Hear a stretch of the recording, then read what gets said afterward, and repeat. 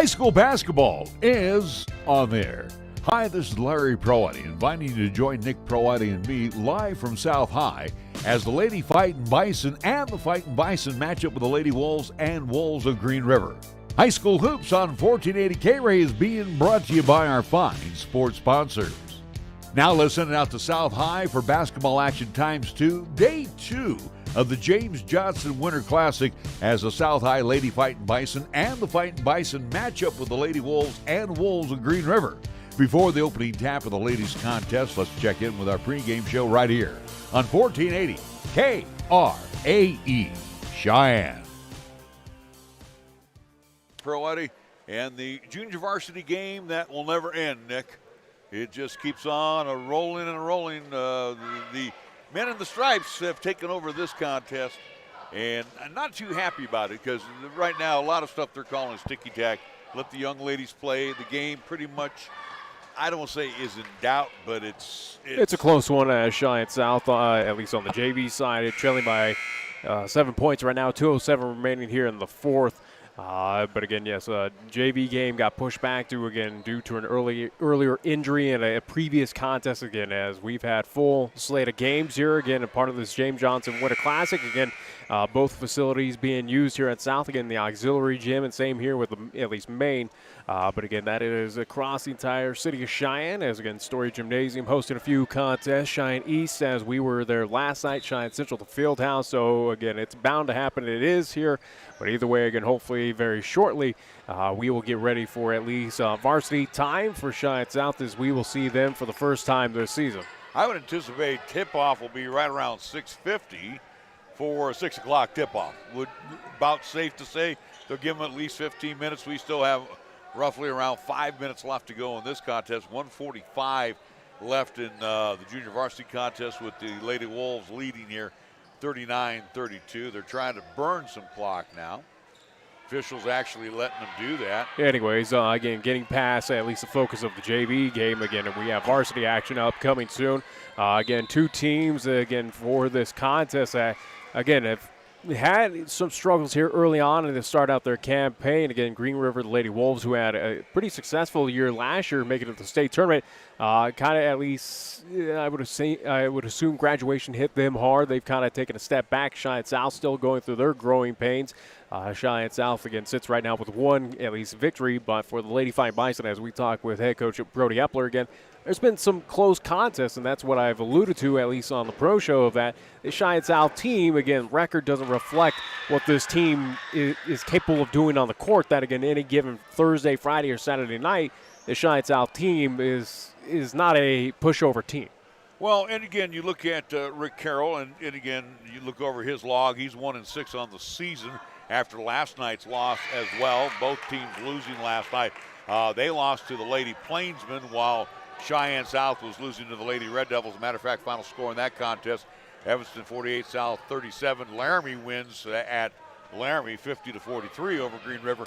But again, Rick Carroll has been a fixture in Green River basketball with both the boys and the girls. And again, the girls program was kind of, going underwater. He takes it over, and all of a sudden they have some life. And like you mentioned, they're state tournament bound. And Brody Epler feels that this could be a number 2 seed out of the West this coming season. Again, to be determined. Again, a lot of talented teams in the West, whether it is Cody, Star Valley. Again, we look to at least Evanston. We look to Rock Springs again. There's no guarantee on that West. Again, it should be pretty competitive, but we shall see. Again, we know the best team that's going to come out of the West is that Cody squad that, again, Phillies, at least took on Cheyenne East for the state title last year. Again, should represent and be that number 1 team coming out of the East, or at least out of the West. But we shall see. Again, a lot of basketball still to happen. Again, yet to be played. This is day 2 of the James Johnson Winter Classic. Here we are at Cheyenne South. Again, we saw 2 Cheyenne teams at least get victories last night against Rock Springs East.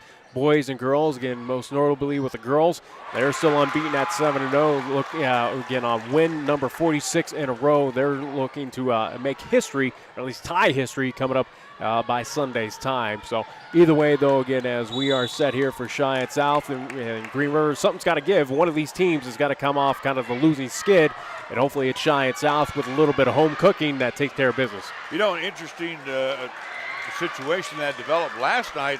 They had 2 games over the field house, and Cheyenne Central got shocked by Riverton. Who would have thought the Riverton Wolverines would beat the Indians over in the field house? They bounced back against, was it Bear Creek, to go to 7-1. But, well, you want to talk about coming out flat. They ran into a buzzsaw in the Wolverines yesterday over at the field house. Again, for the Lady Indians, you know, again, they played their usual cardiac kids type of basketball. South here had their struggles, both the boys as well as the girls, in day one as they lost to Evanston. Matter of fact, on the boys' side, it was Evanston. It was a 61-45 score, but you know, as Chad DeBryan will tell us, most of that action kind of happened in the second half. Speaking of that Riverton team, we will see them next week as they will come to town once again to take on Cheyenne East. We will see them, but again, that's next Thursday here live on 1480 KRAE. You mentioned Cheyenne Central. We will see them coming up tomorrow afternoon at the field house as they will take on that same Rock Springs squad again. Both the Lady Indians and Indians will take on that Rock Springs teams that we saw yesterday late night at Cheyenne East. But the final score, Lady Wolves win the junior varsity contest 41-36 over South. Very competitive, and the Lady Fightin Bison battling back to make that score a lot closer than it was when we walked in here around the fourth quarter. Do want to mention tonight's games being brought to you by Meridian Trust Federal Credit Union, United States Air Force, MHP LLP, Mondello's Pizzeria, Lennox Auto Body, the Auto Glass and Detail Center, Chick-fil-A at Windmill and Delrange, Cheyenne Regional Medical Center, 2 doors down, Halley Motors, Medicap Pharmacy, Merritt Plumbing and Heating, Page and Zach Lane and #1 Properties. We also want to thank Cheyenne Urological, Taco John's, our scoreboard sponsor, Cheyenne Pack and Chip, Gill Window Company, King of Cheyenne, Wyman Department of Transportation, First Tier Bank, Burns Insurance Company, Fat Boys Tire and Auto, Cheyenne Auto Repair and Service. Well, girls action, the varsity, it will be the Wolves, Lady Wolves and the Lady Fightin Bison, and we had a chance to catch up with head coach Brody Epler. It's a lengthy interview because we haven't had a chance to catch up with the Lady Fightin Bison this season, and we'll check in on that conversation after we take a 60-second timeout. You're listening to and watching high school basketball on 1480 KRAE. Each of us comes with a different story, a different way of looking at the world. So whatever it is that makes you different will make all the difference. I'm General C.Q. Brown Jr. Come join us.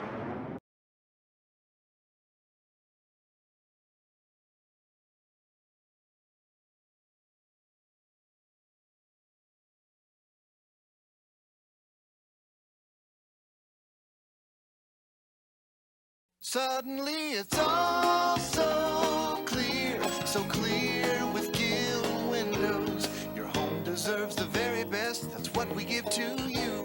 When it comes to vinyl windows, no need to be confused. We manufacture in Wyoming, build them all right here. 'Cause we know the climate, suddenly it's all so clear with Gill Windows. Larry Proietti talking with Brody Epler, head coach of the South High Lady Fightin Bison.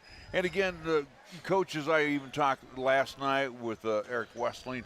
Again, this is a 3-day tournament. It has that flair of postseason, but also, too, we're coming back out of the Christmas break, so getting the ladies back into shape, seeing some different colored jerseys, things that I guess, what are you looking for during this tournament besides W's? You know, in terms of the schedule, I really like how we play 3 tournaments, 2 before Christmas, and then this one. This one's obviously a favorite because we're at home, we're in front of our home crowd, and it's just a lot of basketball. It's a little more exhausting probably for the girls because, you know, they're expected to go to school. They're expected to be there. at 7:45, just like, the rest of us. And so they spend all day in school, and then they come out and they play basketball all night. So it's a little more exhausting, but we get these 9 games in.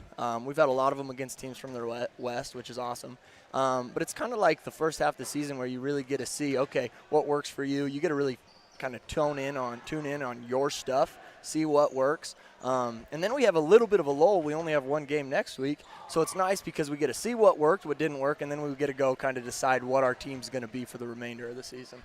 Sometimes the Christmas break, even though you really pushed hard with 7 games prior to the Christmas break, sometimes it comes a little too early, and then you have to sit back a couple of weeks and then come back and do the James Johnson Winter Classic. But things that you saw heading into the Christmas break, you said, wow, they met our expectations. Those 6 games that we were able to play, we were able to really be in pretty much every single one of them. Our record might not show that, and even some of the box scores, when you lose by 12, 15, 17 points. But the reality is we got to win to start the season. And then we had 2 games where we were leading going into the 4th, or we might have been down 1 in one of those against Star Valley and Riverton. And then it got away from us at the end. And then we went to Rock Springs, and we got a game to overtime. We lost by 4 in a game. And, so it was kind of the progression from, all right, we played 3 quarters. Now we got to learn how to finish, to, okay, we almost finished. And then we really focused in on, okay, what can swing a game? And, as the coach, one of the first things I said to the girls was, I could have swung this game 2, 3, 4 points. And so it's necessary to, model what you preach and reflect on those things that we could have done differently as a coaching staff. And the girls did a good job of that. And then we got into the Christmas break. And, we use it almost as like an individual skill session time. We don't do a lot of, install. We opened the gym up for one of those weeks. This year was the first week, and it was optional. And I hate I kind of am a believer that everything in life is optional. You always have options, but with that comes, natural consequences in a sense.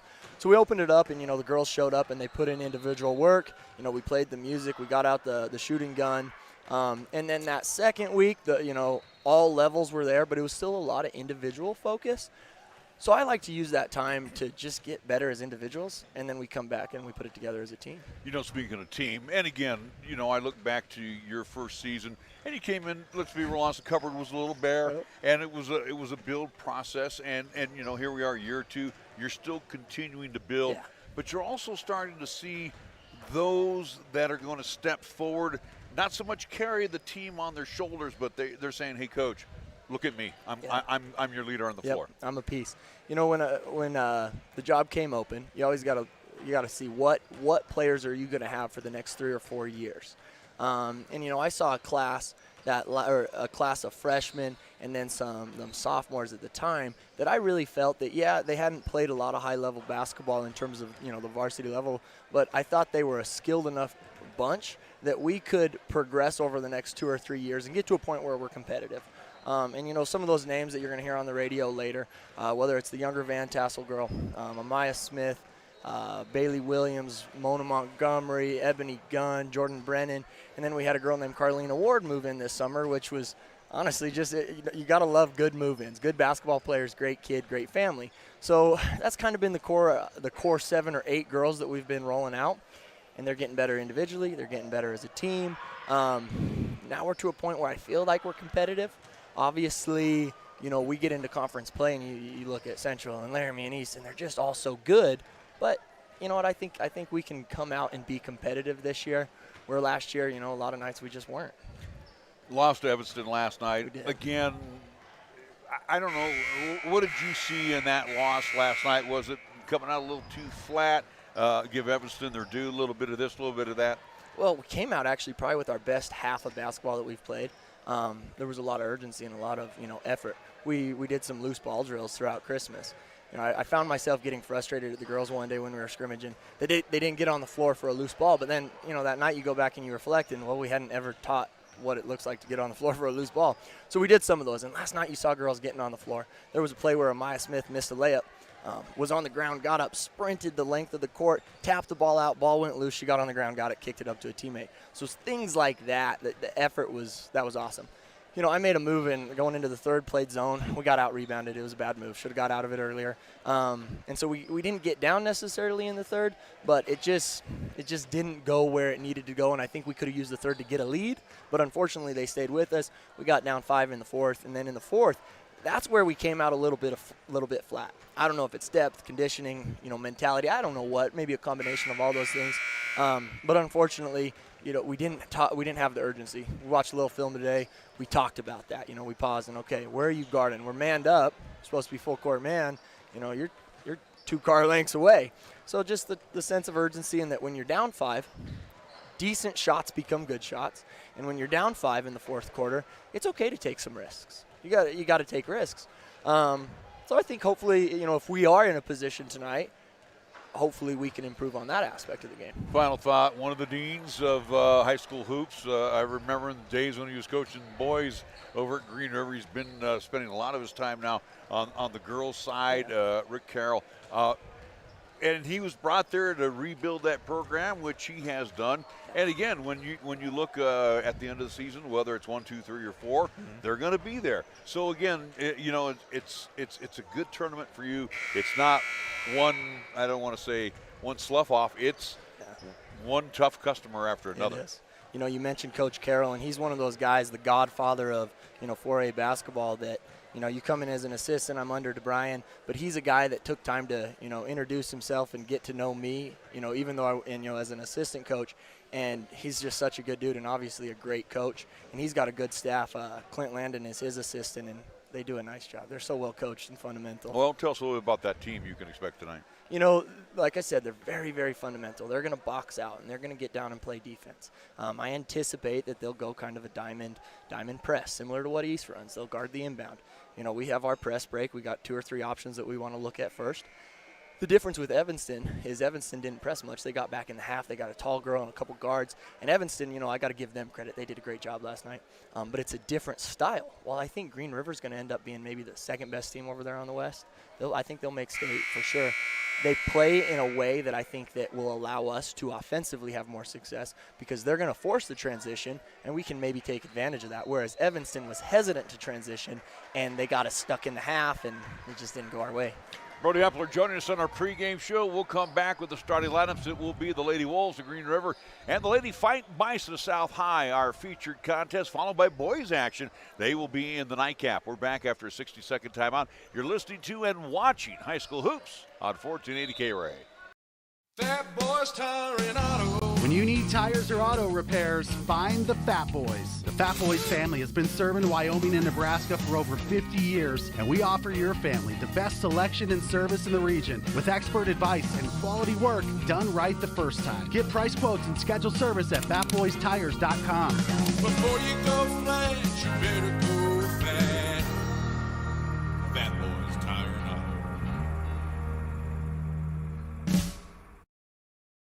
For 17 years at Kia of Cheyenne, we have strived to offer the best value in a new vehicle.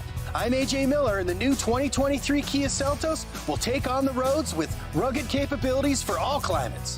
The 2023 Kia Seltos has available all-wheel drive, 10-inch touchscreen, heated seats, and turbocharged power. With the new Kia, get one of the best warranties in the business. Come into Kia of Cheyenne, call 775-0123, or go to kiaofcheyenne.com, and we'll make it easy. All the Taco Tuesday excitement at Taco John's can really start to mix things up. Just look at these delicious simmering Tuesdays. And on this taco, Tuesdays are only $1.19. See you on Taco at Tuesday John's. Oh, whoops, Taco John's. Hey guys. He's not wearing anything. What?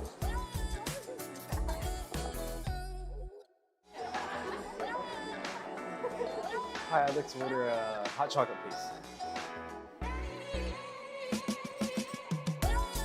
What? Are you...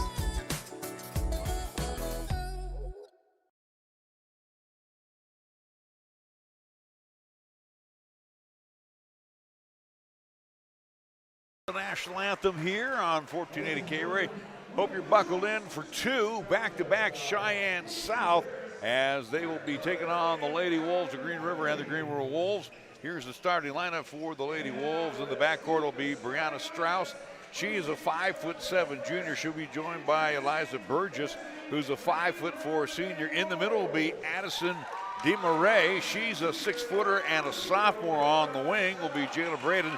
She's 5'8" and a junior, and on the other wing will be 5'9" junior Ella Stanton. So it's Strauss, Braden, Burgess, Stanton, and DeMurray for head coach Rick Carroll. For the South High Lady Fightin' Bison, it will be Mona Montgomery at one guard position. She's 5'5". She'll be joined by Kaylin Van Tassel, a 5'5" junior. Montgomery, a senior. In the middle will be Jordan Brennan. She's 5'9", a junior. Amaya Smith at one forward position, 5'8", a junior, and Bailey Williams at the other forward position, 5'6", and a senior. So again, Montgomery, Brennan, Smith, Williams, and Van Tassel for head coach Brody Epler, as Lady Bison will be in their home white, Nick, with the black numerals, gold outline, south across the front, Green River in their traditional travel green, white numerals, black outline, and do believe that says Lady Wolves on the front of their uniforms. Green River coming into this contest as right now, again, 1-6 overall for Cheyenne South. They sat at 1-7 overall, so playing that one extra game over the at least kind of winter break. So again, for Cheyenne South, for Green River, both teams that are desperate, hungry for a win. Again, hopefully Cheyenne South here at their home territory, again, sleeping in their own beds, again, able to get it done here in front of their home crowd. Again, good attendance here by, again, contingents coming over from Green River. But again, home fans, again, home faithful Cheyenne South in attendance, and geared up for doubleheader action, as it will be Green River, Cheyenne South ×2, girls action first, boys action following right after that, as again, we are a little behind schedule due to, again, some of the delays of the earlier contest, but we are finally about to get underway. 8-minute quarters in the high school game, again, both boys and girls. Ella Stanton along with Amaya Smith, they have moved to center circle. Student band again here in the building, and they are trying to get everybody fired up. Ball is up in the air, and it will end up in the hands of the Fightin' Bison for the ladies, as Van Tassel tried to get inside and then has to kick it out in and out of the hands of Williams. Then they go down low to Brennan. Brennan, her shot rims out, gets her own rebound, puts it back high off the window. That won't go, and the rebound comes down into the hands of DeMurray. As the Lady Wolves work to our right, zone to the right. Top of the key is Stanton. Stanton fires it over to Burgess. Now they go down low to DeMurray.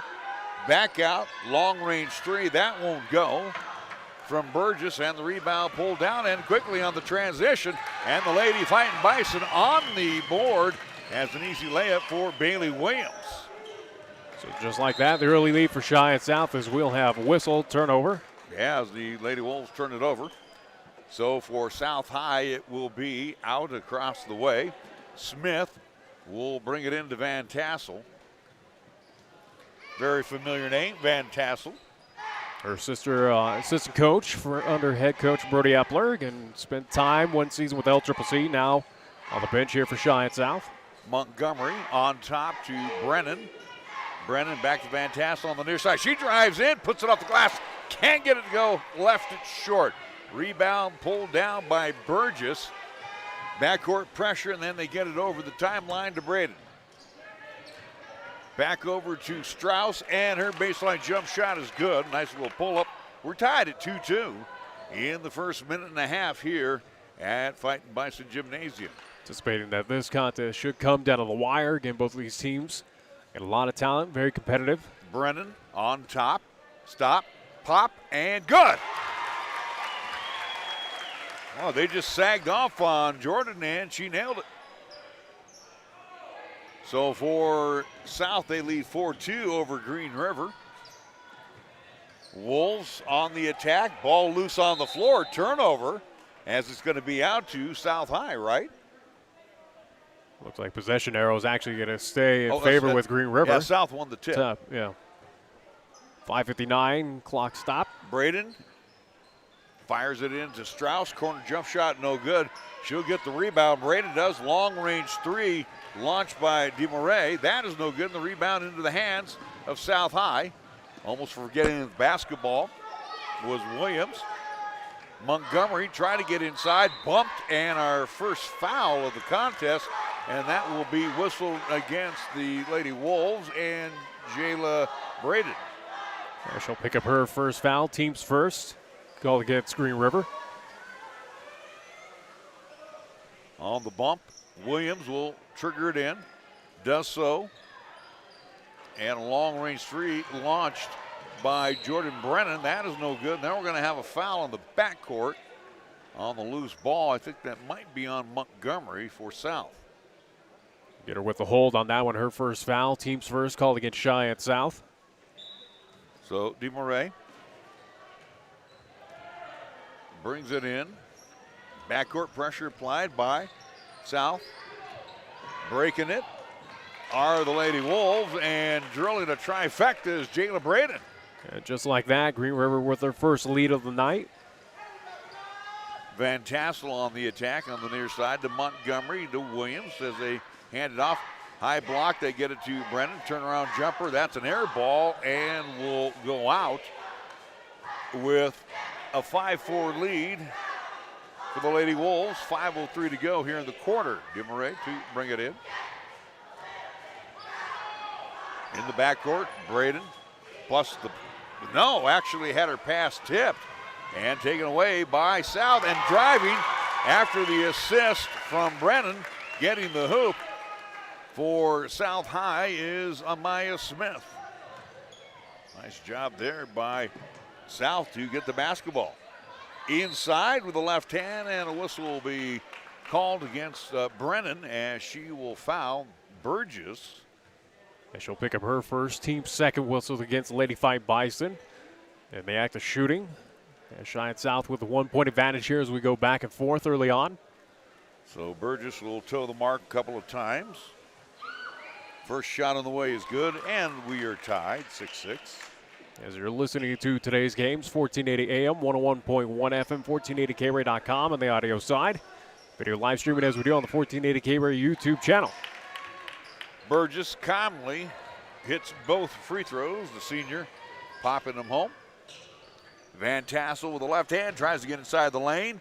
Spin around move, turn around, and shoot from about 7. Can't get it to go.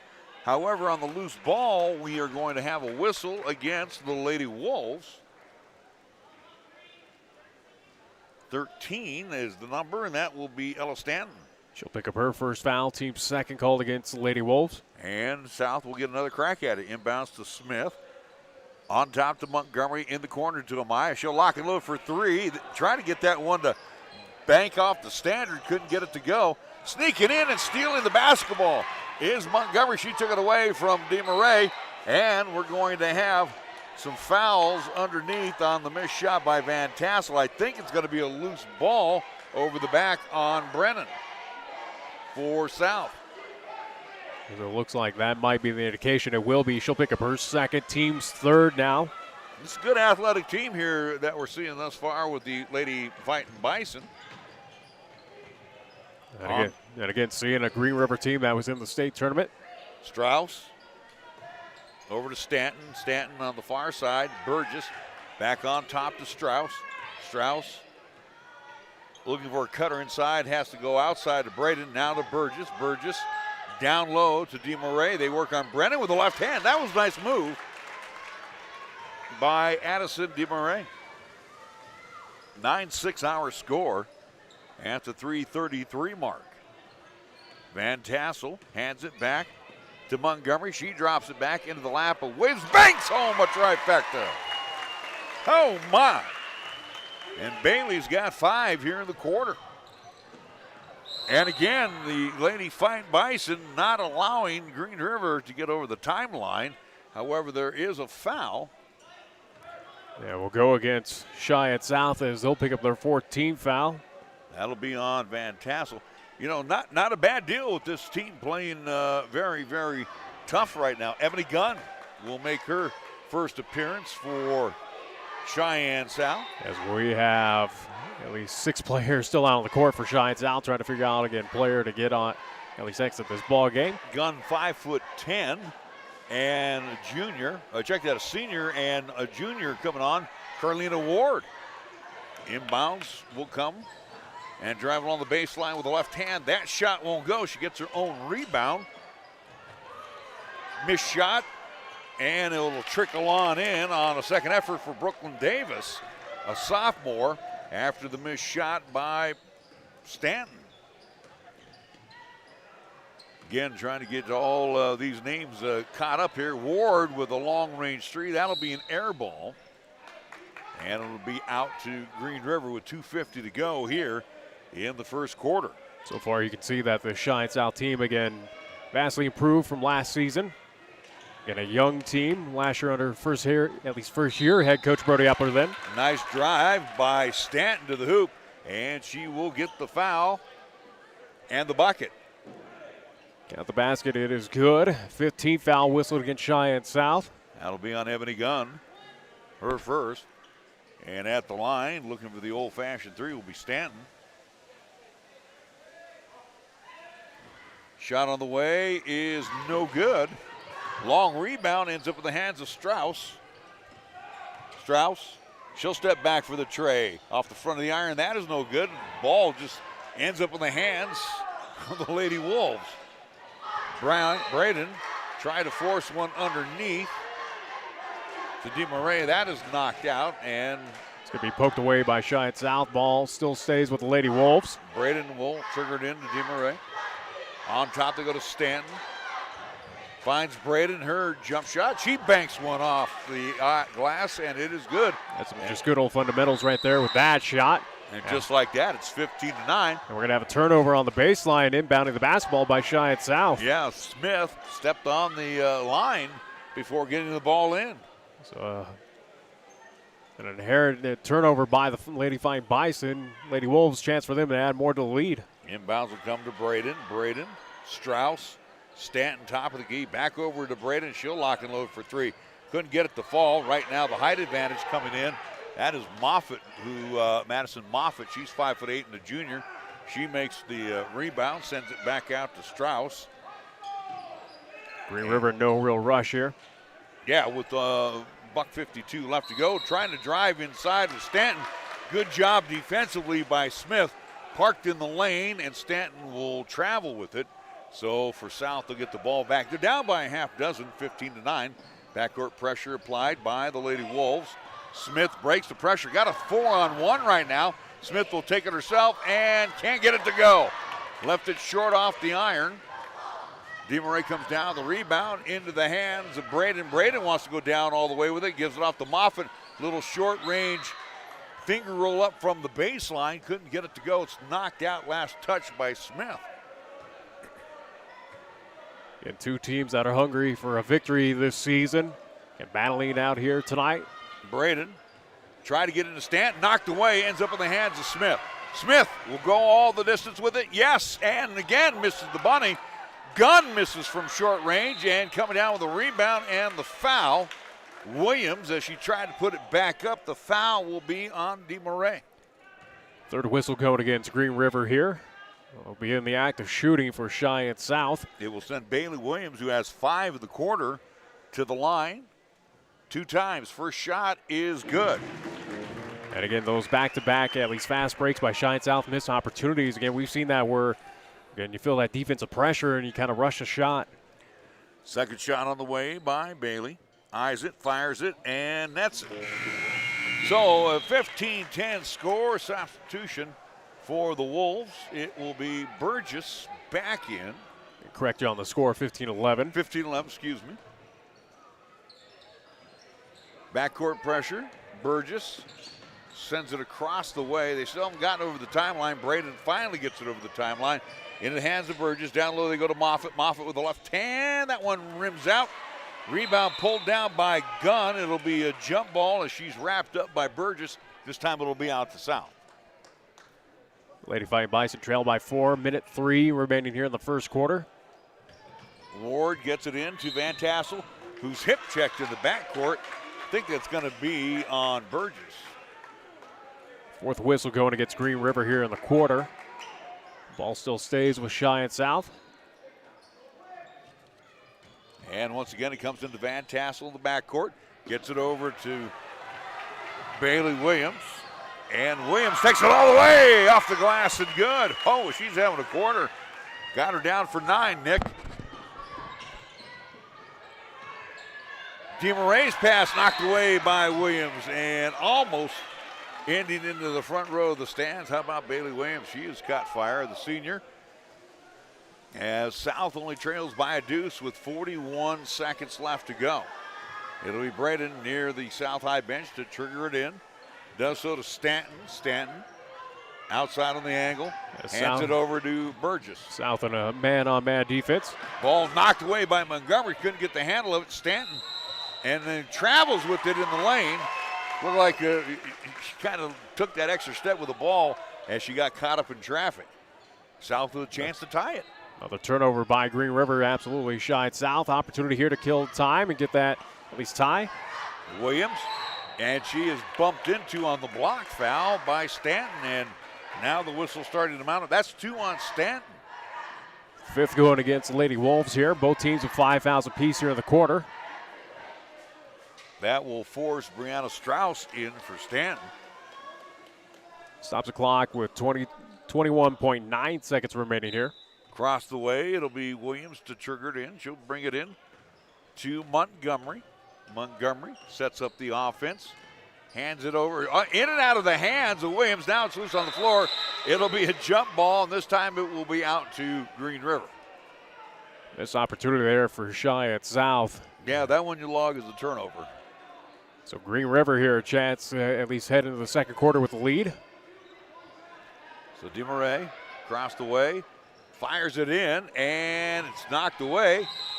And it went into Moffitt, and last touch by Moffitt on the side. How about back-to-back turnovers? Credit Ebony Gunn on that one, committing that turnover for the Lady Wolves. Inbounds will come to Van Tassel. 9 seconds to go. Tick, tick, tick goes the clock. Nice pass.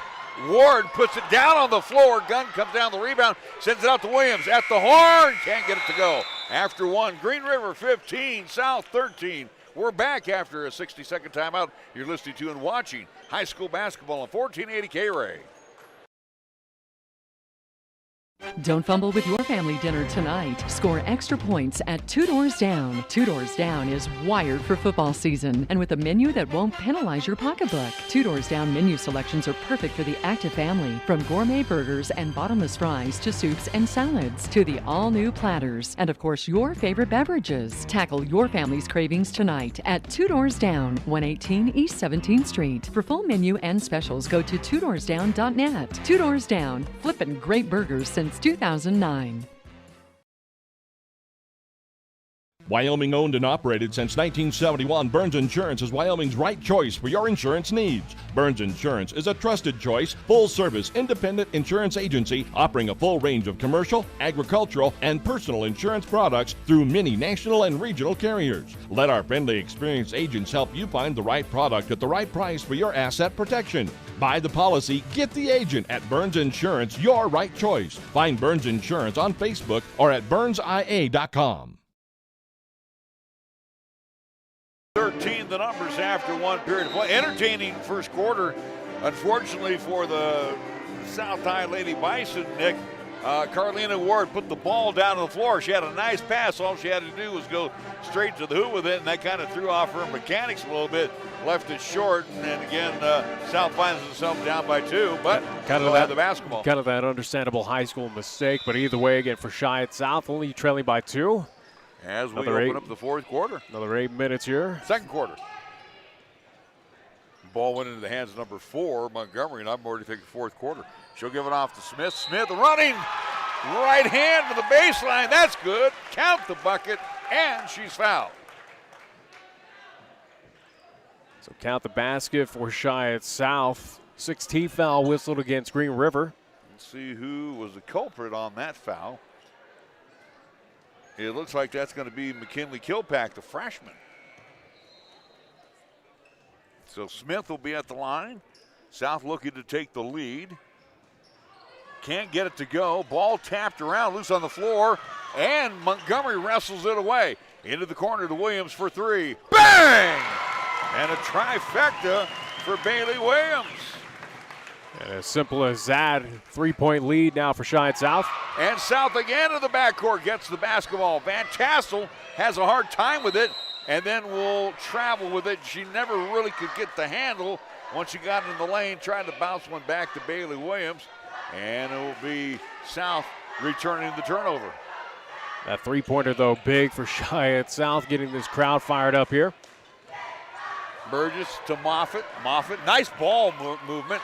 And Kilpack, the freshman, will finish it off with the easy layup, and it's 18-17 in favor of South. Just about a minute played here in quarter number 2 on the Taco John scoreboard.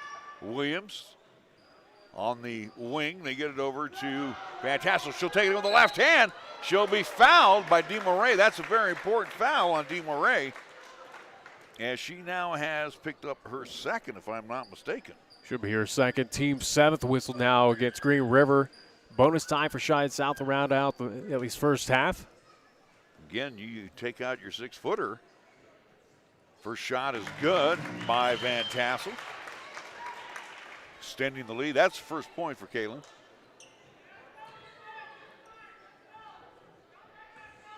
You'll see how long Rick Carroll will go with DeMarais. Again, she is the big force underneath for Green River. Kilpack gets it into Moffitt down low with the left hand off the glass and good. And the foul will be on Smith. This foul starting to mount up very quickly here in the first half. 16 whistled against Cheyenne South there. The junior, Madison Moffitt, off the bench. He has 4. Smith picking up her first personal. And can't get the old-fashioned 3. Long rebound ends up in the hands of Van Tassel. About a 19-19 score here at South High this evening on a snowy Friday night.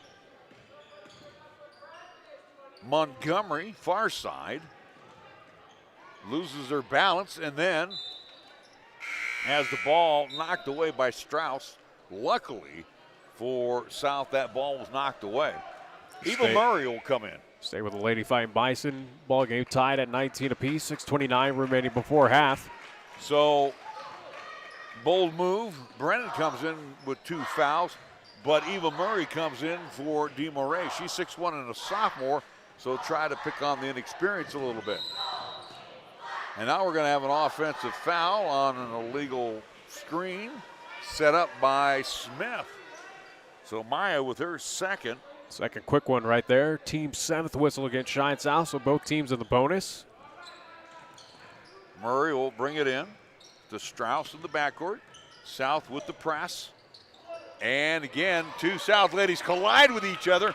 Ends up in the hands of Kilpack, and she will kiss it off the glass and good. How about that? We've seen that happen before, like in baseball or football. 2 guys collide with each other and bad things usually happen. It did for the South High Lady Fighting Bison. Van Tassel tripped up and pushed. That will be on Moffitt, I do believe. But the 8th whistle called against the Lady Wolves. And the first. That's a good fouls really starting to mount up here. Van Tassel will toe the mark. It's 1 in penalty time for South High. Trailing by 2.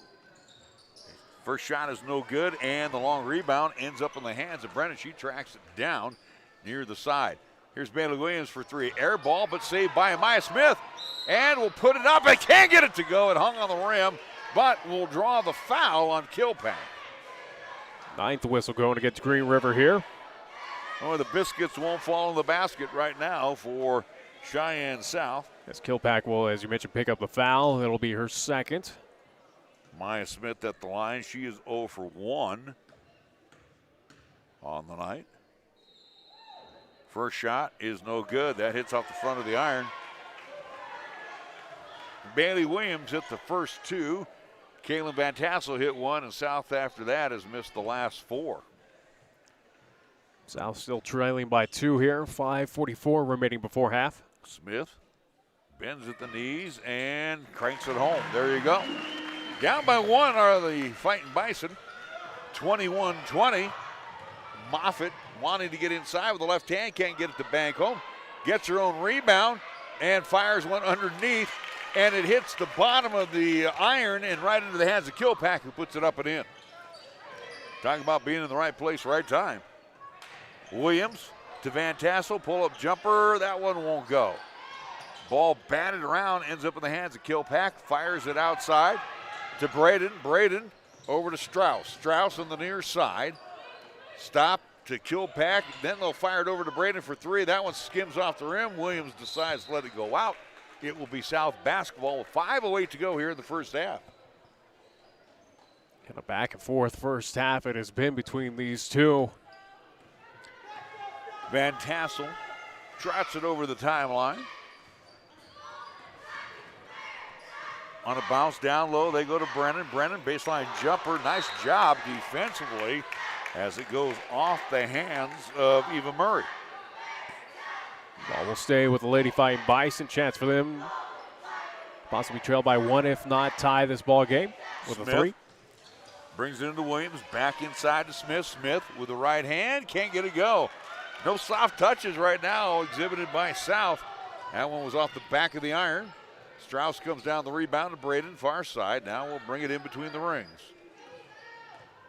South staying man on man. Green River slowing things down. Again, benefit of no shot clock here in the state of Wyoming.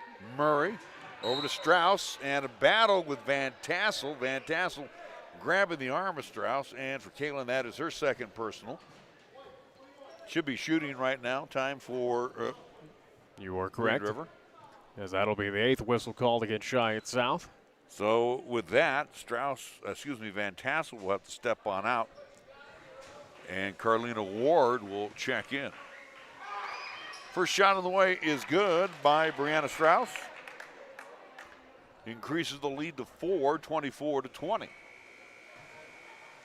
Second shot also is good. Perfect swish. Making now a 5-point advantage for the Lady Wolves. For South, they need to start tickling the twine a little bit here.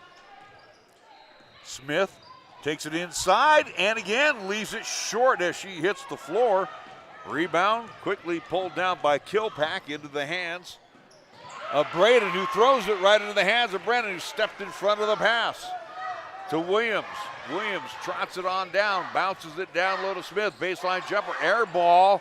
Rebound pulled in by Braden. Here come the Wolves on the run. They got a 5-on-2. And Strauss, high off the glass, misses the shot. Moffitt somehow, some way. They're dominating the boards right now. She got the offensive board and the foul on Brennan. That will be 3 now.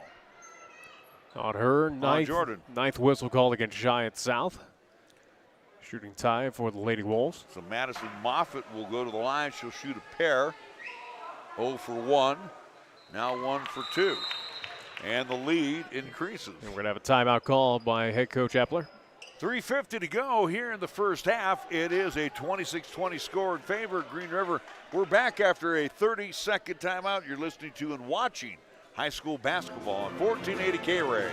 30 years of service and care for Cheyenne and the surrounding area continues at Cheyenne Auto Repair and Service. Hi, this is Larry Proietti for cars in downtown Cheyenne. This is the only place I take my vehicle for service, be it just an oil change, timing belt, checking on my heating air conditioning unit, and even to replace a burnt-out brake light bulb or worn-out windshield wipers. John and his staff are there to take care of most minor repairs. John is even a TechNet professional. What does that mean to you? He's one of the best when it comes to servicing your car or truck. Check out TechNetProfessional.com today. Open Monday through Friday at 604 West Lincoln Way, or call Cheyenne Auto Repair and Service for an appointment at 632-0498. Followed up with guys in the nightcap.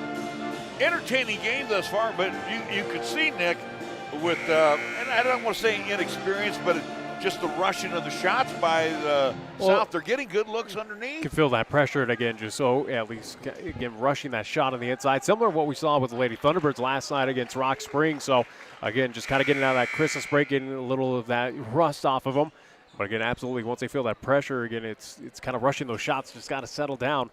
Hopefully, again, Brody Epler and staff, again, this timeout helps out the Lady Fighting Bison for the next 3:50 before half. But the difference has been Moffitt and Kilpack coming off the bench. You can see that Rick Carroll has some depth off the bench.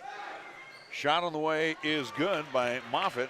Largest lead of the evening for Green River at 7. 20 that is.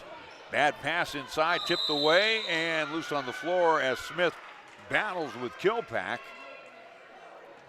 And it should be possession arrow in favor of the Wolves. It will be with Green River. Notice also, too, time did not tick down on that inbound play. Uh-oh, here we go again. Oh, well. Burgess will come back. As personnel start, at least trying to get all set up here for both teams. As Burgess comes in for Kilpack. Backcourt pressure again. I think South has done a good job with that. Braden, double team, gets it over to Burgess. Burgess with Ebony Gunn on her. Down low they go to Murray. Blocked by Smith. Loose on the floor, and Ward comes away with it.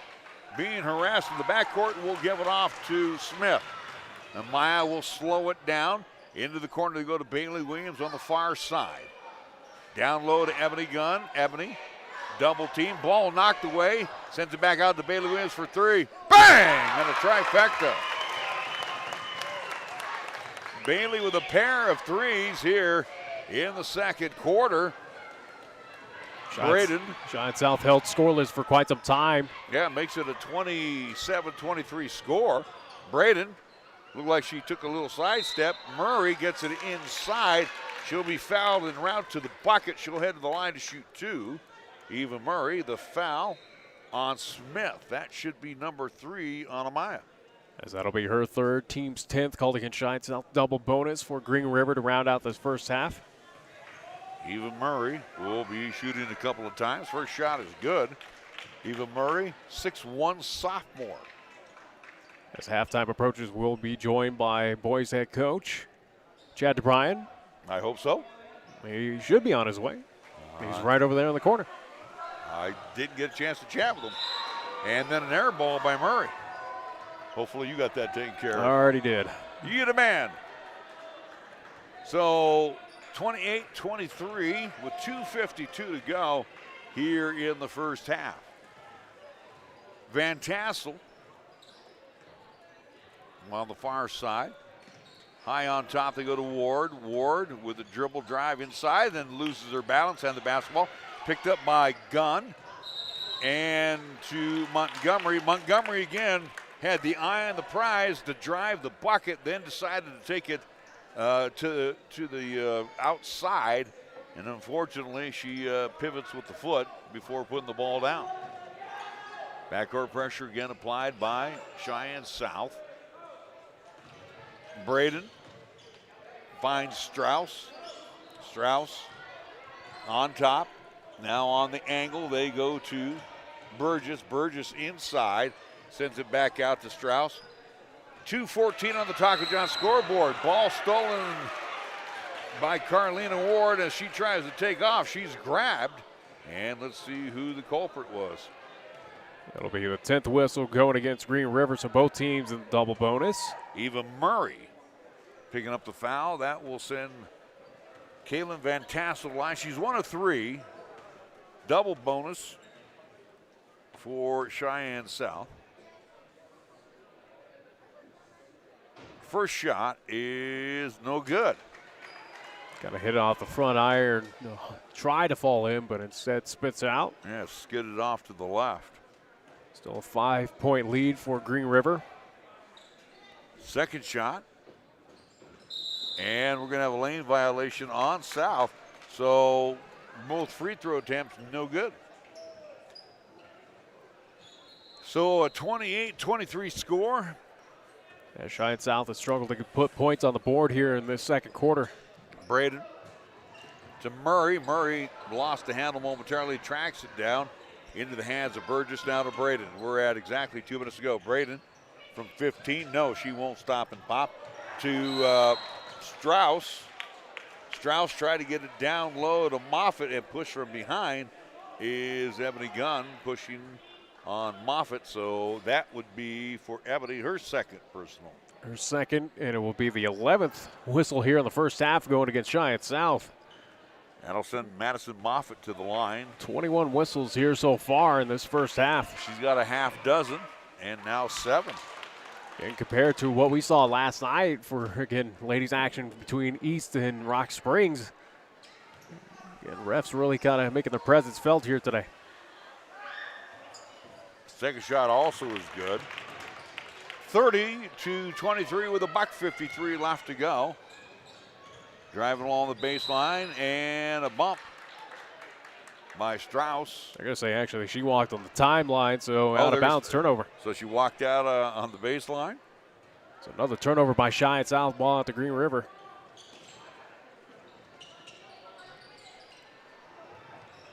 Braden loses the basketball in the backcourt, picked up by Gunn. Gunn to Williams, and then travels with it. Again, good job by Moffitt defensively stepping in front of Williams. She wanted to take it to the bucket, and then all of a sudden spotted out of the corner of her eye, Gunn, but Gunn was covered up.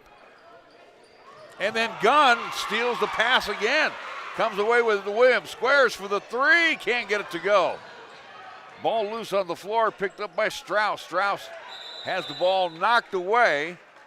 We have a timeout called by Green River. So Green River calls a timeout with 90 seconds to go here in the half. It's 30-23. We'll be back after a 30-second timeout. You're listening to and watching High School Hoops on 1480 KRAE.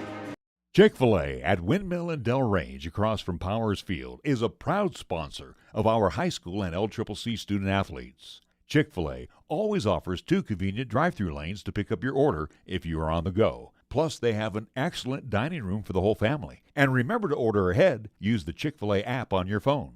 Stop into Chick-fil-A today, open Monday through Saturday, where you can enjoy breakfast, lunch, and dinner. Your home for the real chicken sandwich taste. Chick-fil-A, Windmill and Del Range. Nick Proietti, first of 2. Another double dip. Another double dip on tap tomorrow, by the way. We will be at the field house. Cheyenne Central gets to close out the tournament as they will be hosting the Rock Springs Tigers, team that we saw last night. Lady Tigers on tap first at 3 o'clock, guys at 4:30. And a couple interesting games on tap for tomorrow. I'm still shocked at the Riverton loss yesterday by the Indians, snapping their 6-game win streak, by the way. Strauss trying to force it inside. Murray ties up with Ward, and it should be out to the Fightin Bison. Well, regarding going back to Cheyenne Central on the boys' side as well, too. Again, Coach Schaefer will fill you in. Again, a big injury that has hit the Indians. That, again, it's at least one player, again, out for the season. And who was that? I'll have to bring up my notes on that one. Again, I'm more focused on at least tonight's game with Cheyenne South, with players here involved. It's a very key injury, by the way.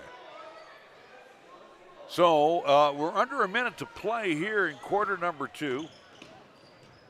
Van Tassel to Montgomery, hold everything, whistle away, and a 3 in the key. And I think they're going to call that either on Van Tassel or Ebony Gunn. Gunn actually had that 1 foot parked in the lane. So once again, ball out to the Lady Wolves. Chance for them to extend the lead before half. Burgess pirouettes back to Moffitt. Moffitt's jumper off the front of the iron, no good. Rebound into the hands of Strauss. She drives and forces the foul. 12th whistle going against Cheyenne South. Give credit to Green River on the inside. Again, box it out, getting all these rebounds, especially on the offensive side. Let's say the foul's on Montgomery.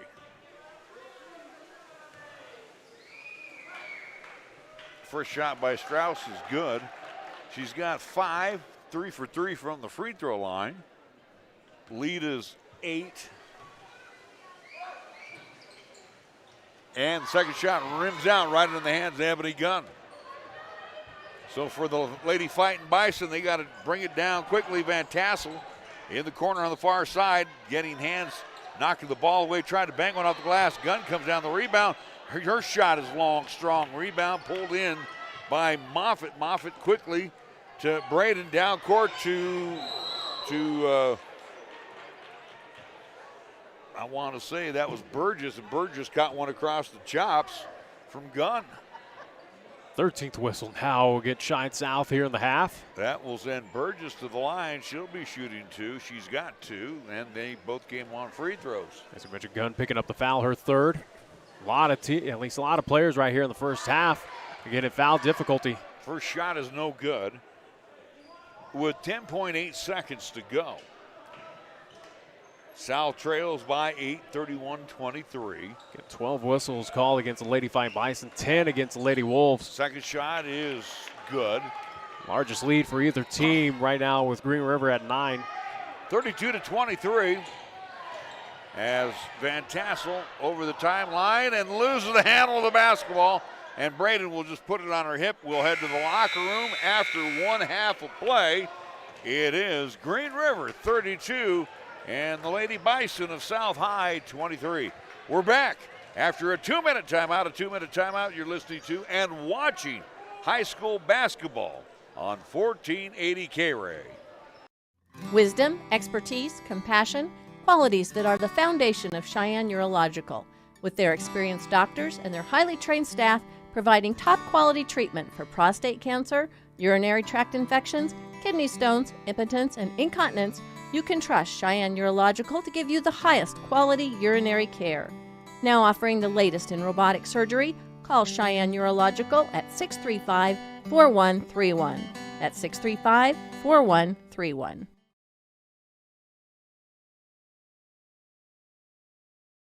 Larry Proietti for Cheyenne Pack and Ship. Remember, Jeff and his expert crew will make sure your package is prepared with the most professional care and will arrive to its destination on time. Cheyenne Pack and Ship offers many other specialty services as well, including private mailboxes, notary services, fax, email, copy services, and courier services. Big or small, they pack and ship it all. Cheyenne Pack and Ship at 3901 East Pershing Boulevard. Call for more information at 307-632-9600. At the Cheyenne Regional Heart and Vascular Institute, you're welcomed with the warmth of a community hospital and cared for with help from the most advanced technology in the industry. With our full spectrum of in-house heart services and procedures, you can get the treatment you need, recover, and get right back out there, all while remaining close to home. Find out more at CheyenneRegional.org/heart. Do you like to keep your deposits local while maximizing your returns? Come check out our top-tier rates at First Tier Bank, conveniently located on Stillwater Avenue and in the heart of downtown at 18th and Cary. We look forward to serving all your financial needs. Member FDIC. Back our halftime pregame show as we'll have the boys contest coming up next here at the intermission. Lady Wolves lead 32-23 over South. Chad DeBryan joins us here at halftime. Losers last night to Evanston. Not the way you wanted to come back after the Christmas break. Again, Evanston over the years has been that team that's kind of an enigma. They can be really, really solid. They've also been down at the bottom, but they're right around that middle of the pack throughout the course of the year. Tell us a little bit last night, some of the things you didn't like. Well, I think we just need to find a way to put 4 quarters together. You know, I thought we played pretty well in spurts, but we didn't obviously sustain that for 32 minutes. You know, we got out-rebounded. We were 0 for 14 from the arc. They hit 6 3-pointers in the third quarter alone. So, you know, we got to see some shots fall. We can do everything right, but the name of the game is putting the ball in the hole. You know, especially with teams right now, and again, like we saw last night with Cheyenne East, you throw on the ladies' side, you throw Schlabs and Lillian, and you kind of park right behind them, you know, that those two are going to lead the way most nights. Have you found that leader yet for you on your team? I know it's early in the season, but is there somebody that's coming out of that pack saying, Coach, you can depend on me? You know, there's multiple guys that are like that. You know, it can be somebody different each night. Obviously, Jonathan Strong is leading us in scoring right now. I think he's a 15, 16 points a game night. He's a senior. He's a great kid. He moved in from Colorado this summer, and so he's one of our captains. Robert Poutney's a senior. He's also a captain, and you know, you've probably seen him play. He's one of the more athletic kids you'll see, and he's getting better every day at being able to finish around the basket. So those two are our captains, but you've got kids like Noah Hagberg and Gabe Hernandez and Caden Hart, and you know, I could go all the way down through the roster, but these kids are going to school. They're getting good grades, and so they're leaders in this school, not just on our team. You know, you've been around this game a long time, especially coaching here in Cheyenne.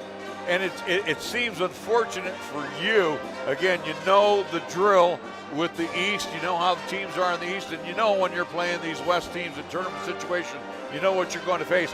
But it almost seems like South over the years has been lacking that 6'6", 6'7" guy. And again, we saw it last night with the East where they have Kaiser Jolly, who's 6'6". You got McAnally, 6'4". You got some strength. You guys are kind of like, 6'1", 6'2", maybe. But other than that, you're 6 feet across the board. It's not small, but it's a productive height. Yeah. It's been that way. I've been at South for 13 years, and it hasn't been any different. We've never had a bunch of tall guys running around or tall gals running around, so we're always going to have to be that team that plays at this frenetic pace and tries to get up and down. And, these guys have big hearts, though. Does it concern you a little bit? Because, again, when you have size disadvantage, you can't control the inside. No, you could spend all your time being concerned about that, or you could just play the hand you're dealt. It's not like we're recruiting kids or anything like that. So, whatever they send me, whatever comes in the gym, that's what we work with, and we try to do the best that we can with those kids. So to sometimes alleviate that height difference, do you have to defensively go zone? Absolutely. Or how do you shut down the paint? Yeah, it's tough to match up with teams when they, you've seen the roster in Jackson and some Star Valley and some of those teams we played, they go 6'8", 6'7", 6'5". And so it's hard to match up, and you do have to play zone when you're playing teams like that. And really, we want to get out 94 feet and play and try and press and do some of those things. And we're not very good at that right now. You saw that last night, but we're going to get better. All right, real quick here, during this James Johnson Winter Classic, and again, we've been around for McDonald's, we've been around for Taco John's, now the James Johnson Winter Classic. Talk about, again, coming back out of the Christmas break. We get back into, conference action here in a couple of weeks, but talk about what you are trying to see this weekend from your team. I just want to see steady improvement. It'd be nice to come and tell you we want to be 3-0 on the weekend, and I guess that's always the goal, but realistically, if I can see improvement each night, I'm satisfied. Chad and Brian joining us on our halftime pregame show. It'll be the Fightin Bison and the Green River Wolves coming up right here on 1480 KRAE. We're back after a 2-minute timeout. You're listening to and watching High School Hoops on 1480 KRAE. Visit Halliday Subaru in Cheyenne. At Halliday Subaru, you'll find one of the largest Subaru selections in Wyoming, always at low Halliday common sense prices, including the most popular Subaru models like Outback, Forester, and the Ascent. View lease and finance specials online at HallidaySubaru.com. Then visit Halliday Subaru, Westland Road, Motor City, Cheyenne. Experience the Halliday difference, the beginning of hassle-free driving. Come see how the Halliday difference can make a big difference for you. The Halliday difference. For nearly 30 years, family-owned and operated Lennox Auto Body, along with the Auto Glass and Detail Center, has been serving our community with quality and customer satisfaction. It's a pretty simple drill. When you want it done right the first time, call Lennox Auto Body for an appointment at 307-634-6608. Lennox Auto Body at 1020 Dunn Avenue. And the Auto Glass and Detail Center. Remember, it's not clean until it's Lennox clean at 617 East Pershing Boulevard. Lennox Auto Body. No shortcuts, no compromise. Are you looking for a pharmacist who will actually take the time to talk to you? Then come to Medicap Pharmacy. We're dedicated to healthcare only, which means we'll fill your prescription quickly, and then we'll make time to listen, answer your questions, explain your prescriptions, and tell you about possible drug interactions. Medicap Pharmacy. We'll always make time for you. Medicap Pharmacy, 1947 Bluegrass Circle, next to Texas Roadhouse in Cheyenne. Or call 635-3712. Meridian Trust Federal Credit Union is now offering a simple way to help make your money work for you. Meridian Trust will now pay 4% interest on their Max Rewards free checking accounts with balances up to $25,000 per month. Get all the details at mymeridiantrust.com or stop by your local Meridian Trust branch with 3 locations in Cheyenne. 4349 East Lincoln Way, 1602 East Prairie Avenue, and downtown at 2223 Warren Avenue. Right now is the perfect time to become a Meridian Trust member. Meridian Trust Federal Credit Union, where your deposits are safely insured by the NCUA. Be sure to stop in today. Being led at the intermission by Bailey Williams as she has dumped in 15 points of the 23. Unfortunately, Jordan Brennan, who got into foul difficulty, she only has 2. She looks like she could be a scorer for Cheyenne South. Maya Smith has 5, and for Kaylin Van Tassel, she has 1 point. So that pretty much is your scoring for the South High Lady Fightin Bison. For Green River, they scored 15 in quarter number 1, 17 in quarter number 2. They're being led at the intermission. And again, they've got a pretty balanced scoring sheet. 5 points for Strauss, 5 points for Braden, 3 points for Burgess, 2 for Stanton. Coming off the bench, Moffitt is their leading scorer right now. She has 7, 2 for DeMoray, 1 point for Eva Murray, and 6 points off the bench for McKinley Kilpack. I would say between Kilpack and Moffitt coming off the bench, showing that depth. One's a freshman, the other one is a junior. They pretty much controlled inside the paint and got those little easy buckets. Key factor coming up here, at least in this quarter, at least I'd say, again, wrapping up this ball game again for Cheyenne South. A lot of whistles called, especially against Lady Fightin Bison. Again, a lot of that top-tier talent sitting right now in foul difficulty. It will be out to the Lady Wolves, and Stanton drives inside, misses the shot. Rebound pulled down by Williams, as Cheyenne South now will attack the zone to our right. Long lead pass by Van Tassel, turns it over to Montgomery. Van Tassel, Montgomery, Smith, Williams, and Brennan. Those were your starters. DeMoray along with Braden, Strauss, Stanton, and Burgess to open up quarter number 3. They're starting 5 as well for Rick Carroll. Here's a long-range 3, and no go for Stanton. Rebound pulled down. That was Braden missing the 3. Pulled down by Smith, as she will drop it back into the lap of Van Tassel. A 3 launched by Williams. That's no good. Montgomery tried to underhand one up, couldn't get that to fall, and then we got a travel in the backcourt. I think it might have been on DeMoray as she tried to get the pass to Strauss. Thankfully, it's a Green River turnover here. Chance for Cheyenne South. Inbounds will come to Williams, over to Van Tassel, far side. Now they bring it on the near side outside. Down low, they'll go to Smith, and again, Smith short. Gets her own rebound, sends it to Williams for the long-range 3. That is no good. Hard off the back of the iron. Rebound pulled in by Stanton. Checked that by Braden. Stanton comes down with the rebound after the missed shot. Now to Burgess. Burgess puts on the brakes. This time to Braden. Braden underhands it. Good momentum. And Montgomery on her back will draw the foul. First whistle going against Cheyenne South here in the second half. So for Mona, that is her 3rd.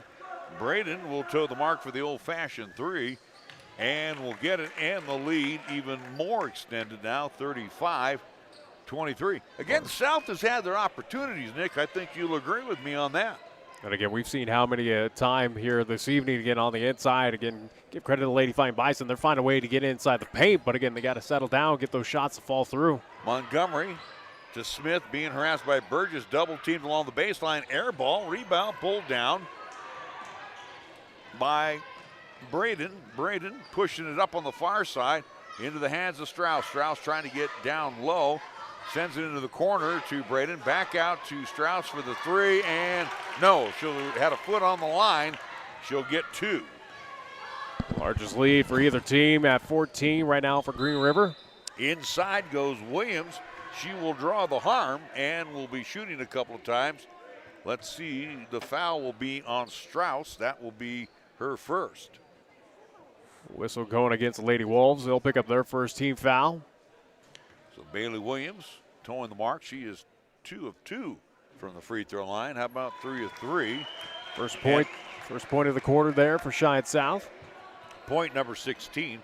Talking about the injury that we mentioned before the first half over at Cheyenne Central, Chase Dowlich has wrapped up his season for the Central Indians, and that is going to be a tough blow for head coach Jim Schaefer. Missed shot by Williams, last touch by Smith. That goes out of bounds. And again, I imagine, again, with Chase Dowlich being out for Cheyenne Central, that, again, maybe the reason why they Kind of took a tumble to Riverton. In the corner, Braden for three. That won't go. Ball tapped around and tracked down to the corner, far side by Strauss. She'll send it out top to Stanton. Stanton back over on the wing. They go to Strauss. Down low to DeMarais. Out on the wing again to Strauss for three. Oh, she's got a pretty shot. And whirls the trifecta. Yeah, you know, Green River started again really stepping up in the offense here in this quarter. You know, when we saw Central down in Greeley, again, Talich may not be that prolific scorer, but again, he gets a lot of boards for you. So that's, he adds a lot to that team that they're going to sorely miss. Got an offensive foul in the backcourt after a missed shot, and it's going to be on Strauss, I do believe, pushing off. As she'll pick up her second foul, team second call against Green River. Stops the clock at 5:02 remaining here in the third. Again, we will see that Cheyenne Central team, both boys and girls, coming up tomorrow afternoon live from the Fieldhouse as they will take on Rock Springs. 3 and 4:30 are the tentative tip-off times. We're going to see who's going to slip into that number, that 4 position Central, for Jim Schaefer. Central, as they entered in the James Johnson Winter Classic, were the number 2 team in Class 4A in the coaches and media poll. Inbounds will come to Montgomery as Carlina Ward has checked in. Van Tassel. Also, Ebony Gunn has returned to the lineup. Van Tassel to Gunn. Gunn wants to get inside, then drops it back top of the key to Montgomery. Now to Gunn. Gunn on a bounce to Van Tassel. Van Tassel trying to sneak past Braden. Throws one up. Can't get it to go. Off the back of the rim. It ends up in the hands of DeMarais, and she kind of ballerina, not a 360, but a 720, and she got called for the travel. Took one extra step and a turnover by the Lady Wolves. Chance for Cheyenne South here to get something going on the offensive side. So it'll be Ward. Getting the lone point here this quarter for Cheyenne South has come with a free throw. Her lob pass is taken away by Stanton with Smith the beat, and she does, and gets the bucket along with the foul by Amaya Smith. Smith has picked up her 4th. Her 4th, team second called against Cheyenne South. Count the basket. Chance for the three-point play. So Ella Stanton will go to line. She'll be shooting the free throw attempt, but we got a timeout. 4:30 left to go here in quarter number 3. Starting to slip away from the Lady Fightin Bison. It's 42-24. Let's keep it here. And again, remind everybody that we'll be at Cheyenne Central tomorrow for the Indians and Rock Springs Tigers contest. And again, you go back to what we saw down in Greeley, Nick. Coach Schaefer's got bench, but again, it's hard to replace a kid that's 6'5". That's going to be a tough thing to do. Well, and again, possibly a team leader, at least there for the Indians, without a doubt. Again, it's hard to replace someone like that.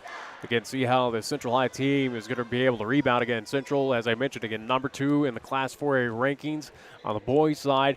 See, again, this was a team that was a contender for a state title. Now, does this change with that season-ending injury to Talich? See what this team is made of. Again, it's going to be very curious to see, especially as what we saw last night. Rock Springs on the boys' side really gave a fight to the Thunderbirds. Well, James Brown now is going to have a little more added pressure on him, especially in the middle. All right, let's go to the free throw line here. We're Stanton looking for the old-fashioned 3. As she will throw up the rainbow. Didn't bring rain, though, and it's good. You mentioned James Brown. Also, too, again, we saw her, at least his sister in action at Cheyenne East last night. Again, their family reached out. Thanked us for all of our coverage. Nice. She's going to be a good one, isn't she? As a freshman, absolutely. A drive inside and a whistle. That will send Brennan to the line. The foul will be on Kilpack as she's come back in. Third whistle going against Green River here. So at the line will be Brennan. Jalen Brennan only with 2 points. First shot is no good. Got to hit those free throws. Second shot forthcoming. Again, only 1 point so far here in the quarter for Cheyenne South. They've been stuck at 24 for quite some time here. We talk about those second shot by Brennan is good as we got a whistle. Looking at Cashlin Haas last night. Holy cow. Was she something? Was it Peyton Hall, I do believe, for the Lady Thunderbirds? I mean, they're freshmen, Nick, They played like veterans out there last night. They looked good. Well, that tells you again the amount of talent that Coach Wessling has there for Cheyenne East, and defending 4A state champs on a 46-game winning streak as of last night. Nice assist from Ebony Gunn to Jordan Brennan as she finishes it off. And for the South High Lady Fightin Bison, it's a 43-27 score, trying to fight themselves back into it. DeMarais, as they try to get it to Braden. Braden inside the kill pack on the far side, and she will be fouled from behind. That might be Gunn. That's Ebony. That'll be her fourth. It will be her fourth. Team third called against Cheyenne South. Inbounds to Strauss. Her three from the corner is no good. Again, Moffitt keeps it alive and into the hands of Stanton. Back to Moffitt, drives in with that right hand and banks it off the glass. He was one of the reasons they were tough in the first half. Go ahead. Make it now 45-27 advantage for the Lady Wolves. So Montgomery almost lost the brakes and loses the basketball in the meantime, taken away by Braden. Over to Stanton. Stanton to Strauss. How about that save by Strauss? There was no way she was going to save it, so she swatted it. Unfortunately, it was Brennan that was there, and it went right off her shin. Ball will stay with Green River. Again, with the large lead. Both teams coming into this contest with only one victory. Talking about all the basketballs dropping in the right spot right now.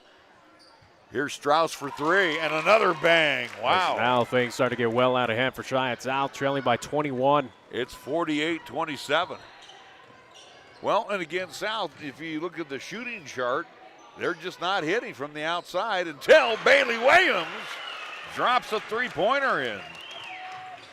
Nice. That was something that the doctor ordered for the Lady Fightin Bison. 48-30, long lead pass by Braden for Moffitt. That will travel out. And on the turnover, Amaya Williams will come back in. She'll come in for Montgomery. Key possession here for Cheyenne South. Again, just made a three-pointer. Turnover by Green River. Again, got to cash in points off of this turnover. Got to have the answer back. You bet. So Van Tassel trots it over to the timeline. Smith, far side, wanting to get inside, loses it off her shoe. Good job defensively by Braden to cause that miscue. Strauss now with the basketball finds Braden as they stay outside with 2:20 to go here in the quarter. High post, they go to Moffitt. Now they'll fire it over in the wing to Strauss for three. That is no good. And Smith comes down with the rebound. Maya quickly to Van Tassel. Van Tassel goes inside the paint, has her shot blocked. How about just taken away by Braden? And all of a sudden now they're letting them play. With an 18-point lead here for Green River. Kilpack, check that. That was DeMarais as she was battling with Williams, had the size advantage, but the ball knocked away by Williams. And out, they'll load it up left of the bucket with Strauss to trigger it in. Strauss taps the basketball, sends it into Stanton. Stanton on the bounce to Strauss. She misses. Down low, DeMarais comes down the rebound, ties up with Ward after the missed shot. And the possession arrow says South. With a minute 43 remaining here in the third. Chance for again Cheyenne South to chip away at the large lead. 48-30, that's where we stand on the Taco John scoreboard. $1:35 left to go here in quarter number three. Brennan on top to Smith. Smith takes a dribble drive inside up the window, and again, she's got to get a softer touch when she's that close. Point blank again, and Smith can't convert. Down low, they go to Moffitt. Moffitt with the left hand. She will draw the foul. Brennan or Van Tassel or Ward. It'll be the fourth whistle called against Cheyenne South. It'll be Ward picking up the foul. Carolina Ward, believe it or not, only her first, Nick. Mentioned Cheyenne East again on that 46-game winning streak, extended now to 47 as they defeat Detroit County earlier, 66-54. That's a huge win. That's a huge statement win. How about this? Cheyenne Central. We'll get into that after this. Second shot is missed as well by Moffitt. And again, for South, a chance to whittle it down. Ward trying to drive inside. That's cut off. They'll send it back outside to Brennan for three. Air ball and saved by Smith into the hands of Stanton. Stanton to Moffitt under a minute to play.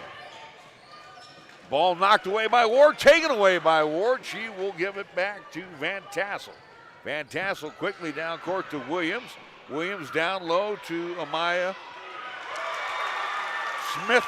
And finally, one of those kisses off the window for her. And it's 48-32. And traveling with the basketball, good job by Carolina Ward. Ward has been a thorn ever since she's come in. On the defensive side, Van Tassel coming on out. Montgomery coming back in. We're into the closing seconds. Mentioned Chinese again picking up the victory. How about this? Battle between 3A and 4A. Number 1 out of 3A, Douglas taking on number 5, at least polls, out of 4A, Cheyenne Central. How about this? Douglas gets a victory over the Lady Indians, 62-42. Yeah. Happening over at the field house. The Lady Bearcats are pretty doggone good. Williams, bad pass, a pass that should not have been thrown into traffic, but there is a whistle. Looks like Green River's going to get ticketed with a foul. That team's 4th. The loose ball foul on Burgess. Eliza picks up her 2nd. Clock is stopped with 22 seconds exactly here in the 3rd. Brennan gets it into Williams. Williams back to Brennan, posting along the baseline. Being held by Moffitt, I do believe. As that'll be the 5th whistle called against the Lady Wolves. Actually, they're going to call that one on Strauss. She's picked up 3 fouls here in the 3rd quarter alone. Smith the triggered in, left of the cylinder. On top they go to Smith. Banks one home for the trifecta. Amaya Smith. They needed that. 48-35. Moffitt launches one from long range. That is no good, and Ward comes down the rebound after 3. It's Green River 48, Cheyenne South 35. The final 8 minutes after a 60-second timeout. You're listening to and watching High School Hoops on 1480 KRAE. If you own a home or property, you have at some time experienced a systems failure, always at the worst possible time. If that happens to you, just call Merritt Plumbing and Heating at 638-0749. Randy Merritt has over 35 years experience of plumbing and heating service. Merritt Plumbing and Heating and their entire crew have one mission: to provide homeowners and businesses throughout Southeast Wyoming with reliable, affordable, and honest services. For plumbing and heating, commit this name to memory: Merritt Plumbing and Heating. Online at merrittplumbingandheating.com.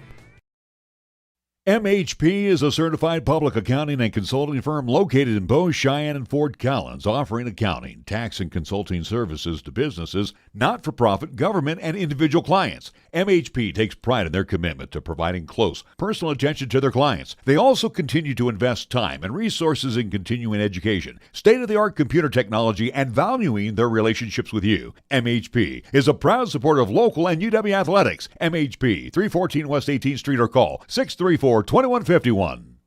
Law firm of Williams to Smith for that 3 was huge right before the waning seconds of the 3rd quarter. I think that's something you build on when you get into the huddle. Yeah, absolutely. Again, much needed for Cheyenne South to get back in this ball game. Right now, trailing by 13. 8 minutes remaining in this ball game. Again, one team will come away with their 2nd victory here in 2022-2023 campaign. Mentioned again, East on the girls' side getting the victory. Boys as well, too, earlier today, getting the victory over Bear Creek, Colorado, winning 64-39. It is out to the Lady Wolves. Long range 3 by Braden, and kind of just shove a knife in your heart right out of the box, hitting that 3. Makes it 51-35.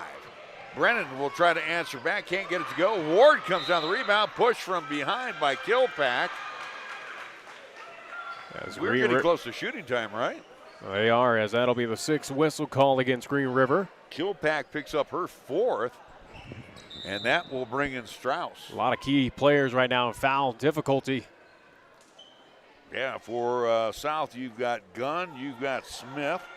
Kilpack now with 4 for Green River.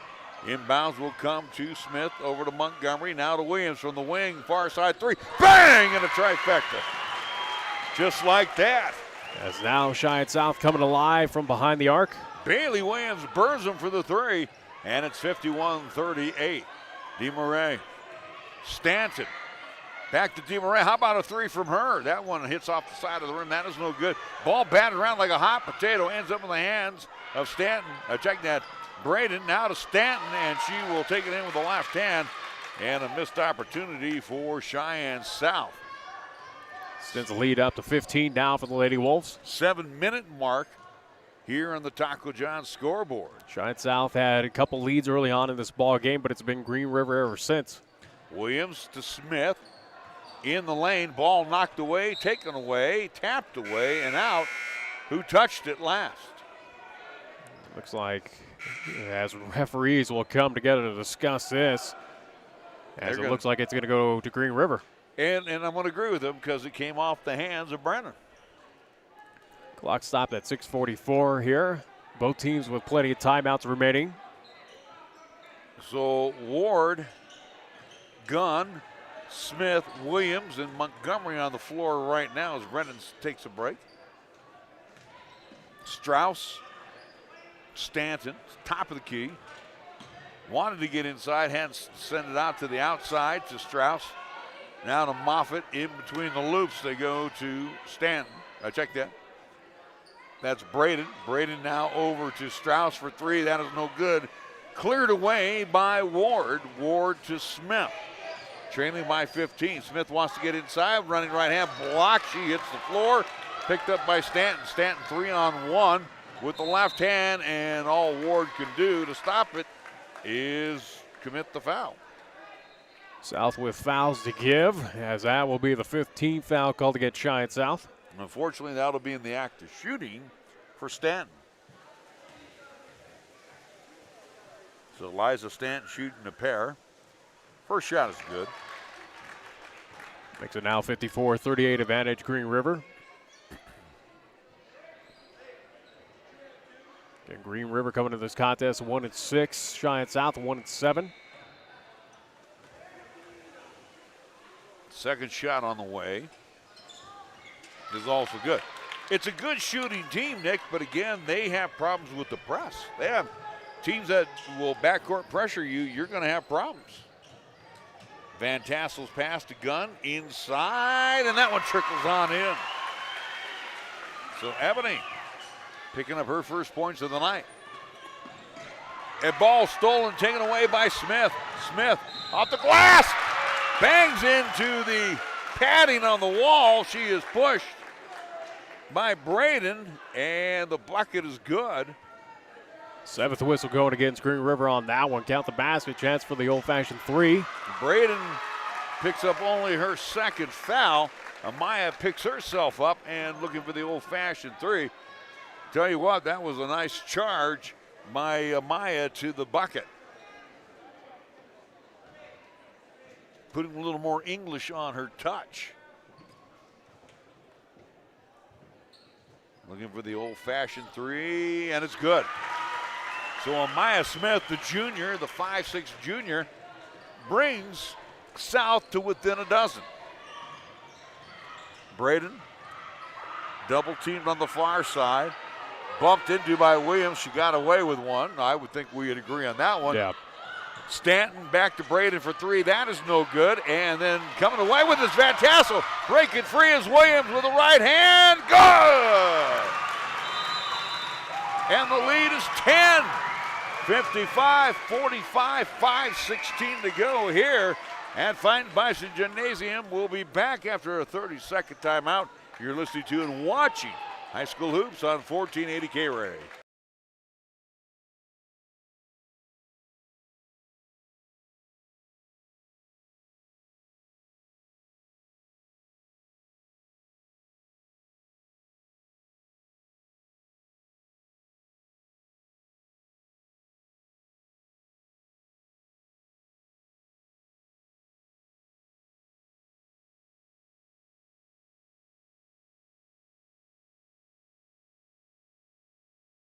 Of our community.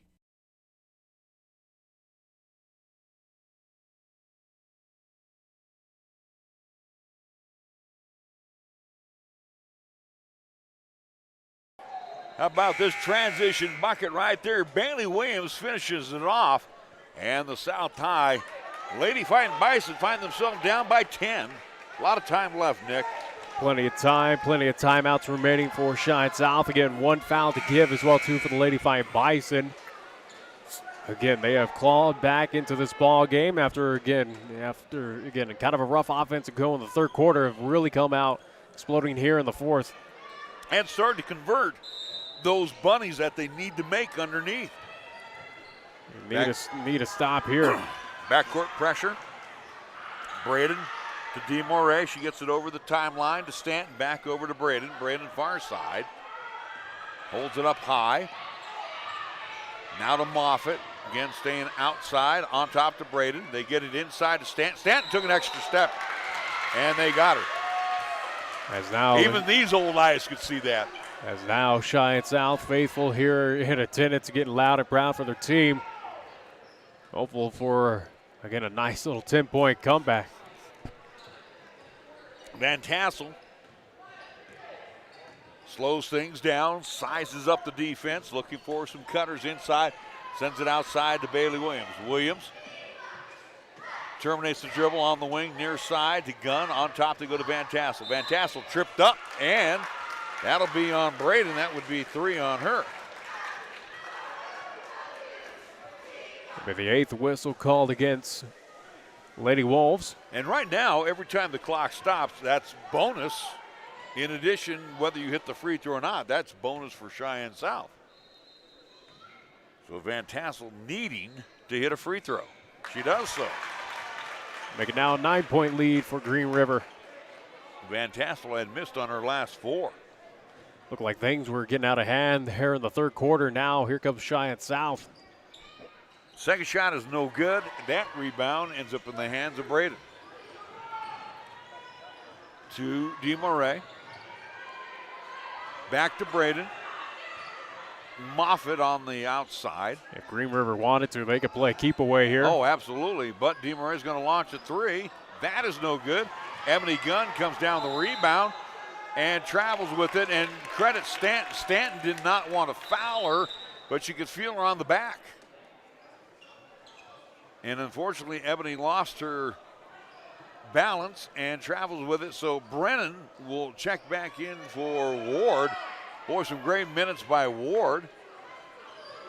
Gunn, a little shaken up, but she will tough it out and stay in. Braden to DeMoray. Now to Moffitt. Moffitt with the right hand. Trying to spin around inside. Terminates the dribble. Now over to Stanton. Stanton with the left hand. Sends it in between the rings to Strauss. Strauss now will reload the offense. Under 4 minutes to play. Braden near side, outside. On top of DeMoray. They get it inside to Stanton. Stanton's parked in the lane, and they haven't called a 3 on her yet. Rebound after the missed shot, picked up by Williams, and then leads Smith too much. That's what you can't afford. As we'll have a timeout called by Green River. We'll keep it here because it's going to be a quick 30, and you know Rick Carroll, he's going to take 10 seconds to call it good. So again, tomorrow we will be at the Field House for Cheyenne Central and the La Rock Springs Lady Tigers up first. I think the Lady Indians are going to have their hands full with the Lady Tigers, not because East beat them by 20, but they got some size amongst them. They may not be great ball handlers, but I think Central kind of struggles against size teams. Well, and again, we just saw that as Cheyenne Central Lady Indians, their winning streak comes to an end. Again, we're unbeaten at that point in time until today, losing to the #1 team in Class 1A, that Douglas Lady Bearcats team. So again, Cheyenne Central, who knows what the situation is with the Lady Indians. How do they recover, again, coming up tomorrow afternoon against Rock Springs? Boys, again, with Talich injury, with him being out for the entire season, seeing what their status is going to be for tomorrow's contest as well, too. What's kind of their psyche as, again, losing at least one of their main players. I think Central's got some of the depth that can, maintain a little bit during Talich's absence, but I don't know. Lady Indians going to have their hands full with that big lineup that they have over there at Rock Springs. Bad pass by Moffitt, taken away by Van Tassel, 3-on-1 to Brennan. Brennan too hard off the window. Rebound into the hands of the Lady Wolves. It will be Moffitt over the timeline, sending it back to DeMarais. Fouled by Brennan, who picks up her 4th with 3:05 to go. 6 whistle going against Cheyenne South. Stopping the clock, 3:05 as you mentioned. Green River inbounding the basketball. Montgomery. You mentioned Lady Indians again struggling, or at least going to have a fight tomorrow with the Rock Springs. Same with the Indians. Again, look at what we saw last night between the Thunderbirds and Tigers. But again, I think we've seen enough of the Indians. I think they've got a bench. They've got a little more depth than Cheyenne East. Inside they go to Stanton. Stanton will bounce it off the back of the iron, hits the front of the iron, and falls in. Double-digit lead once again for the Lady Wolves. It's now 57-46, 2:50 to go, and I do believe we got a timeout called by Cheyenne South. 2 minutes, 50 seconds left on the Taco John scoreboard. We're back after a 30-second timeout. You're listening to and watching High School Hoops on 1480 KRAE. Come and enjoy the delicious East Coast flavor of Mondale. Proud supporters of Cheyenne and community athletes Paige and Zach Lane with Number One Properties would like to wish all the high school and college athletes a successful year on the field and on the court. They have and will continue to support student athletes and are proud to be members of the Cheyenne community. Contact Paige and Zach if you want to sell or buy a home. A special thank you for referrals as well. From your friends at Number One Properties, Paige and Zach Lane. Call 307-214-0827. Proietti along with Nick Proietti, the first of a double dip here in basketball action. Again, snowy Friday night in the Cap City. We're not calling for a lot of inches. We're just calling for snow showers throughout the evening. Matter of fact, probably by the time we depart out of the gym here, that snow shower should be over with. But either way, for any of these teams participating in the James Johnson Winter Classic, don't have to worry about any road conditions. I-25, I-80 again, as there's still one more day of action coming up tomorrow. Again, East, Central, South all hosting. Same with Story Gymnasium. Laramie as well too, host sites for a lot of these teams coming in from the west side, and also too same with also two lower classifications as we see Class 3A. Drive home should be pretty good.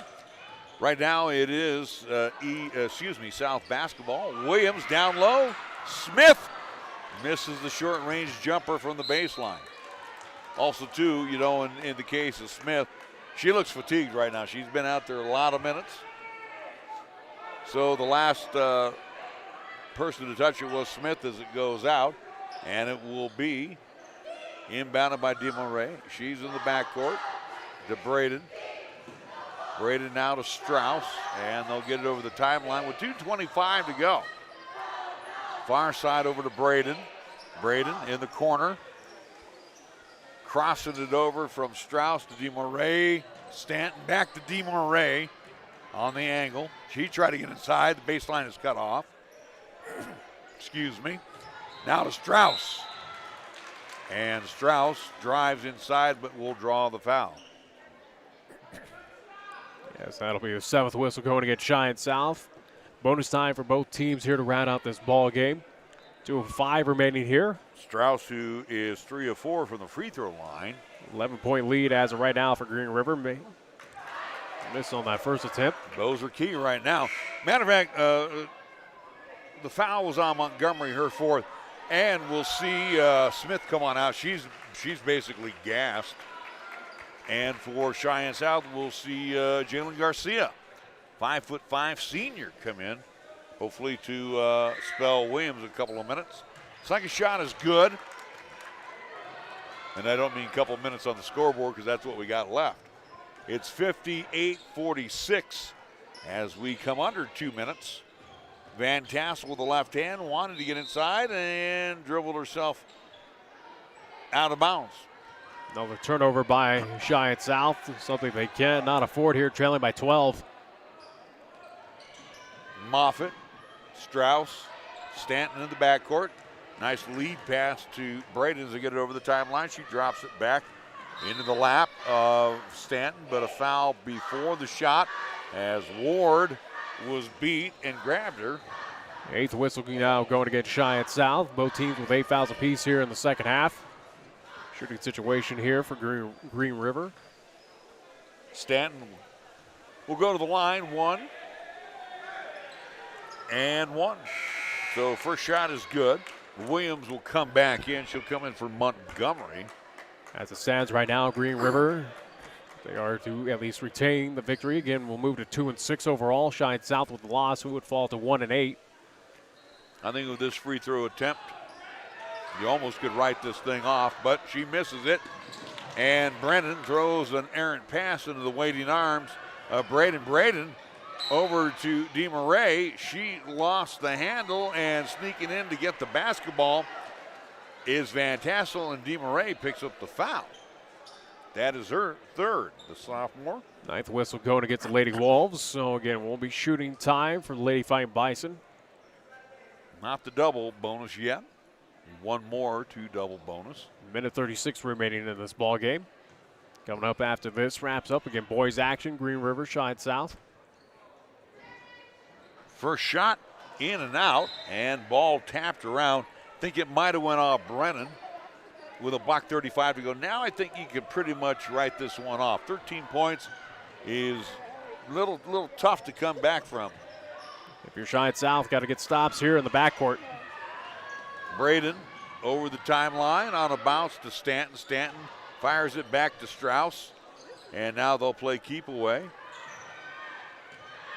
Moffitt down low, and bad pass as Van Tassel bumped into, no call, but she will get the ball over to Brennan. Brennan to Williams, down low to Van Tassel, gave up on it, and Brennan tried to save it, but it'll be into the hands of Braden with 1 minute to go. As now Green River will just play keep away. Strauss fires it over to Stanton. Stanton sends it back out to Braden, now to DeMarais. Hold everything, a whistle. Have a tie. Looks like we're going to have a foul called against Cheyenne South. Be on Van Tassel. Ninth whistle going against the Lady Fighting Bison. That will send Braden to the line. She'll be shooting a pair.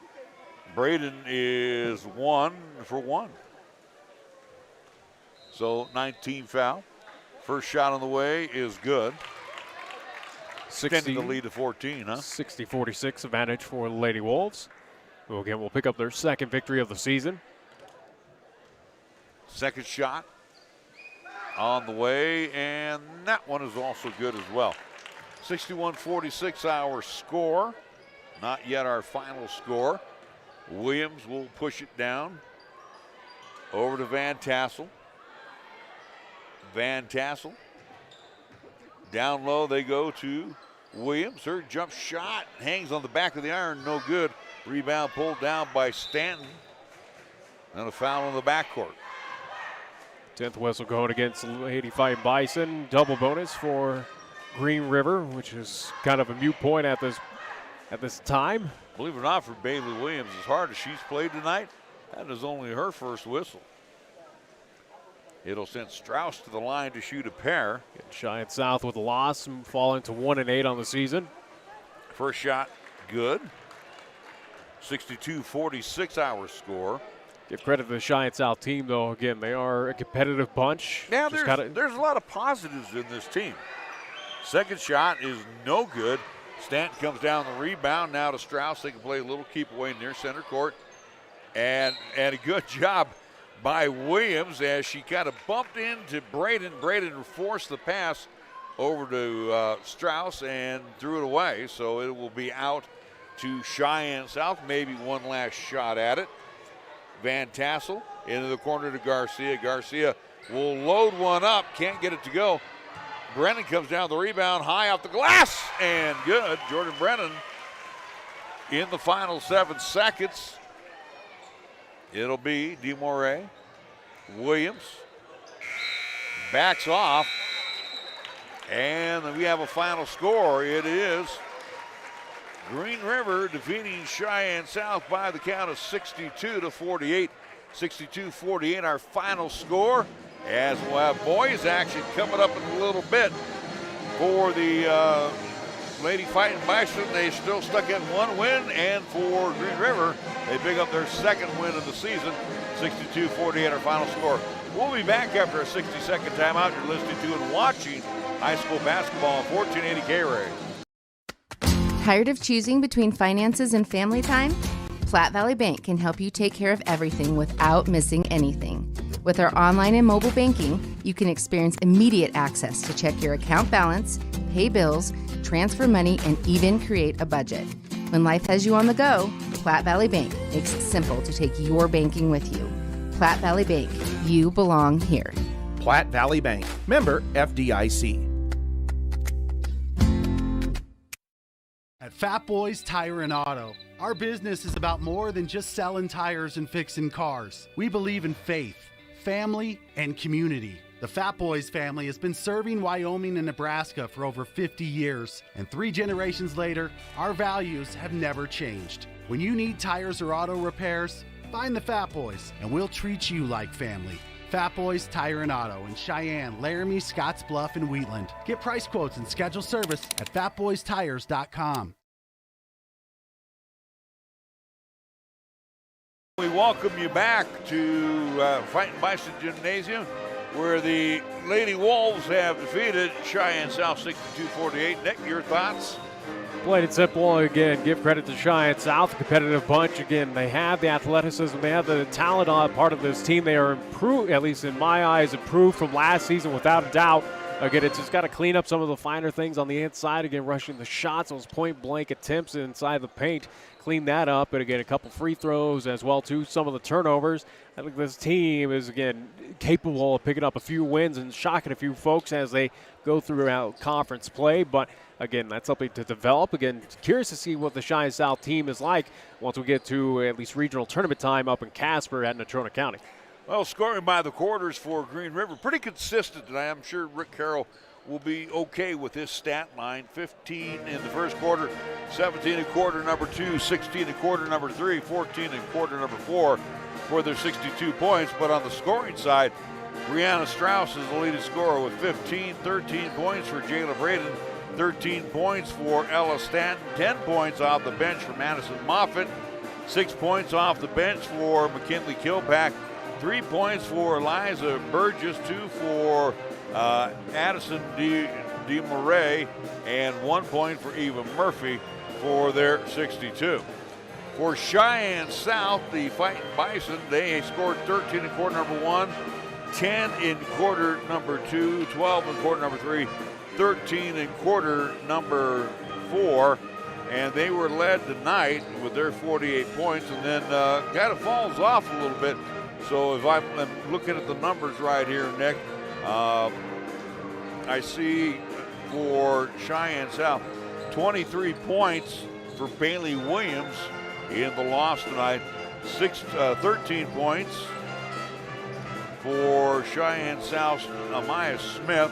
Then it falls off 5 for Jordan Brennan, 2 for Carlina Ward, check that for Ebony Gunn, and 2 points for Kaylin Van Tassel. So gotta have some help. You can't just do it with 1 or 2 bodies. You're gonna have to have a full team effort for their again, their scoring log. Again, you can count on Bailey Williams to be your top gun. Amaya Smith, she needs to get a few more biscuits and drop in. I think Jordan Brennan is probably one of the keys to that deal for that team. They got to keep her on the floor. I think Smith, though, again, I think she's the key factor. She's kind of the player to keep an eye out throughout the season. Again, if she can fine-tune, again, not rush those shots on the inside, get a couple of those to fall through. Again, it might be a difference that Cheyenne South might have won that contest if she was able to get some of those to go in for her. But again, Cheyenne South, again, with the loss, 1-8 on the season. Green River will move to 2-6. So, again, for Cheyenne South, Lady Fightin Bison, they got talent. It's a team that's improved from last year, but again, it's still going through its growing pains under second-year head coach Brody Epler. Both guys' teams lost last night. Laramie defeated Green River 75-56. Evanston defeating South 61-45. Both teams are on the floor. We are going to take a 3-minute timeout, as we get ready for Game 2. We'll also get a chance to thank our fine sponsors when we come back. We'll be back with Game 2, boys action, South and the Wolves right here on 1480 KRAE. 17 years in the community and still striving to offer you the best value in a new vehicle. AJ Miller here for Kia of Cheyenne. Take a look at the new 2023 Kia Sorento. With the 2023 Kia Sorento, you have a choice of 3 models, 8 different trims, and 4 different all-weather drive modes. Some available features include 281 horsepower, 20-inch wheels, remote start, and climate control. Come into Kia of Cheyenne, call 775-0123 or go to kiaofcheyenne.com, and we'll make it easy. Shake up how you wake up with a bolder breakfast at Taco John's. Hit snooze on the same old and bite into crispy potato olays, bacon, and nacho cheese. It's always a good day for nacho cheese. Get 2 meat and potato breakfast burritos for just $6, only at Taco John's. Each of us comes with a different story, a different way of looking at the world. So whatever it is that makes you different will make all the difference. I'm General C.Q. Brown Jr. Come join us.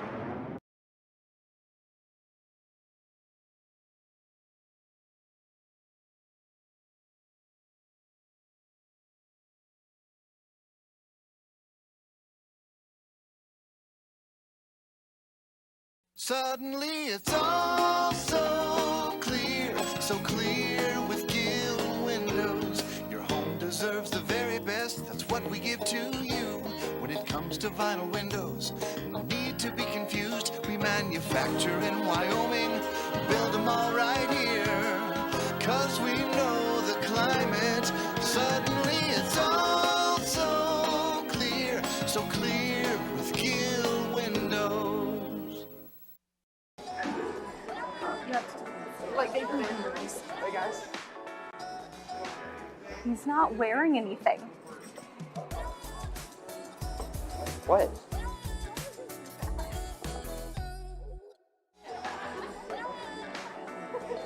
Hi, I'd like to order a hot chocolate, please. What? Are you... Don't fumble with your family dinner tonight. Score extra points at Two Doors Down. Two Doors Down is wired for football season and with a menu that won't penalize your pocketbook. Two Doors Down menu selections are perfect for the active family, from gourmet burgers and bottomless fries to soups and salads to the all-new platters. And of course, your favorite beverages. Tackle your family's cravings tonight at Two Doors Down, 118 East 17th Street. For full menu and specials, go to twodoorsdown.net. Two Doors Down, flippin' great burgers since 2009. Welcome back to Cheyenne South. Fightin Bison Gymnasium, where in the girls' contest it is a final between Green River and Cheyenne South. Lady Wolves pick up a 62-48 victory. Again, Cheyenne South with loss moved to 1-8 overall on the season. Take this opportunity right now Don't to thank fumble our with your fine family sports dinner sponsors here on tonight. Score 1480 extra KRAE. points at Like to Two thank Doors Meridian Down. Trust Two Federal Doors Credit Down Union, is MHP wired for football LLP. season. And with Also, the too, would like to thank Lennox Auto Body and the Auto Glass and Detail Center, Cheyenne Regional Medical Center, Holiday Motors, Platte Valley Bank, Merritt Plumbing and Heating, Cheyenne Urological, Cheyenne Pack and Ship, Gill Window Company, Kia of Cheyenne, the Wyoming Department of Transportation, First Tier Bank, Burns Insurance Company, Fat Boys Tire and Auto, Cheyenne Auto Repair and Service. Also, too, would like to thank the United States Air Force Recruiting, Mondel's Pizzeria, Chick-fil-A across from Windmill at Del Range, Two Doors Down, Medicap Pharmacy, Pages Act Lane and Number One Properties, and Taco John's, our scoreboard sponsor, where again it was final in Game 1, Green River 62, Cheyenne South 48. As we gear up for boys action here to round out, again, Day 2 of the James Johnson Winter Classic here at Cheyenne South. All right, we will have some starting lineups for you. Neither coach gave us starting lineups, or did you get some? No. Yeah, I didn't get one either. You were down there with Coach DeBryan. I know, but, you know, these are the best kept secrets around. And they got it written down on the book, so I'd recommend going down there. I could do that. And if you give us about 3 minutes again, a 3-minute timeout, we'll be back with starting lineups right after this on 1480 KRAE. Wyoming owned and operated since 1971, Burns Insurance is Wyoming's right choice for your insurance needs. Burns Insurance is a trusted choice, full-service, independent insurance agency offering a full range of commercial, agricultural, and personal insurance products through many national and regional carriers. Let our friendly, experienced agents help you find the right product at the right price for your asset protection. Buy the policy, get the agent at Burns Insurance, your right choice. Find Burns Insurance on Facebook or at burnsia.com.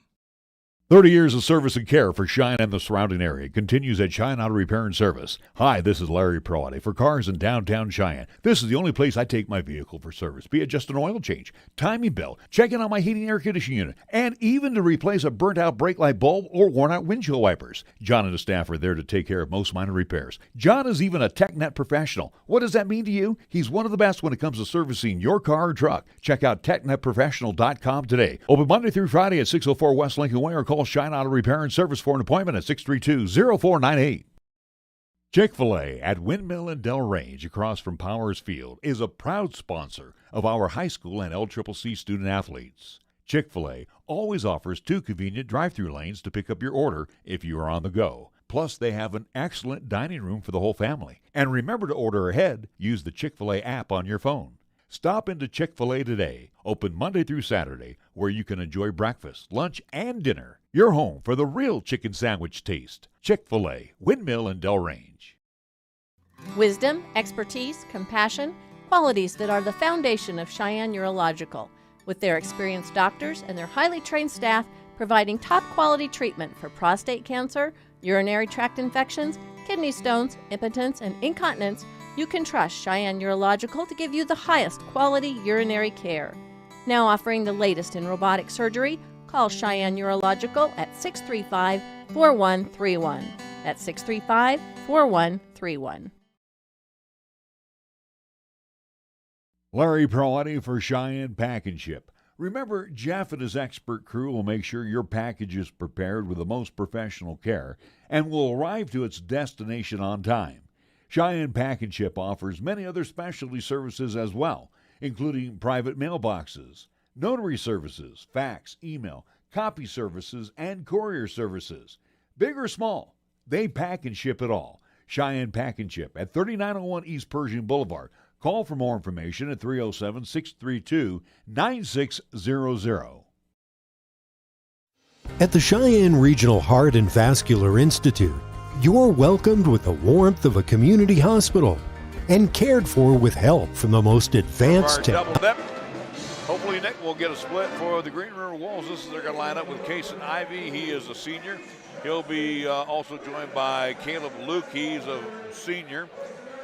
Xander Lindsay, a senior. Chris Wilson, a junior. And Theron Archibald, a junior. So it'll be Ivy, Lake, Lindsay, Wilson, and Archibald for head coach Lori Ivy of the Green River Wolves. Green River comes into this contest 2-5 overall. As you mentioned again, losing last night on the road against Laramie Plainsman. For the South High Fighting Bison, this is the way they will come out. It will be Gabe Hernandez in the backcourt. He's 5'10" and a junior. He'll be joined by Caden Hart, who's a 5'9" junior. In the middle will be Jonathan Strong. He's 6'2" and a senior. One wing will be Robert Pountney. He is 6'1" and a senior. And the other wing will be Noah Hagberg, 6 foot and a junior. The Wolves will be in their travel black uniforms, white numerals. And for Green River, they'll have their traditional Green River on front, but white with a little green outline. And for South, they'll be in the home white tonight, black numerals and the gold outline. And Cheyenne South coming into this contest, same as the Lady Fighting Bison, 1-7 overall. Green River, as I mentioned, again, 2-5. So again, both teams hungry for a victory. See if Cheyenne South on the boys' side can get it done. Similar as what Coach Epler has, same with Chad DeBryan. Chad DeBryan, former girls head coach here at Cheyenne South, taking over again for Jeff Bailey. Again, taking over this boys program. The boys this season similar to the girls. Again, they're competitive in their games, just kind of a little miscues, again, turnovers. Again, it's a team that is young and developing, that is getting close in competitive games, just trying to find a way to get over that schneid and pick up a few victories. Well, one of the nice things, you know, and I mentioned this in my pregame show with Coach DeBryan, size. Well, at least with Green River, they're going to match up to a certain degree size-wise with the Wolves here this evening.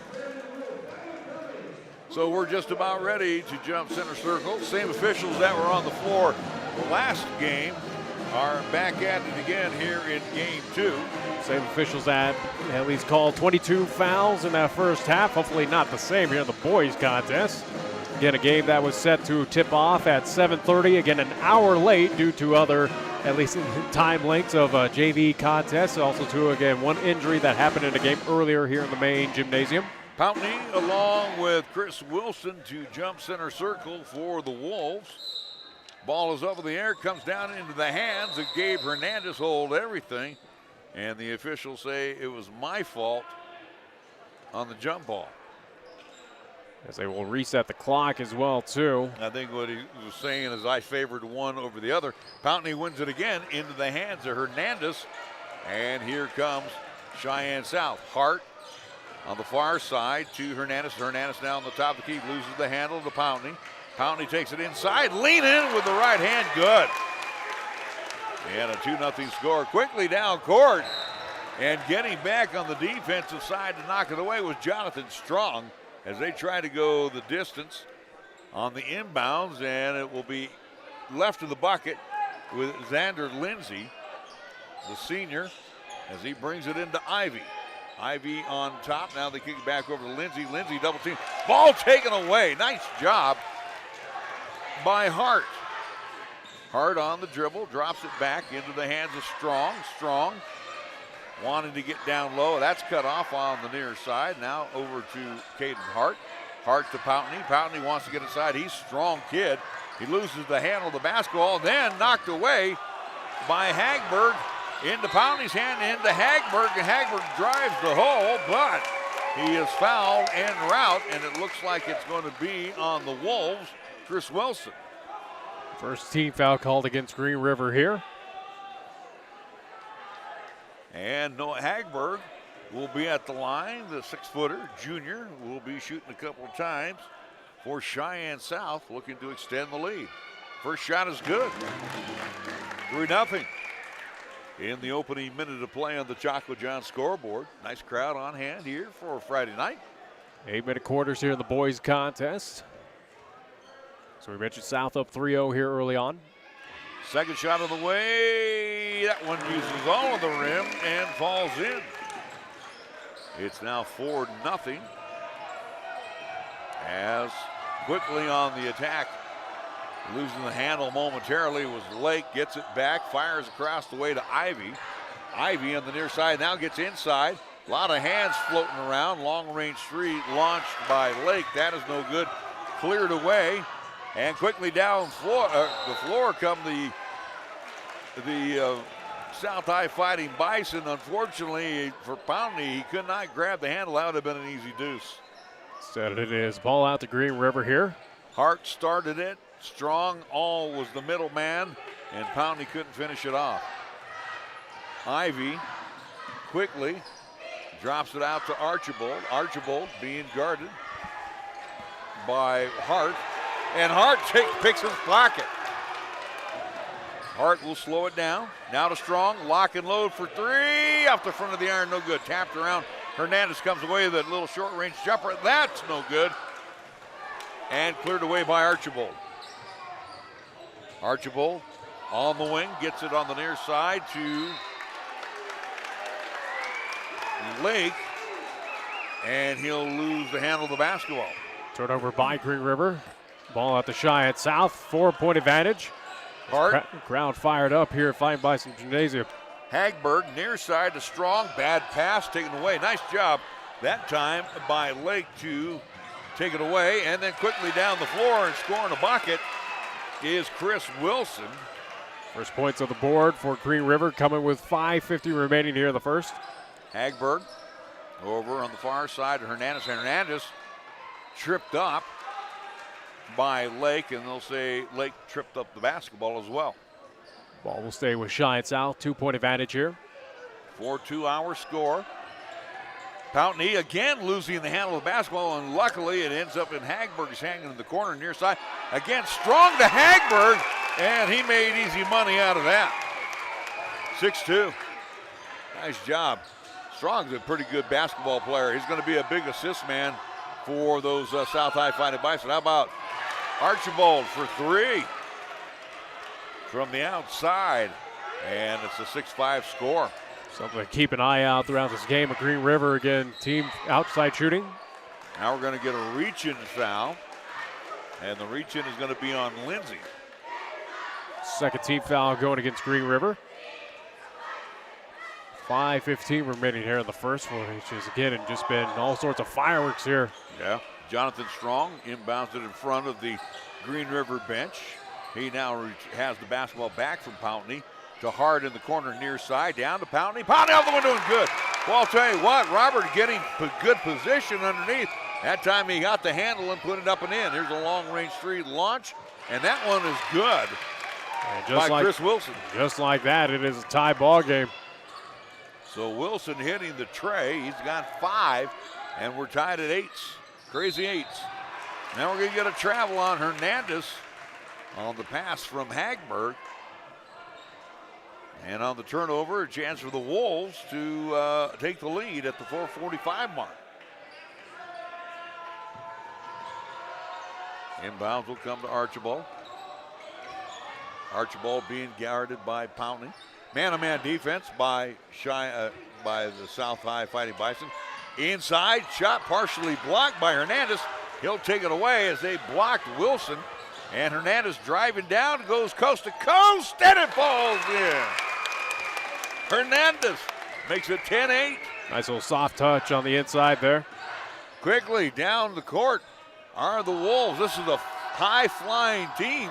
Both of these teams are flying around. Pountney loses the handle to Hernandez, the Strong, waits for the traffic to go by, pirouettes around, throws it up, can't get it to go. Rebound pulled down by Archibald. Quickly down court, breaking down is Lake. Lake off the glass, and good, that quick. We're tied 10s. Down court, Hart quickly to Hernandez, kisses it off the glass. Back and forth we go between these two. Boy, they are flying. High octane action. 3:40 left to go here in the period, and we have South leading 12-10. How about Lake driving to the bucket? That one will float in. Lake with 4. Neither team really playing a whole lot of defense on the inside. Looks like an NBA All-Star game. Pountney down low, gets it to go, and he's fouled. Count the basket, it is good for Cheyenne South. 2-point advantage for them. Third team foul whistle against Green River. The foul will be whistled against Archibald, his first. So with Robert Pountney at the line, looking for the old-fashioned 3 to hopefully extend the lead to 3. Hunter Lake will come in. He's a sophomore. Have a timeout called by Coach DeBryan. So with 3:22 left to go in the period, Pountney will be at the free throw line when we come back. We're back after a 30-second timeout. You're listening to and watching High School Hoops on 1480 KRAE. At the Cheyenne Regional Heart and Vascular Institute, you're welcomed with the warmth of a community hospital and cared for with help from the most advanced technology in the industry. With our full spectrum of in-house heart services and procedures, you can get the treatment you need, recover, and get right back out there, all while remaining close to home. Find out more at CheyenneRegional.org/heart.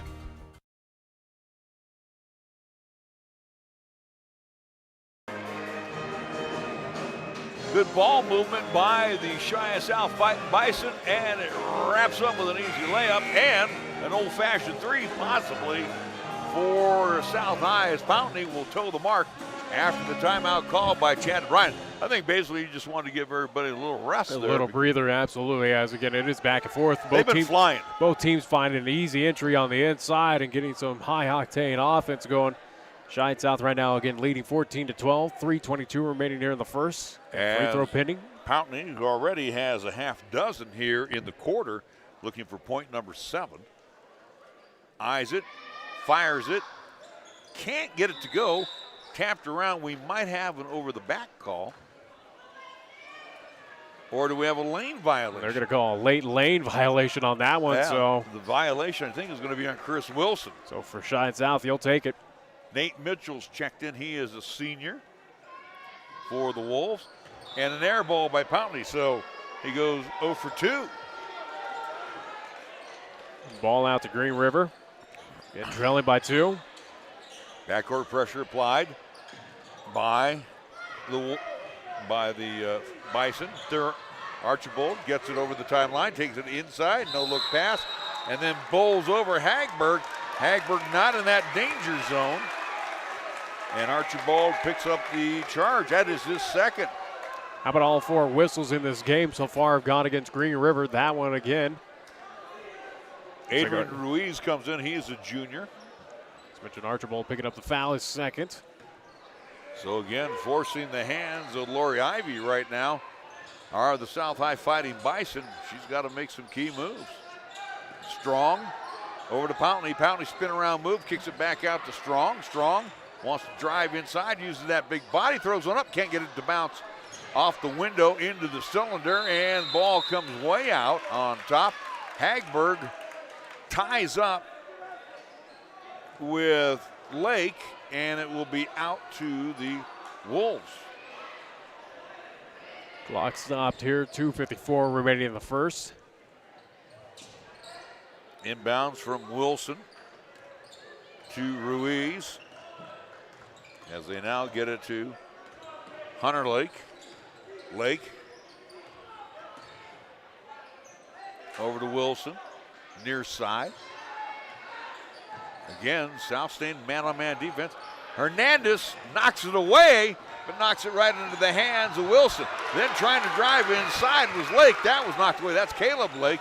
And the ball taken away. However, down court, it looked helter-skelter. Hagberg lost the handle, went off his fingertips right into Pountney's hands. He kisses it off the window and good. Oh, my.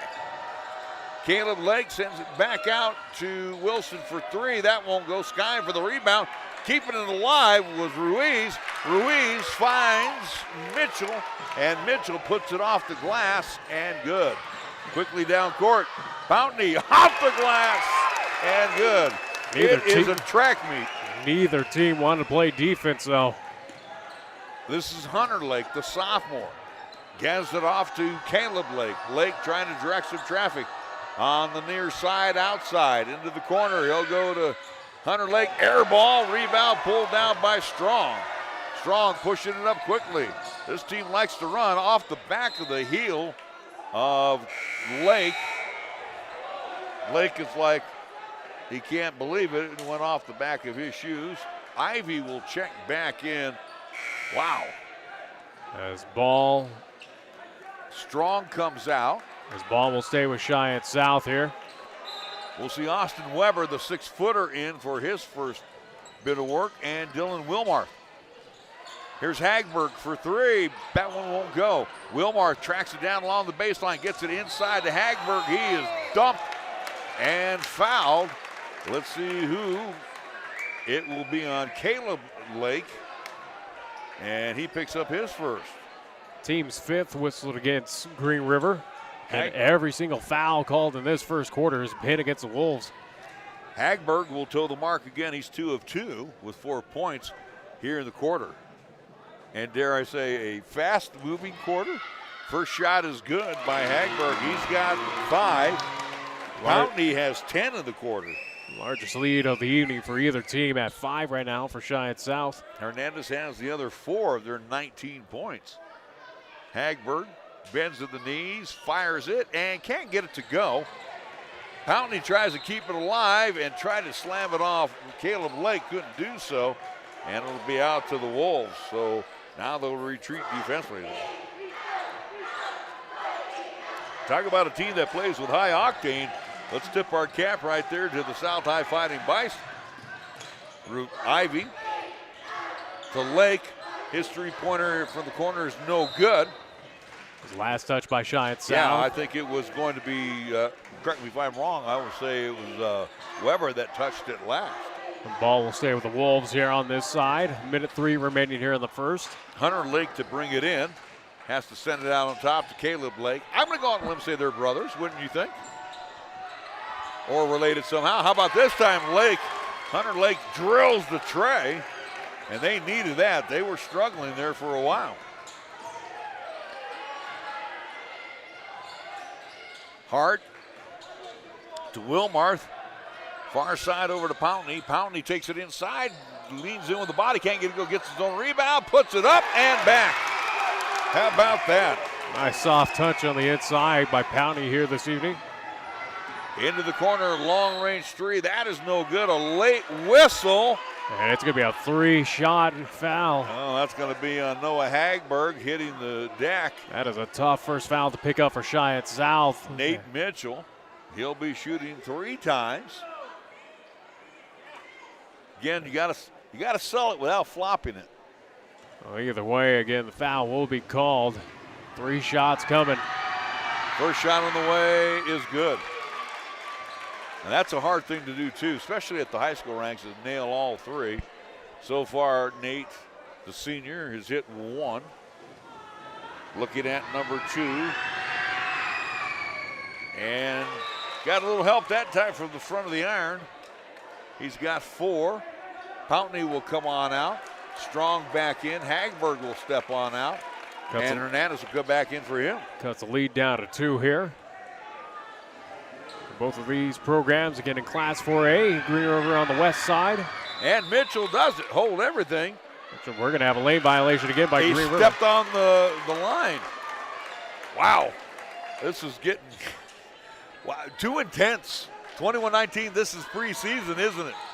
This is conference action. What are you talking about? Weber over to Hart. Hart. No look pass down low. Wilmarth and couldn't do the reverse layup. Battling Hart and Lake, as it will be Lake stepping out. I tell you that Adrian Ruiz.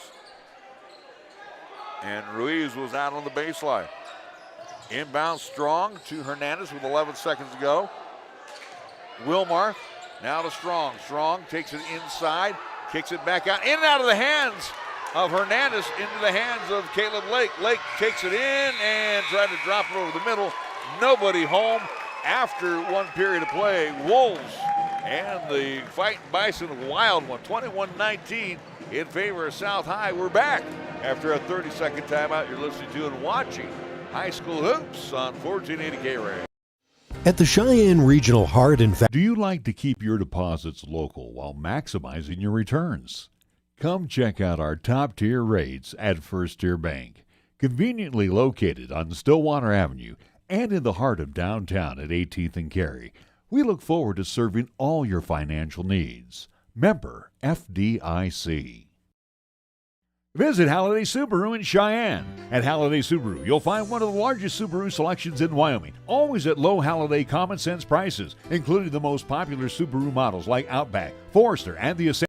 Either a tennis match or a really high, intense 100-meter dash. These guys have been flying up and down the floor here, Nick. They certainly have. Again, high octane, got a lot of offense. Defense is just lacking, though. See which team kind of picks it up on the inside of the zone. Again, that's going to be the key difference here. And we're seeing it a little bit out of Green River trying to press and trying to deny the entry. But so far against South with a 2-point advantage. Again, foul discrepancy. Again, 5 in total for Green River. 1 for Cheyenne South. Again, recently picked up their first foul. Their late minutes of the first quarter. Starting 5 back on the floor for Cheyenne South. The inbounds will come to Hart.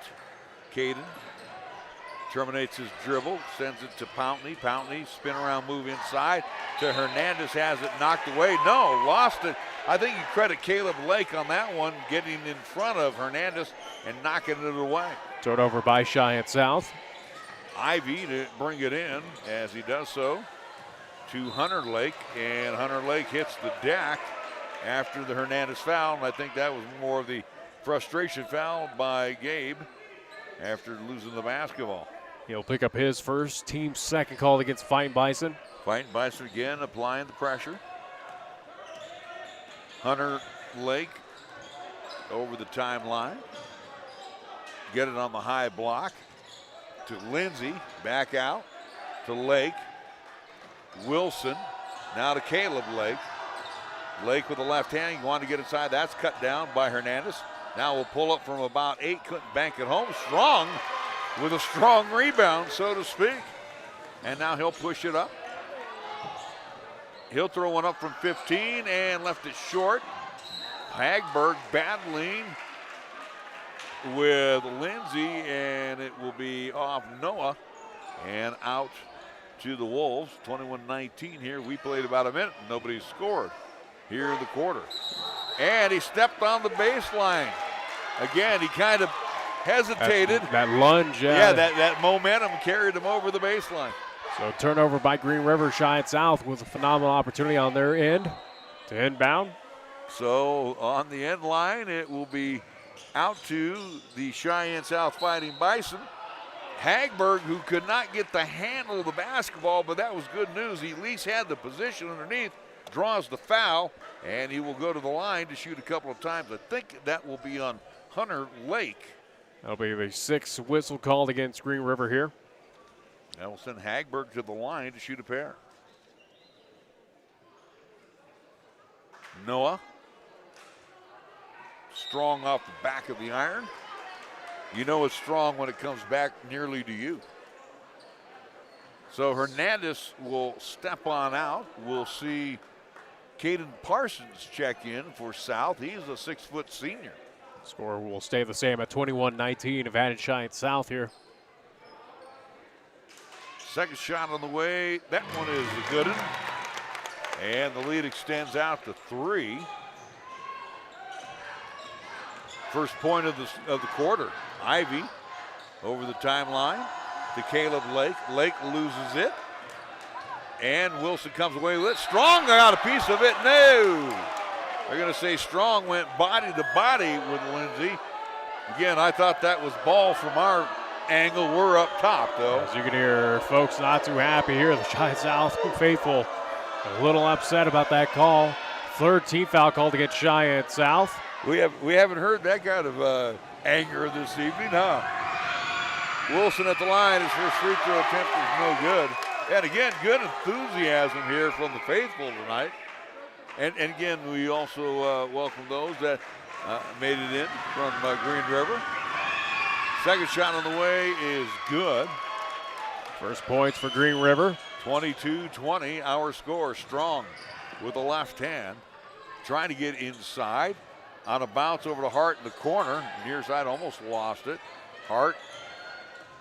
Man-on-man defense by the Wolves. Hart inside the lane. Has a shot rejected by Lindsay. Ball loose on the floor as well as a shoe. And taking it up and in. Nice shot by the Wolves. Lindsay, as he will get the bucket. And we're tied at 22. Somebody blew a tire. Who was that? Was that Caleb Lake? Yes, he did. We got a timeout. As we're going to have a timeout called by Green River. Take this opportunity right now, at least to let folks know. Again, on the LCCC side, women's basketball action down in Otero, taking on the Lady Rattlers. How about this for Coach Mack, as we had her in studio a couple days ago for the Pro Show. 13-3 now for LCCC on a 9-game winning streak after defeating Otero down there in La Junta, Colorado. Again, winning that contest by a final 76-64. I do believe 9-game winning streak for LCCC for Coach Ayanna McWilliams. I do believe sets a program record. So congrats to Coach Mack. Again, 13-3 overall for LCCC. Here it is, 22-22 as we return to action in quarter number 2. So Parsons bringing it in to Hart. Hart over the timeline.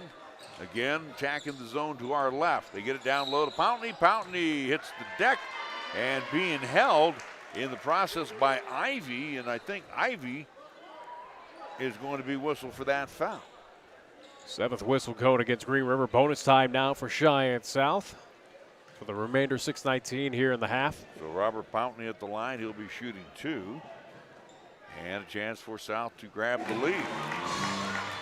23-22. Again, I mentioned LCCC, the women, again, picking up the victory. I do believe men as well, too, in action, taking on Otero down there in La Junta. Second shot of the way, and that one is no good. The rebound ends up in the hands of Parsons. Parsons throws it right into the waiting arms. And another bad pass as Pountney comes away with it. Ivy threw that one away. Hurd takes it in with the right hand. Can't get it to go from short range. Rebound pulled down by Hunter Lake. Bad pass. Ball being just headed around like a volleyball. Hunter Lake takes it inside, throws it on with the right hand. That's good. And just like that, the Wolves have the lead. Wow. Wow. What a game. What a game. And an error pass there by Cheyenne South. Thankfully, will be last touched by Green River. I think getting a piece of it was Ivy. So Parsons will come on out. Hagberg back in, the starting 5 on the floor once again for Cheyenne South. 24-23 our score. Lake will come out. That's Hunter Lake. And some good minutes by that young man. Hart gets it in to Strong. Back to Hart. In the corner on the near side. Now on top to go to Hernandez, who's checked back in. Hernandez pull up from 14. That won't go, but draws the late whistle on Ivy. How about whistle? Ivy's really frustrated right now with his crew. Whistle number 8 against Green River, and I think, again, rightfully so. 8 whistles against the Wolves, only 3 against Cheyenne South. They might have an argument. So Gabe Hernandez, the 5'10" junior at the free throw line. Skims that one off the left side of the iron. And no good. Chance for South to at least tie at 24 now. That one is no good as well. Missing them both. Ouch. Rebound into the hand of Archibald, who brings it down. Pountney all over him like a cheap suit. Gets away. Throws one high off the window. That is no good. Saved by Lindsay. Long range 3 by Ivy, and he drills it. That hurts big time for Cheyenne South. Case and Ivy hitting the trifecta. Hart to Hernandez. Hernandez spin around move, loses the ball. And a tie up on the floor. It'll be jump ball, and whose ball is it? The ball should be out, I do believe, to Cheyenne South. Or at least, no, it looks like possession in favor. Green River. And that's, again, a turnover. 5:03 remaining here before halftime. They'll bring it across the way to Archibald, who trots it over the timeline. Caleb Lake as they slow things down. Far side over to Archibald. He'll lock. He'll load for 3. That one rims out to the left. And it's going to be last touch by Hart. South faithful here, not too happy with this official. That was Lindsay with the body in front. Now they have changed it. As now they will say it is Cheyenne South basketball. Yeah. And now that'll bring Coach Ivy up. She's not happy.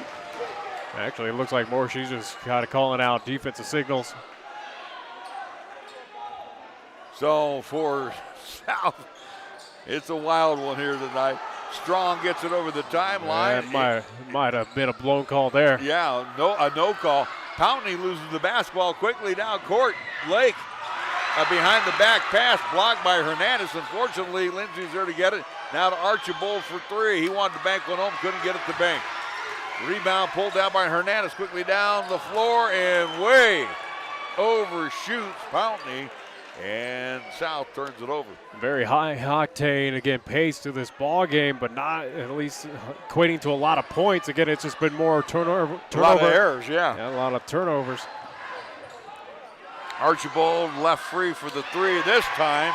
And here comes the Wolves. Third time's a charm. Yeah, here comes the Wolves, and it's now a 7-point advantage for them, their largest lead of the evening. Boy, the Fightin Bison have just gone stone cold. Still high octane, but just turning it over too much. Strong, hip check. And that will be on Chris Wilson. That would be a second. 9th whistle call against Green River here. So double bonus the rest of the way after this round of free throws by Strong. Hart will come back in. Pountney will come on out. An electric crowd, both sides, Cheyenne South, Green River. Again, folks who made that trip on over. So Wilson comes on out and back in for the Wolves. He had some limited duty. Nate Mitchell hit those 3 free throws. Strong tiptoes that one free throw in, and that is his first point of the night. We have a timeout call by Coach DeBryan, I do believe. At least no. No. Looked like he was calling out for one, but 30-24. Our score. Second shot of the way. That one is no good. And Caleb Lake tracks down the rebound. Pushing it inside, kicks it back out to Archibald. Archibald wanted to go into the corner to Ivy, and it's knocked away by Hart. If I stand corrected, I do believe only, 2 points here in the quarter for Cheyenne South? 3, Nick. Either way, again, with 3:39 remaining here. Inbounds to Ivy from far side. Archibald, Lake, no-look pass high on top to Ivy for 3. That's good.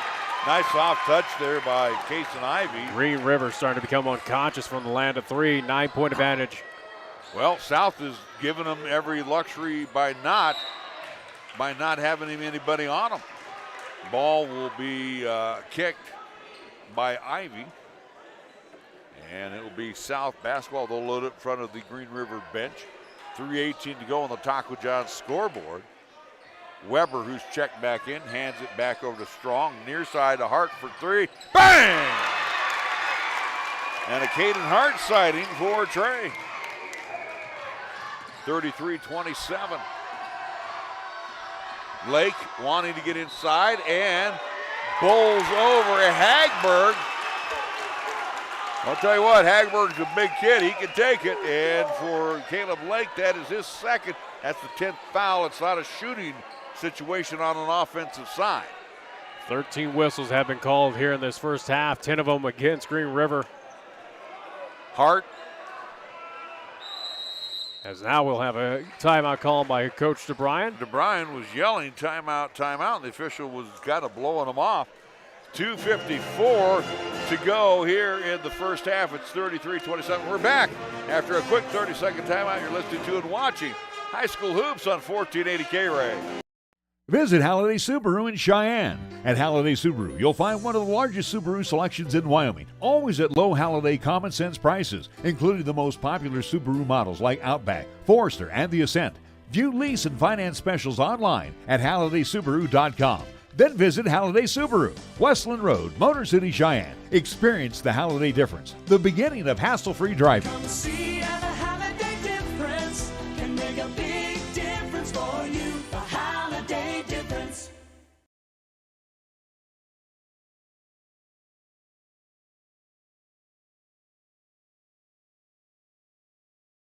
South High will inbound it right at center court, as Strong will send it into the backcourt to Hart.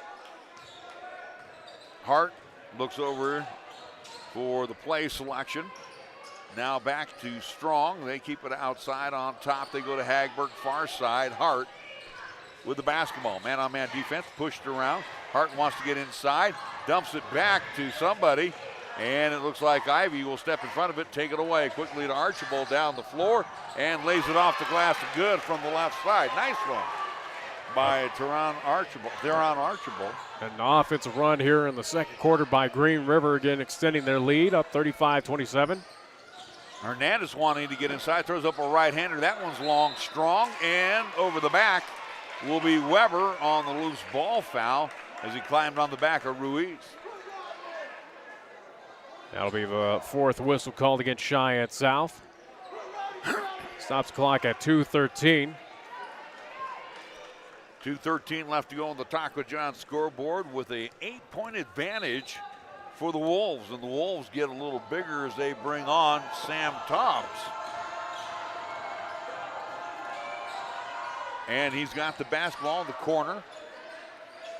Fires it out to Ivy. Ivy loses it, and it will hit on the side and out. Nice job by Caden Hart again. I want to mention that Tobbs is a little taller, for Green River. I'm looking at Cheyenne South. It is A.J. Keelan. He's a sophomore. Weber on the wing, far side. Driving, pull-up baseline, jumper, no! Offensive foul, a push-off. How did that one happen? A very questionable call. Fifth one going against Cheyenne South. So Robert Powney will come back in. He will come in for Weber. Weber's baseline jumper, no good, and gets punished for the foul. Getting some suspect calls here by this officiating crew here this evening. Keelan that is will the big bring one. it in. And he'll get it into Hunter Lake. Now to Ivy for three. He launches a long-range shot. That is no good. Poundney comes down the rebound. Hagberg hits the deck. Hart with the basketball. Kanan gets inside, throws one up, and it'll fall on in. It's now 35-29 with $1:15 to go. Hunter Lake now over to his brother Caleb. Caleb wanting to get inside as he does a good job getting inside, fires it back out to Hunter. Hunter takes it all the way around the outside of the perimeter, throws it, and knocked away by Hart. It's strong. Hart push from behind, no call. Misses the shot. Keelan to Hunter Lake. Now they get in the corner at Ivy, back to Lake. About 44 seconds left to go on the Taco John's scoreboard. In between the loops, it is Ivy. Now to Caleb Lake. And Caleb Lake. He got hit in a bad area. Yeah, put a knee into the thigh, the upper thigh of Hart.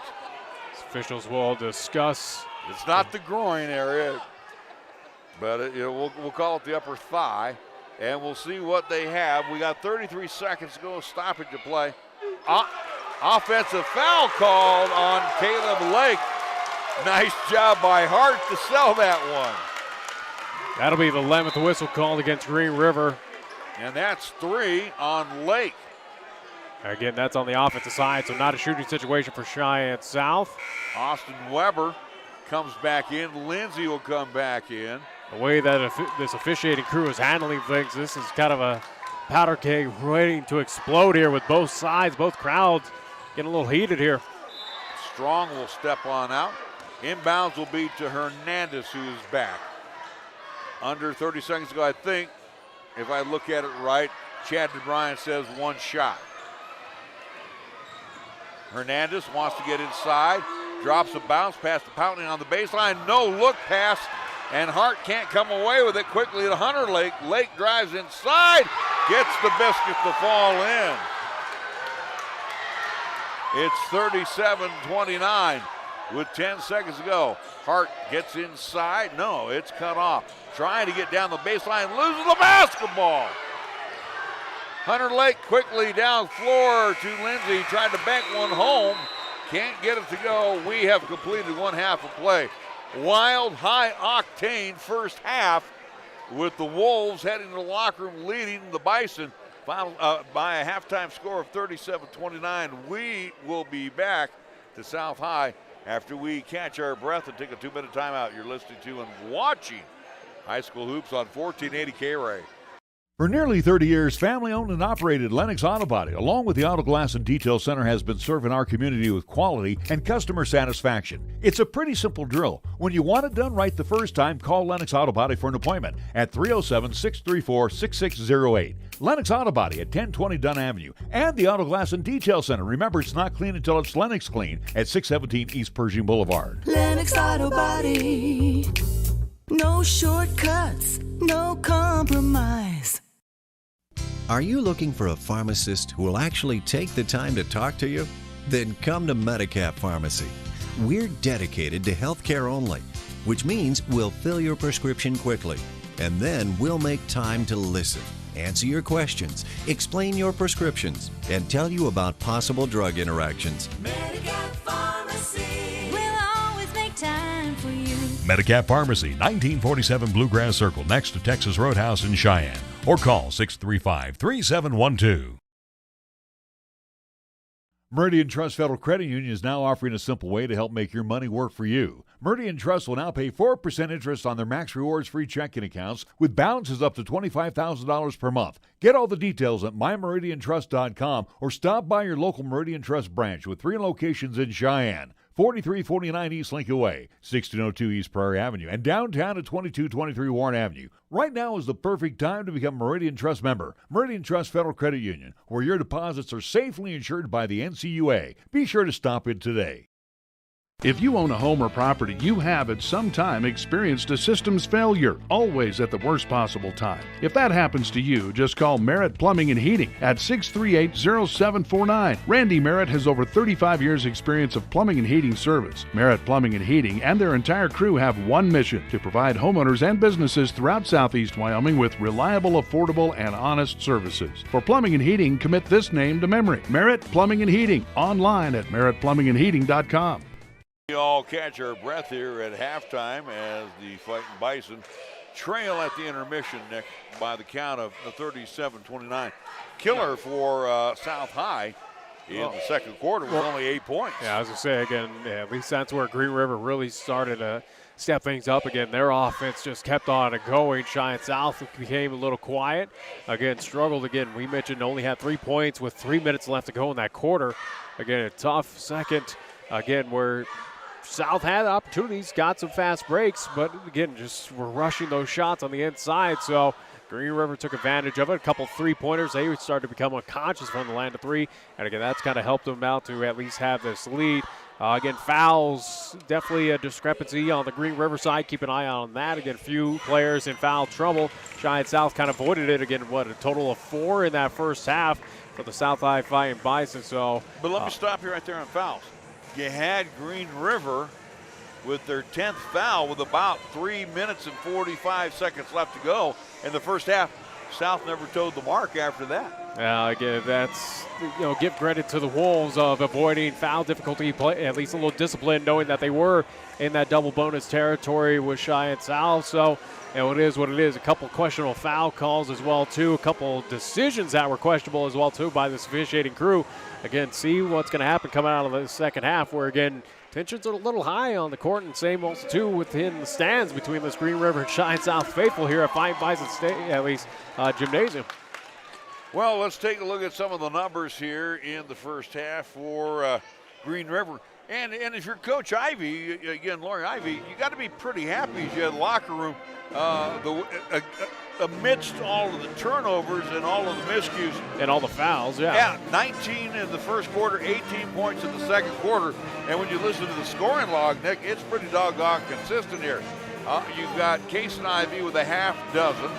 You've got Caleb Lake with 4 points, 2 points for Xander Lindsay, 6 points for Chris Wilson, 7 points for Hunter Lake off the bench. Archibald has 8 points and 4 points for Nate Mitchell.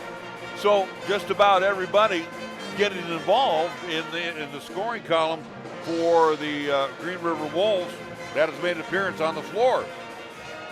For the Fightin Bison, they had 21 in the first quarter, came back with 8 in quarter number 2, being led by Pountney with 13 points. He had 12 in quarter number 1, only 1 of 2 from the free throw line in quarter number 2. Hagberg has a half dozen. He had 5 in quarter number 1, only 1 point in quarter number 2. 5 points for Caden Hart, 4 points for Gabe Hernandez, and 1 point for Jonathan Strong for their 29 points. As again, right now we are at halftime. Again, Green River leading this ball game 37-29. Again, Wolves with an absolute tear there. Again, especially from the land of 3 to at least get them into the comfortable lead that they find themselves at halftime. See how South can respond back after at least, again, the onslaught that was the offensive rush. All right, we're going to be back after a 3-minute timeout. A 3-minute timeout. You're listening to and watching High School Hoops on 1480 KRAE. MHP is a certified public accounting and consulting firm located in Bow, Cheyenne, and Fort Collins, offering accounting, tax, and consulting services to businesses, not-for-profit, government, and individual clients. MHP takes pride in their commitment to providing close, personal attention to their clients. They also continue to invest time and resources in continuing education, state-of-the-art computer technology, and valuing their relationships with you. MHP is a proud supporter of local and UW athletics. MHP, 314 West 18th Street, or call 634-2151.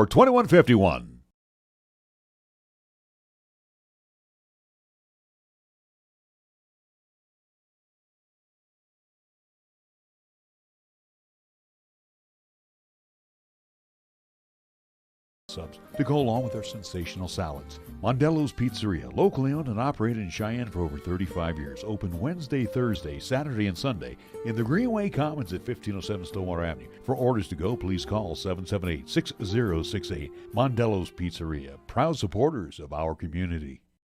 Proud supporters of Cheyenne and community athletes Paige and Zach Lane with Number One Properties would like to wish all the high school and college athletes a successful year on the field and on the court. They have and will continue to support student athletes and are proud to be members of the Cheyenne community. Contact Paige and Zach if you want to sell or buy a home. A special thank you for referrals as well. From your friends at Number One Properties, Paige and Zach Lane. Call 307-214-0827.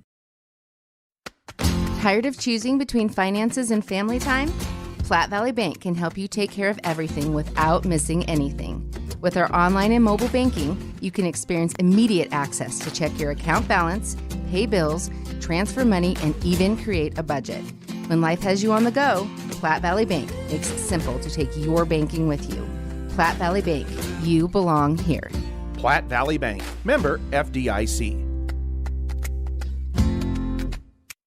17 years, and we're still striving to offer you the best value in a new vehicle.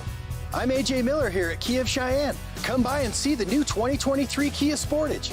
3 models and 7 trims available with powerful engine options, premium interiors, and on-demand tech features. Kia gives you more with an industry-leading warranty and roadside assistance from over 17,000 providers.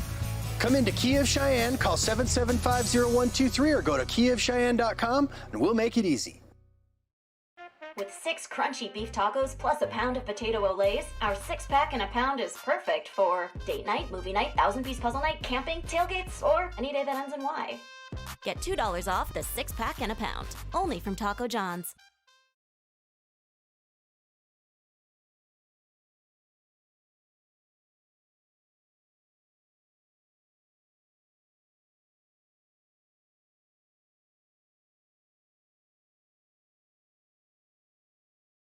Back to South High as the Fightin Bison have yet to come back on the floor, Nick.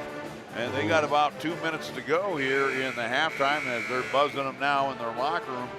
But lengthy discussion by Chad DeBryan talking about that first half, which again was not a bad first half for Cheyenne South. Again, just got to look cold on the offensive side. Defense could really step it up, but again, outside of that, again, kept away from foul difficulty. It's just something got to get a little bit more clutch on the offensive plays, and defense has really got to step it up, whether it is preventing the outside shooting or, again, just kind of stuffing up that inside. But for first half, again, for Cheyenne South, even though, again, trailing 37-29, was not a bad first half for the Fightin Bison. Well, you know, it's interesting, too. I'm head coach Lori Ivy for Green River. I'm going to shut down the middle. I'm not going to let South at all get, because that's where they hurt us, or hurt Green River in the first quarter. You want them to shoot from the outside, as we saw South High, except for, I think, Hart hitting a tray. That's about all they've done. But most of their damage has been inside. So we'll see. We'll see what happens coming up here in the second half. Again, I thought. Well, also, too, again, how's Green River going to approach at least the second half, again, at least with all the fouls that they mounted up. Again, couple players in foul difficulty, but. Caleb Lake with 3 and Ivy 2 for Chris Wilson, 2 for Archibald, and Austin Weber. Something to keep an eye out where, again, the foul discrepancy, again, was kind of leaning towards Green River in that first half. See what happens here. It looks like we're ready to go here a little early. South will be attacking the zone to our right as we get going here. A game that was delayed about an hour due to, again, previous contests happening here at Fightin Bison Gymnasium. Yeah, we were talking about it. We should be home by now. Hart with the basketball, top of the key. Drives inside, off the window, push from behind. That'll be Ivy. That one was, you could see that foul coming. So Ivy has picked up his 3rd, and Hart will be at the line looking for the old-fashioned 3.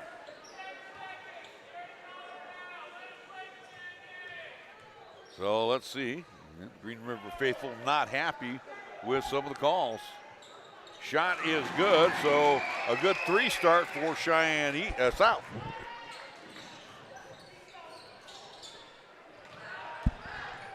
Quickly down court, Archibald with the left hand. That one rimmed out. And picked up by Strong. He'll take it coast to coast. And that one won't go. It hung on the iron too much, but capped by Pountney right into the hands of Jonathan Strong. And Strong will get it to go in. And a quick 5-0 run to open the quarter. Trailing by 3 points now for Cheyenne South. Archibald. Ivy in and out of the hands of Lindsay on the wing. On the near side, tries to get inside. Dumps it down low, hard off the glass, no good. Bounced out. And then a hip check by Pountney on Chris Wilson. Lindsay missing from short range. Maybe it's the bucket down there, Nick. I don't know. Not sure. First team foul called against Cheyenne South. And Pountney's first. Inbounds to Lindsay again. They'll send it back out on top. As Hunter Lake in for Caleb Lake. Fires it across the way, far side. Archibald now crosses it over here. Right in front of us. As he plays catch now with Hunter Lake. Lake on the far side. High post, they get it in to Lindsay. Kicks it over the corner. Archibald open for the three and nails it. Yeah, that's what you can't afford again as they're starting to heat up from that range. Again, got to put some pressure. Got to put a body on him. Hernandez loses the handle of the basketball. Take it away. Pull up little 12-footer. No good by Wilson. You got to be kidding me. And taking it down the floor. And an offensive foul on Pountney. As Strong got him the basketball, he bowls over Lindsay. Second whistle going against Cheyenne South here. And I think they're going to protect Pountney now with his 2 fouls. He'll step on out. And that will be Dylan Wilmarth coming in. Delay in the... As I mentioned, Pountney picking up the 2 quick ones here in the second half. Chad DeBryan not too happy with that. As now we are ready to set back into action. Some pressure applied by Cheyenne South in the backcourt. Lake trying to get past Hernandez. Throws it away. Knocked away by Wilmarth. Loose on the floor, and we got a scrum. Jump ball, and it will be out to Green River. Stop the clock, at least 5 minutes and 59 seconds remaining here in the third. Ball, as you mentioned, now with the Wolves, who have right now, at least it looks like the 5-point advantage. Caleb Lake comes in for Hunter Lake. 39-34, that's where we stand. And the inbounds to Caleb Lake, now to Ivy, back out to Lake. Again, staying outside the arc. Lake down into the corner, near side. Archibald will take the 3. Air ball, rebound pulled down by Strong. Strong bringing it down. Inside, had it knocked away, kicks it out to Hart for 3. Bang! And a Caden Hart trifecta. Holy moly. As a fine Bison now trail by 2. 39-37. Archibald bowling over Hagberg. This time he'll get the block. And Archibald will get the bucket. A nice bank by Archibald. So a chance for the Wolves to answer back to the long-range 3 with their own old-fashioned 3. So count the basket, it is good. 13 foul whistled against Cheyenne South. Shot on the way is good. So Archibald, who's been heating up as of late, quickly down the floor.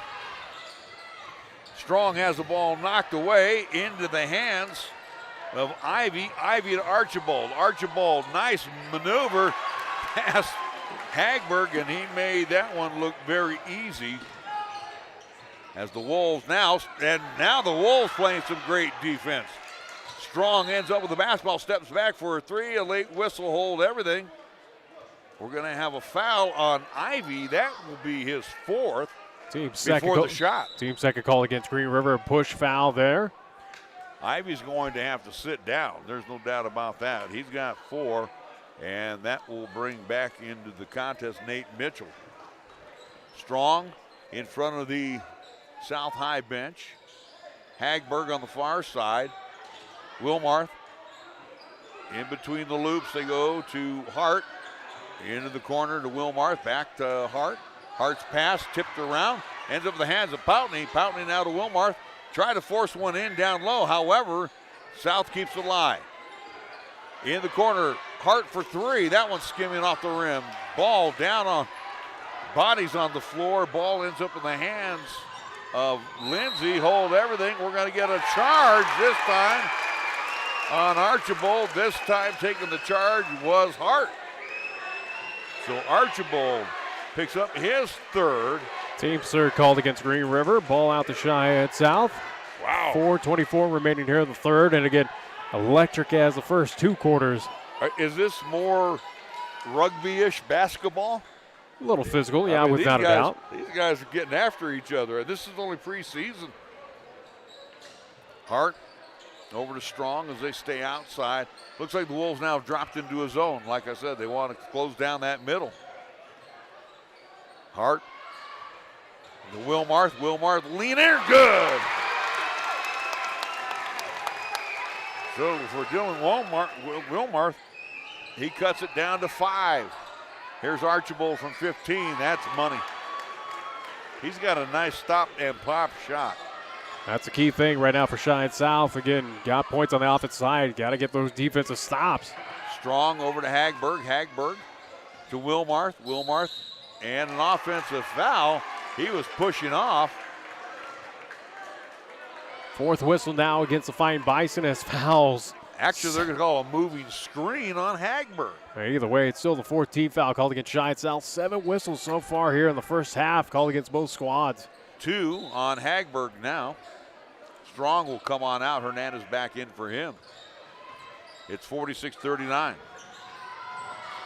Caleb Lake double team, gets away from the pressure. Fires it over to Mitchell. Mitchell to Lindsay. Lindsay now to Archibald on top. Archibald spin around, wanted to get inside. Knocked away by Hernandez. And then a push foul on Archibald, and that'll be number 4 on him. And that is going to draw the ire of the Green River fans. And a timeout call by Lori Ivy. With 3:19 to go in the period, 46-39 in favor of Green River. We're back after a 30-second timeout. You're listening to and watching High School Hoops on 1480 KRAE. Each of us comes with a different story, a different way of looking at the world. So whatever it is that makes you different will make all the difference. I'm General C.Q. Brown Jr. Come join us.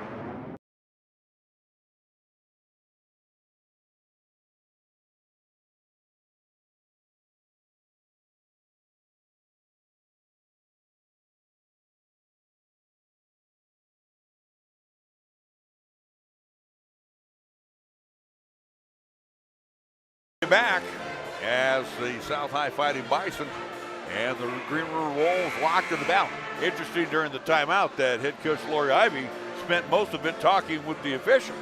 Yeah, so, something tells me this officiating crew we probably won't see up in Natrona County coming in the month of March. That, again, this is kind of questionable of what we've been seeing here in Fightin Bison Gymnasium. Either way, though, both teams 4 fouls apiece. 3:19 remain here in the third. Cheyenne South, again, trailing by 7. Cheyenne South will inbound the basketball. And we'll get back to live action. We'll talk more about that with the comment you made, because you know what? You're not off track on that. Poutney takes it inside, throws one up errantly, and it won't go. Ball tapped around, ends up in the hands of Mitchell, and over the back is going to be Hernandez. Fifth whistle now against Cheyenne South. 9 in total here in the first quarter. You mean third quarter? Yeah, at least, yeah, you're correct. It feels like the first quarter after halftime. How does that sound? So Lake slows things down as we're under 3 minutes to go here in period number 3. Man-on-man defense again by Cheyenne South. And Green River, no hurry. Now they'll get it to Wilson. Wilson inside, throws one up the left hand, and another whistle. Make it now 6 called against Cheyenne South. This one will be on Austin Weber. And for Austin, that will be his 3rd personal foul. He's the only one really in foul difficulty for Cheyenne South at the line. First shot is no good by Chris Wilson. He has a half dozen. Hunter Lake will come back in, and he will check in for Lindsay. This has been a battle between these two teams.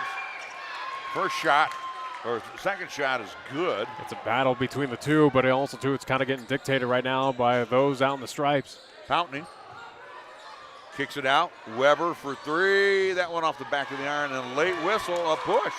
Have a bump foul on that one called against Green River. They'll pick up their 15th foul. That's going to be on Ruiz, his first. So that'll send Austin Weber to the line. He'll be shooting not once, not 2, but 3 times. Stops the clock at 2:33 here in the 3rd. South trailing by 8. First shot is good. That trickles on in. And needed that one to fall. You know, all the games that we did on the JUCO side for years, Nick, you very rarely saw a 3-shot foul. You see more of it called in high school than anything. You notice that? Second shot on the way is no good. Well, either way for Chad Bryant, he'll certainly take it. No, absolutely, but it seems like that is more prevalent in the high school field than it is in the JUCO ranks.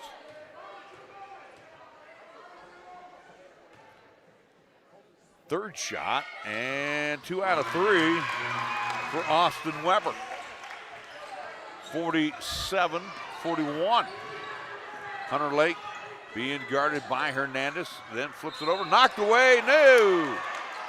And Hernandez not happy with that call as he grabbed the basketball, but might have grabbed a little jersey. As Hernandez will pick up the foul, his 3rd, team 7th, called against Cheyenne South. Bonus time now for Green River to round out this second half, as it will be a shooting situation. Already?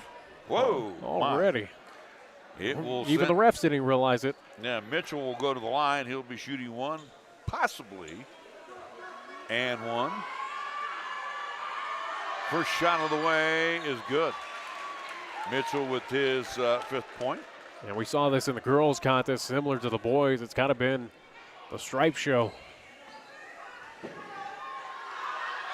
Second shot, that one is no good over the back, and they don't call Ruiz over the back. Missed shot as they get the ball back, and it's loose on the floor, finally picked up by Wilmarth, now to Weber. Interesting developments there. And then we're going to get a block on Mitchell as he bangs into Strong. He wanted to sell the charge. 6 whistle called against Green River there. Coming back in will be Lindsay. He will check in for Wilson. It'll be out to Cheyenne South, left of the cylinder. Down low to Hart, knocked away by Hunter Lake. Hunter Lake double teamed in the backcourt, gets the ball away to Mitchell, to Caleb Lake. Lake backs it out with just under 2 minutes to play here in quarter number 3, and then another hip check. This time it'll be on Pountney. And for Robert Pountney, he's picked up 3 fouls here alone in the quarter. 8th whistle now against Cheyenne South. Stops the clock minute 58 here in the 3rd, which is taking forever at this point. Yeah, 48-41 advantage Green River. Caleb Lake, who has 4 points on the night, will have 1, and he'll get another freebie. And again, you talk about JUCO, again, the difference of the foul calls. Again, we've seen this before covering LCCC. Again, officiating crews that kind of take teams out of it, of their play style. Second shot is no good. Rebound pulled down by Austin Weber. As the game of basketball gets that much quicker and more physical. Weber wants to go inside, and an offensive charge called on Austin, so he now has 4 on the charge, and all Chad Bryant do could put his hands on his hips. 9th whistle now against the Fighting Bison. Yeah, and it's double bonus now the rest of the way for the Wolves. So we'll see Parsons again, coming back in. The shameful thing is, again, we still have not hit the fourth quarter, and again, it's going to be double bonus for the Wolves. So the inbounds will come to Hunter Lake in the backcourt. Hart will back off. Lake gets it over the timeline with $1:40 to go. Left hand dribble, switches over to the right, now terminates into Mitchell's hands. He'll drop it back in the lap of Caleb Lake, now to Lindsey. Hunter Lake drives along the baseline. That one taps on in. It hung on the front iron. Double-digit lead for the Wolves. Quickly down the floor come the Fightin Bison. They turn it over. And then we're going to get a push. Wow. And that will be the 10th foul call against South. That will put Green River in the double bonus. So the foul whistle on the Fightin Bison's Wilmarth, his first.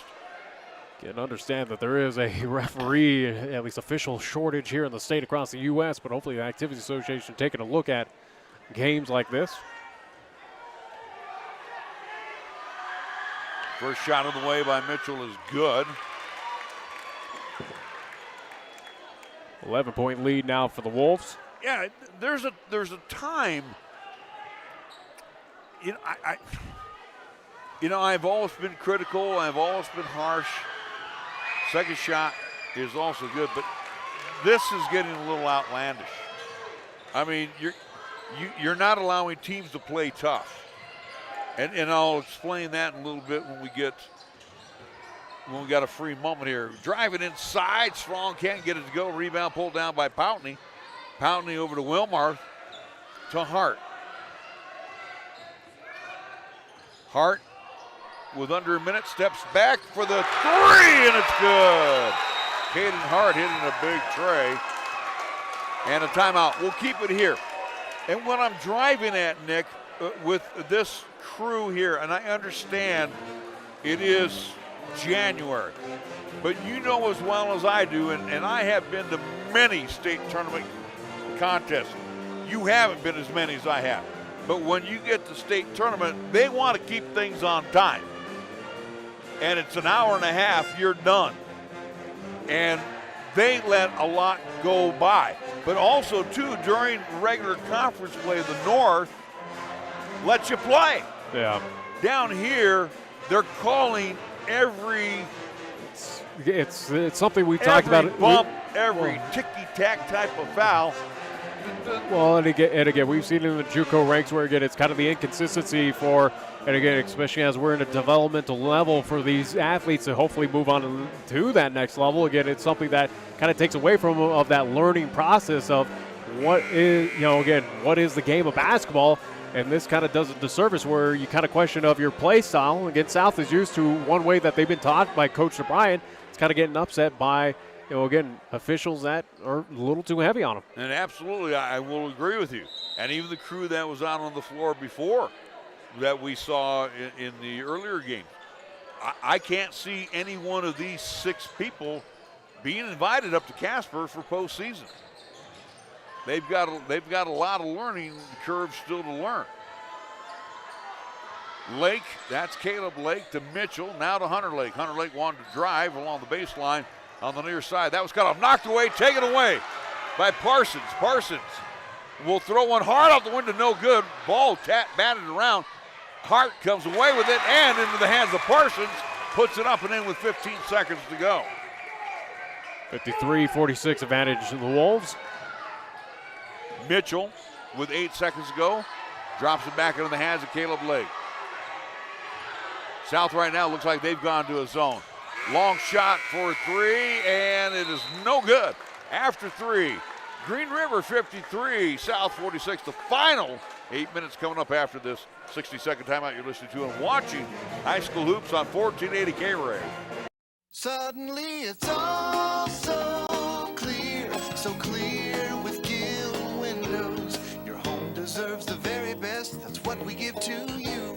When it comes to vinyl windows, no need to be confused. We manufacture in Wyoming, build them all right here. 'Cause we know the climate.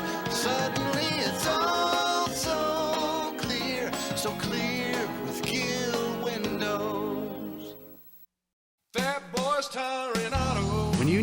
Repairs or auto repairs, find the Fat Boys. The Fat Boys family has been serving Wyoming and Nebraska for over 50 years, and we offer your family the best selection and service in the region with expert advice and quality work done right the first time. Get price quotes and schedule service at fatboystires.com. Before you go flat, you better go fat. Fat Boys Tire and Auto. Last quarter, Nick. So certainly been battling Warriors out there on the court. Give credit to Cheyenne South. Again, they are trying to keep within distance of Green River. They won the quarter 17-16. Strong will bring it in to Hart. Need some big offensive plays, but again, also too defense key. Hart trying to get inside, force one down to Hagberg, double pumps, and gets it off the window and good. Noah Hagberg, big hoop, starting off the fourth quarter. Hart knocks it away from Lake as he tried to get it into his bro. Lead cut down to 5 now for the Wolves. Green River will still inbound the basketball. Caleb Lake will pop the trigger into the hands of Lindsey, back to Lake. Lake was strong on him, gets past Jonathan.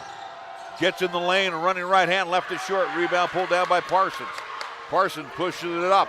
And again, he runs into Lake, and then a tripping foul.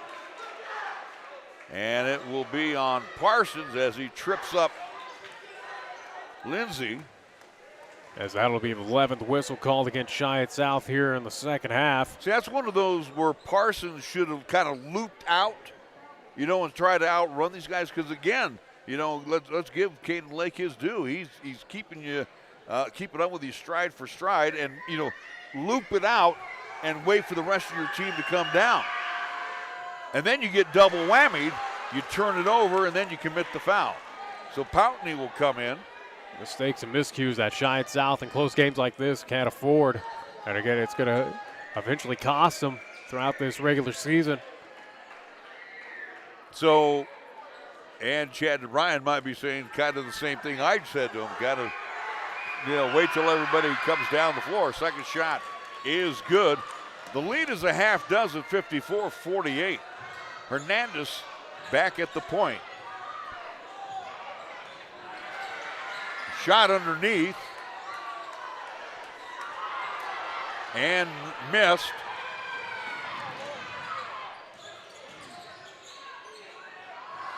Lake on top. And we'll fire it in the corner over to Mitchell, now to Hunter Lake. Long range three, that is no good. Rebound taken away by Caleb Lake. He misses it, but there to put it back in is Lindsey.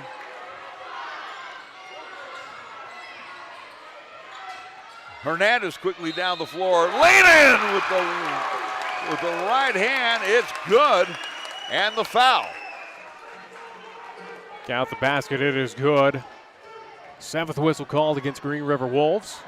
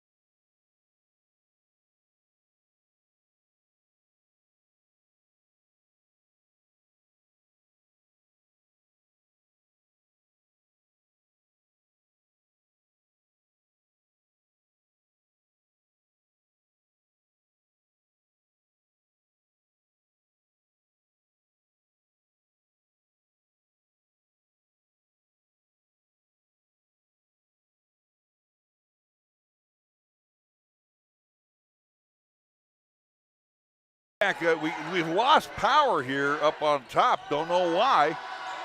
It's 56-51.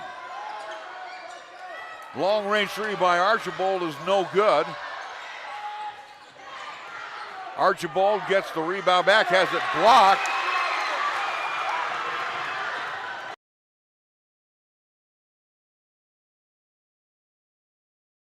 Lake steals it away.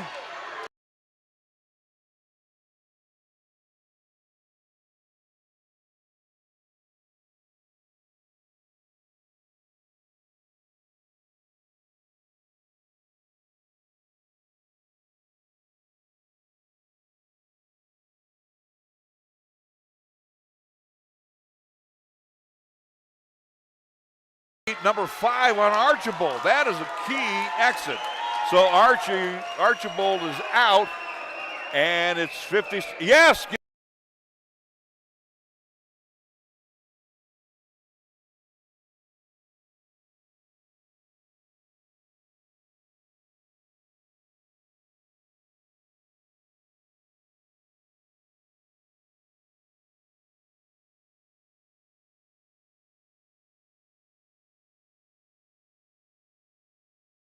We apologize that we went off.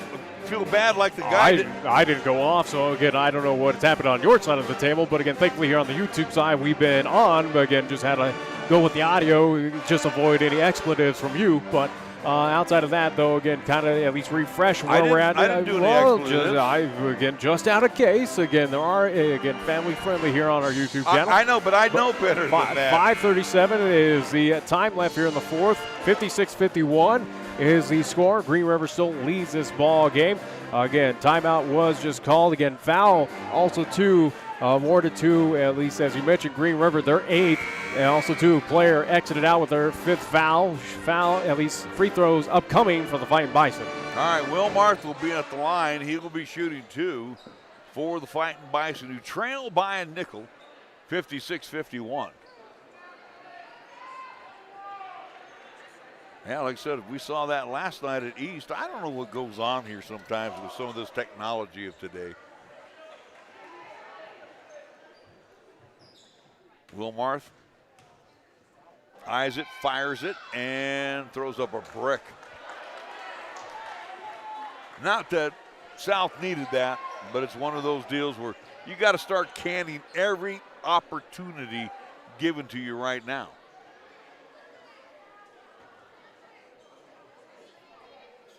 Second shot, forthcoming by Wilmarth.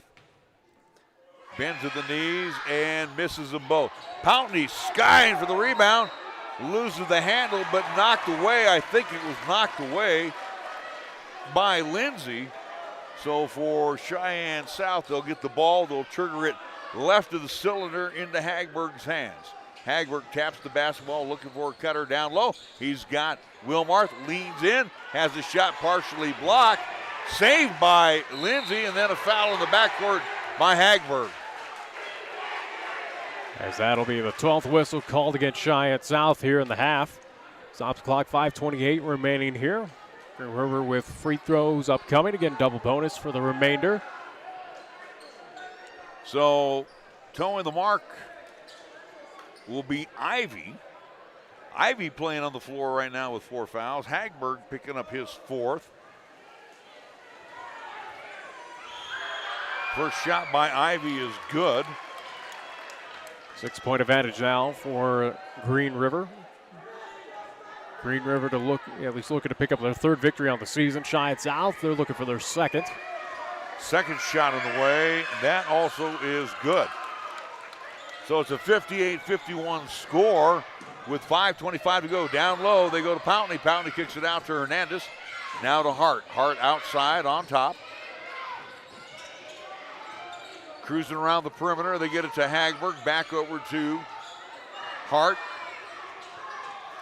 Inside they go to Wilmarth. Back to Hart. Hart to Pountney.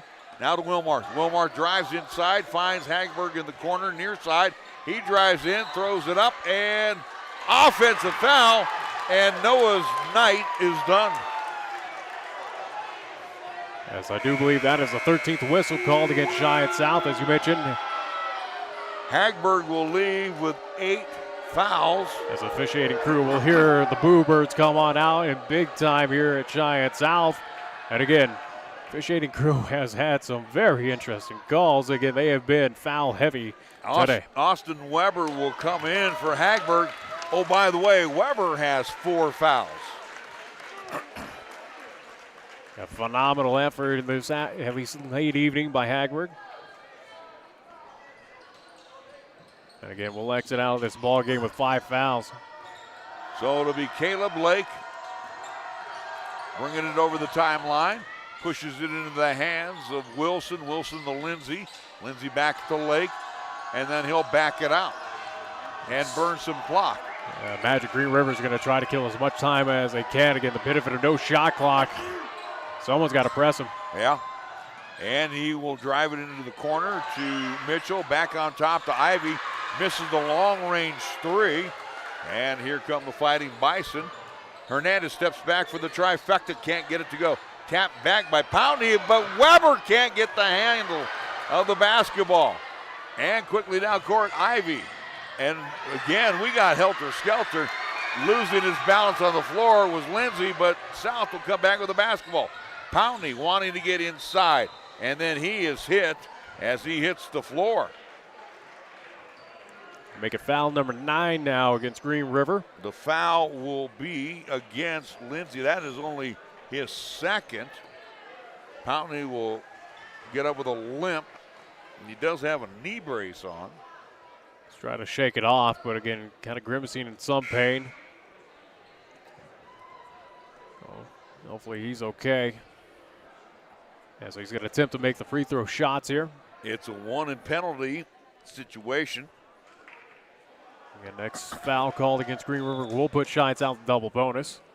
I think Chad DeBryan wants to call a timeout, or they're going to keep it on. Yeah, they're going to look at him as Poundey saying, "Hey, I'm okay."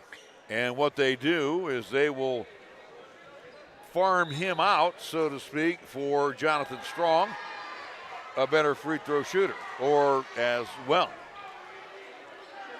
So Mitchell will come on out, and they'll bring back in Hunter Lake. Strong's free throw attempt falls on in. 6-point lead now for Green River. Jonathan with a total of 4 points on the night. They are tending to the knee of Pountney. I would venture to say that Pountney will try to sneak back in here before it's all said and done. Second shot, that one in and out. Rebound into the hands of Wilson. Wilson to Ivy. Hunter Lake, Caleb Lake back outside the perimeter. As they'll go back near center court is Hunter Lake. Hunter Lake being guarded by Weber. Weber with 4 fouls. Hounding Hunter Lake. And a 5-second call. We're going to have a timeout called by Green River. Timeout called by Coach Lori Ivy. 3:44 to go. It's 52-58 in favor of Green River. Back after the 30-second timeout. You're listening to and watching High School Hoops on 1480 KRAE. Hey guys. He's not wearing anything. What?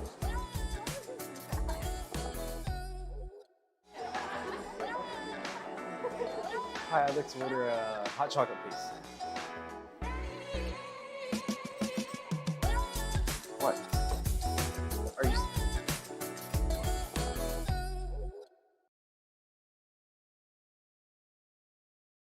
58-52 in favor of Green River as the South High Fighting Bison still continue to fight and claw against the Wolves. Crossed away, and that timeout saving that 5-second call. Inbounds, knocked away, taken away by Hernandez. Hernandez to Strong. Strong will push it down the floor for South. Lean in, left it short.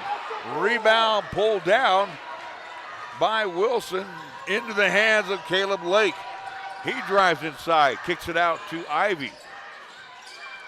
Back on top they go to Wilson, now to Ivy in between the rings. Yes, Green River again happy to kill some time off the clock here.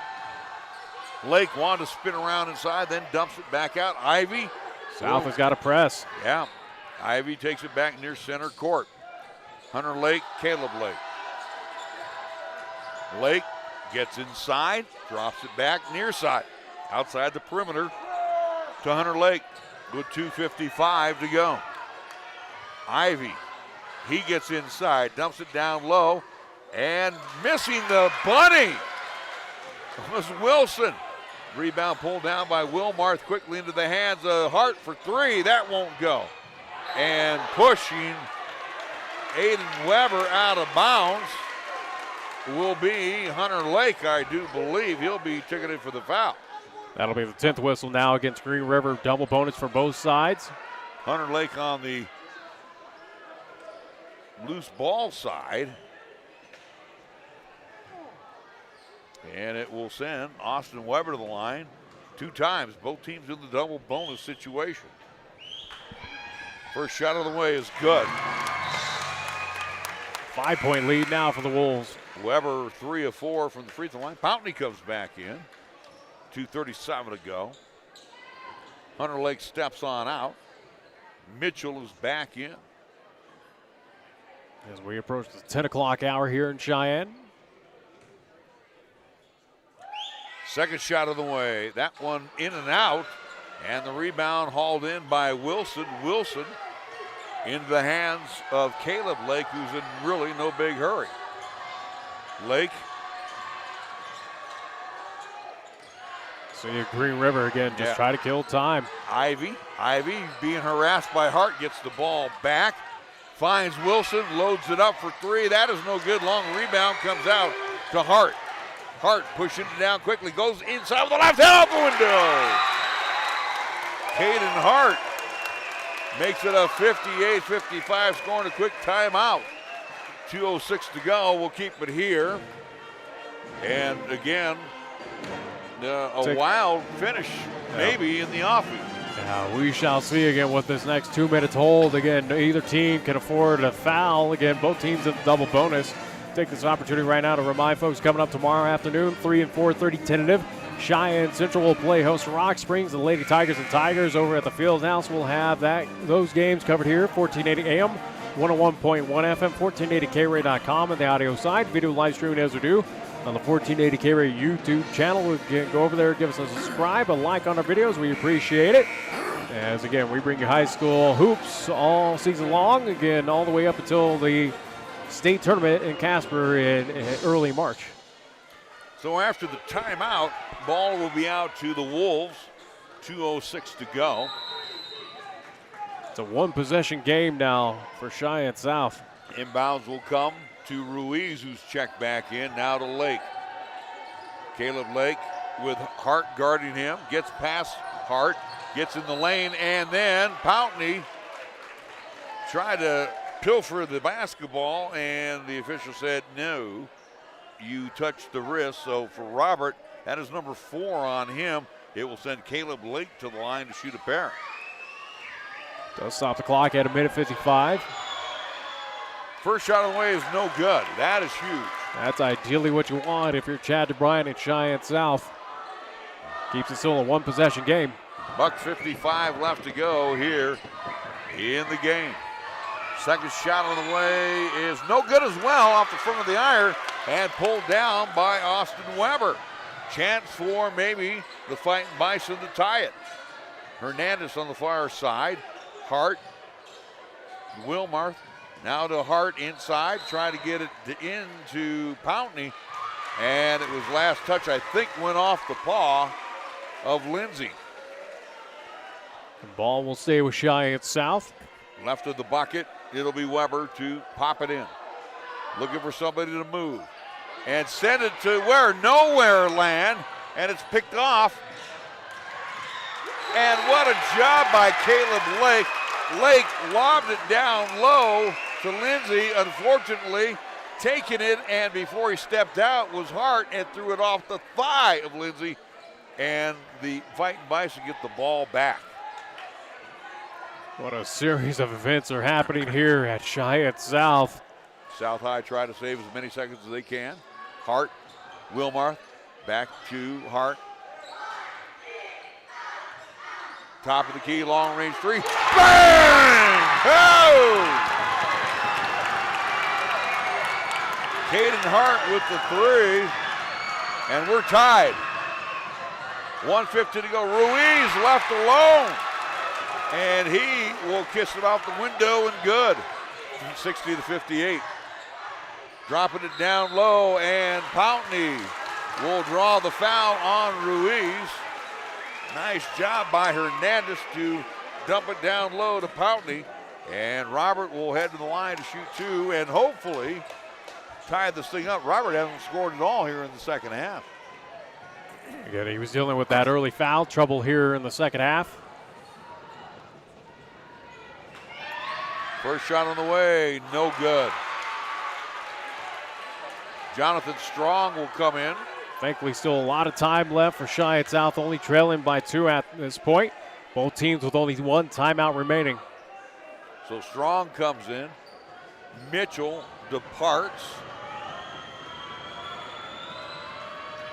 And Hunter Lake is checked back in. Second shot on the way is good. The lead is 1 for the Wolves. Ivy in the backcourt. Pushes it up. Tripped up. And it'll be a push on Wilmarth. And you can hear the ire, the anger of the Cheyenne South faithful. Not too happy with that call. Getting this officiating crew. That's kind of an iffy call. Questionable once again. Not the wrong call though, Nick. It's 60-59. Ivy will be at the line. You definitely want him at the line. He's got 8 points. First shot on the way is no good. Keep the score 60-59, advantage Green River. 56.8 seconds remain here. It's an electric atmosphere, huh? This is playoff atmosphere right now. Second shot on the way by Ivy is no good. Battle for the board. Strong comes away with it. Saves it to Pountney. A jump ball. It'll be a jump ball. Who has the possession arrow? Should be with Green River on the possession. And Green River will come away as Cheyenne South could not come down with that rebound. Felt like a very quick jump ball call there, but either way. Inbounds will go to Hunter Lake with 45 seconds to go. The lead is 1. Lake double teamed, hold everything. And they're going to call the foul on Hart. Stops the clock, 41.7 seconds remain here. Check it, they're going to call it on Hernandez. His fourth. It will send Hunter Lake to the line, the sophomore, as he will be shooting 2.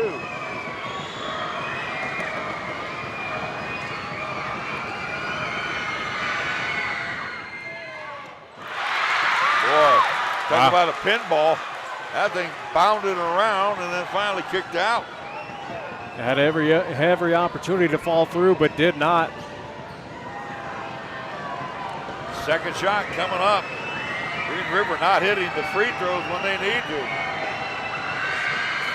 Missing on, no, that one does not fall in. Pountney comes down with it for Cheyenne South. Quickly to Strong. Strong goes inside, lays it up and in. Jonathan Strong with a big hoop. And then a turnover, as Ruiz could not come away with it. And a timeout. Substitution in for Green River. It will be Wilson coming back in. You figure the energy in here, this is for a chance of making the state tournament. Instead, this is a chance for South to pick up their second victory of the season. 25 seconds to go. Green River is going to have to be the one fouling now. Lake in the backcourt. Hart gets it over the timeline, finds Wilmarth. Wilmarth into the corner to Hernandez, and he is fouled by Lindsay with 14.1 seconds to go. It's 2 times at the line for Wilmarth, and again, got to hit them both. Plain and simple, you gotta. Again, both teams with 1 timeout remain. Wilmarth is 0 for 2. That pretty much says it all, doesn't it? Wilmarth eyes it, fires it, can't get it to bank home, misses it. 0 for 3. See if the Wolves call a timeout if we get another miss is to happen here. I don't know. The second shot on the way by Wilmarth. No good. Strong comes down with a rebound, and then he is fouled.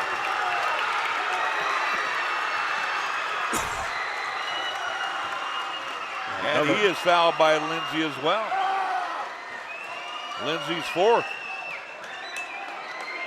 Stops the clock, 11.9 seconds remain here in this ball game. South still leading by 1. So Jonathan Strong will be at the mark right now. Strong. First shot is good. It's 62 to 60.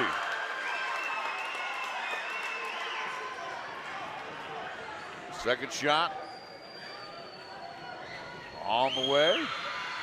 Can't get both. The lead is 3. Now you got to D it up. As Caleb Lake gets it over the timeline, hits the 3! And we are going to overtime. Can you believe it? Caleb Lake. We are not, as it looks like officials going to say that Chad DeBryant called a timeout with seconds remaining. So officials immediately came over to say that Chad DeBryant used his final timeout. So they put 0.8 seconds remaining back on that clock. So we have some time left in the game. Wow. Again, we talk about defense is key. This team has been phenomenal from the line of 3. And when it mattered, and they got it to sink. Wow. Unbelievable. Defense, which again we've talked about with Cheyenne South, has got to step it up in a big way. They had an opportunity to seal that game, and instead Green River ties it up. Wow. Again, Green River looking for their 3rd victory on the season. South looking for their 2nd. Instead, this game right now, this atmosphere here at Fightin Bison Gymnasium, it feels like, again, this is for a trip to make it to the state tournament. And South will have the ball inbounding again all the way on the other side of the court. Again, South is out of timeouts. And again, 0.8 seconds remain. You got to look at Caleb Lake, Kason Ivy, and Hunter Lake. All 3 missing 6 free throws in that little sequence there towards the end. But Caleb Lake calmly came down, got past Hart, and went inside, stepped back out, and calmly drilled a 3 to tie it. Kind of a heave-ho opportunity here for Cheyenne South. That's about it. If not, again, if nothing falls through, it's overtime. So, and again, you don't play for ties. So we'll see how Jonathan Strong approaches it. Or Strong fires it into Hart. Hart lofts one and hits the window. And we have overtime. Because we have nothing better to do on a Friday night. Yeah. 63-63 our score. It'll be a 4-minute quarter for overtime. South, though, tip your cap to the Fightin Bison, and they did exactly what they needed to do. They fought hard. We'll be back after a 30-second timeout. You're listening to and watching High School Hoops on 1480 KRAE. Don't fumble with your family dinner tonight. Score extra points at Two Doors Down. Two Doors Down is wired for football season and with a menu that won't penalize your pocketbook. Two Doors Down menu selections are perfect for the active family, from gourmet burgers and bottomless fries to soups and salads to the all-new platters and, of course, your favorite beverages. Tackle your family's cravings tonight at Two Doors Down, 118 East 17th Street. For full menu and specials, go to twodoorsdown.net. Two Doors Down, flippin' great burgers since 2009.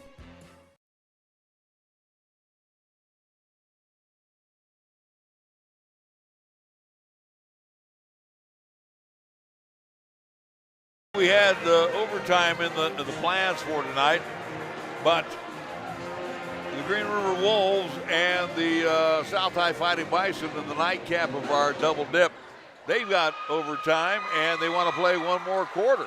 They're going to get a half a quarter to play as we're ready to jump center circle with Pountney and Wilson. Tap will come down and it will be into the hands of South High. Hart to Strong again. They're attacking the zone to our right, Nick. Strong near center court. Gets a screen from Pountney. Dumps it back to Hart. Hart to Hernandez inside. Nice move. High off the glass, draws the foul. And that could be Lindsay's fifth. As again, fouls do carry over from the second half. Again, both teams in the double bonus, as that will be his 5th foul. He'll exit this ball game. 3:40 remain.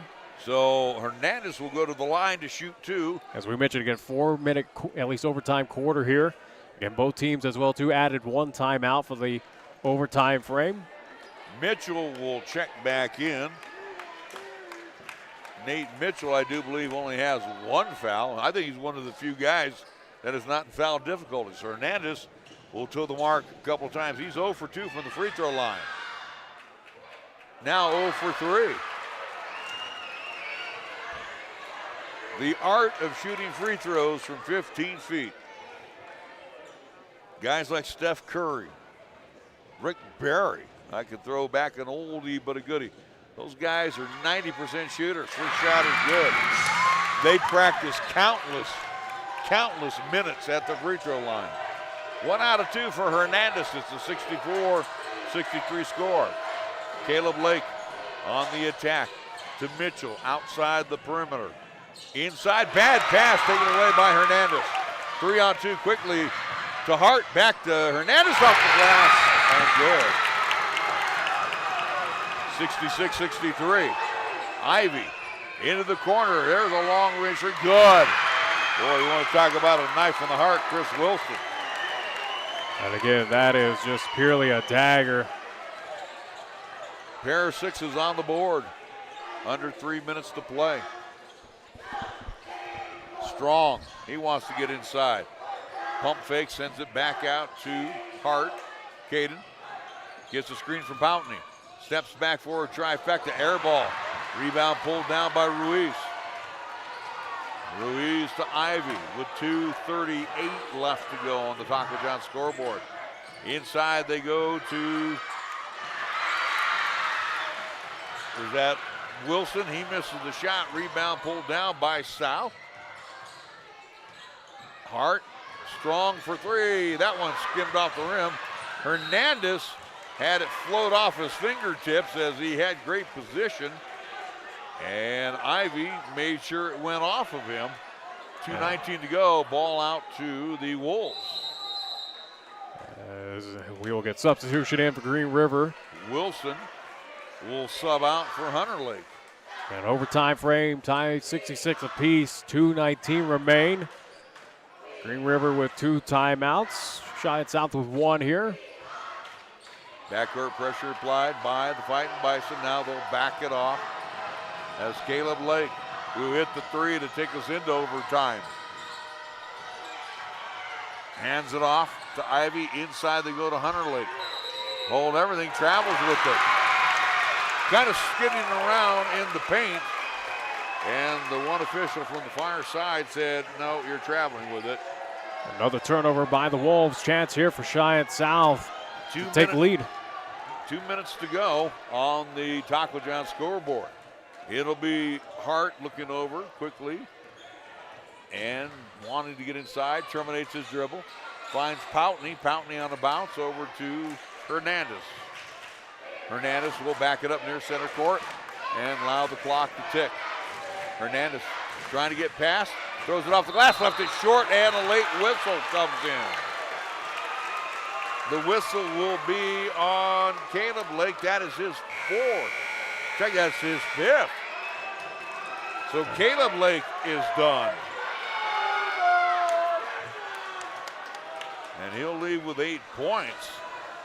But he had a very critical 3 of those 8 points to take us to where we're at now. Hernandez at the line to shoot 2. First shot is no good. We remain at 66. We've been stuck at 66 for a good amount of this overtime. The lost art of free throw shooting. Something to work on and practice upcoming for both teams. Both free throws are no good. Green River now with a chance to take the lead with a $1:30 to go. See if Green River's in any real rush here.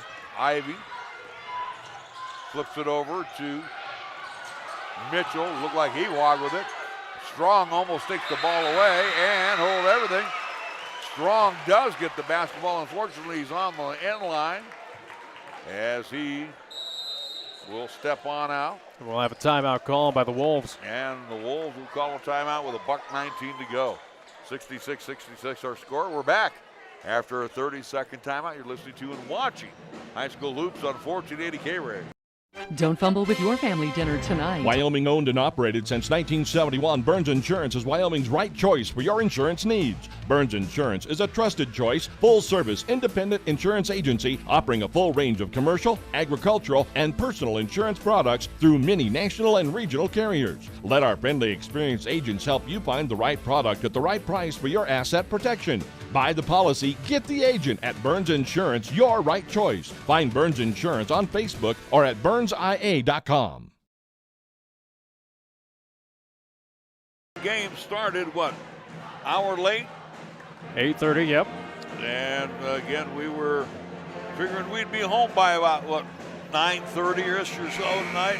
Well, that's not happening. It kind of happens with these, at least Winter Classics, again, whether it was the former McDonald's, Taco John's, now the James Johnson. Again, got to anticipate that with the at least full day of games happening around town. Again, South, East, Central, Laramie, Story Gymnasium, all host sites for a lot of games. Sophomore, freshman, JV, varsity. Here we are, the final game of day 2, and again, it's a thriller in overtime. It's past this old guy's bedtime. Inbounds comes to Ruiz and had his pocket almost picked by Pountney. And then they try to get it over to Hunter Lake, and it's knocked away. Nice job by Strong as they tried to sell it. That Lake, it went off his hands. And Lake's going, I never even touched it. Ball will stay with Green River. Inbounds to Mitchell. From Mitchell to Wilson. And Wilson couldn't get the handle of it. Both teams, again, have had opportunities to take a lead here in this overtime. Neither have. Again, chance for South. 1:05 left to go. Pountney drives on Ruiz. Long, Strong. Put back by Strong. And Jonathan being strong on that one. Under a minute to play. Ruiz gets inside.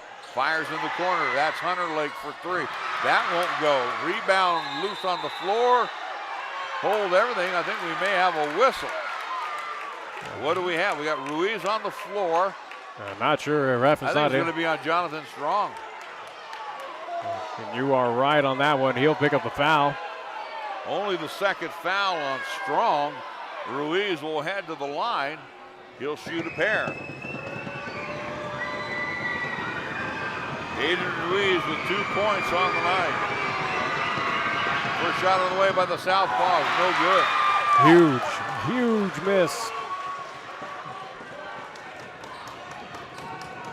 Key factor is if he misses again, South has got to come away with a rebound. Yeah, that's it. You've got to climb the boards now. Second shot is good. So Green River's down by 1 with 48 seconds to go. Strong into the near court, and Coach DeBryan says, take your time. Strong pirouettes and looking for some help. Hold everything. A timeout called by Chad DeBryan. Yeah, smart call by Chad DeBryan. Realizing that Strong was in trouble there, calling the timeout. Stop the clock, 35.9 seconds to go here in this overtime frame against South, leading by a point. Got to imagine that Cheyenne South, again, I figure, again, just pass it around the perimeter. Try to play keep away at this point in time. Again, with the 1 point advantage, no shot clock, that's at your advantage. Just see if you can get some spacing around kind of mid-court. Yeah, I'm sitting here trying to add up some of the numbers here so we could, and again, you can catch most of this info, through WHSAA Preps or through our newspaper tomorrow? Are they even up late as like we are? I have no idea. I think he's over there. Yeah, there he is. So, like I said, I'm trying to get, keep up on the best on the stats I can here. But I'm telling you what, this has been a wild one. Archibald, 18 points before he fouled out for Green River. Destiny's in the control of South right now at this point. Again, see if Green River will just foul here. Especially the way that South has been shooting at the free throw line. See if they'll just tempt them. Inbounds will come to Pountney. Pountney now to Hart, and Hart is tripped up by Lake. And it looks like it's going to be Hunter Lake picking up his, second foul? Third foul. Third foul. Right. Okay. Stops the clock, 31.8 seconds here in OT. South with 2 free throws upcoming. And again, it has been an adventure from the free throw line. Yeah, it has been for both teams. Hart, first time looking to score here in the overtime. First shot on the way is no good. Score stays the same, 68-67.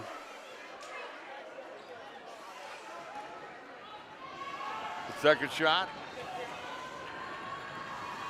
to at least keep them a possession ahead. It's good. 69-67 with 31.8 seconds to go. You got to watch for Hunter Lake with the basketball. He's one of those sharpshooters. Ivy also another one of those guys who could drill it from the outside. And there's Ivy. Bad, oh no, Lake comes away with it, fires it out to Ivy for 3. It won't go. Ball tapped around into the hands, covered up by Hart with 10.6 seconds to go. Oh my, Ivy had a perfect look at it for 3. Was wide open on that baseline, and again, as lights out as Green River has been, almost had that opportunity. Green River will take their final timeout, rightfully so. Neither team with any timeouts remaining. Again, you mentioned 10.6 seconds remain. Again, free throws upcoming. 2-point advantage for Cheyenne South. Free throws, these ones matter so much to make it a potential 2-possession game here. Again, South looking to pick up their second victory on the season. Again, for Green River, they're looking to pick up their third. If South is to pull off the victory, they would go to 2-7 overall. For Green River, they would drop to 2-6. And it's ironic, though, Excuse me, I do believe 2-5. That Green River losing to Laramie last night. And again, Laramie, in my opinion, kind of dropped off a little bit from our earlier thoughts that we thought, when they lost to Fort Collins down there in that tournament. South High has really not shown much. They have played okay. But I think right now, again, I think we were talking about with the coach, you need one of these type of games that kind of puts you over the top that you can beat anybody on any night. Match up, absolutely. So Caden Hart back at the line. He'll toe the mark a couple of times. One more point will make it a 3-point advantage. First shot, good. Can Hart seal the deal? That's the question. Key free throw right here to make it a 2-possession game, absolutely. Again, neither team with a timeout remaining. It's 70-67. 10.6 seconds to go. Hart fires it, good. 71-67. Now you go ahead and let Green River just shoot the basketball. Ivy for 3. That's an air ball. Rebound pulled down by Ruiz with 2 seconds left, and it doesn't matter. Final score, the Fightin Bison win in a wild one, 71-69.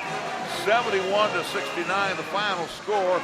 In overtime, a half dozen for the Wolves.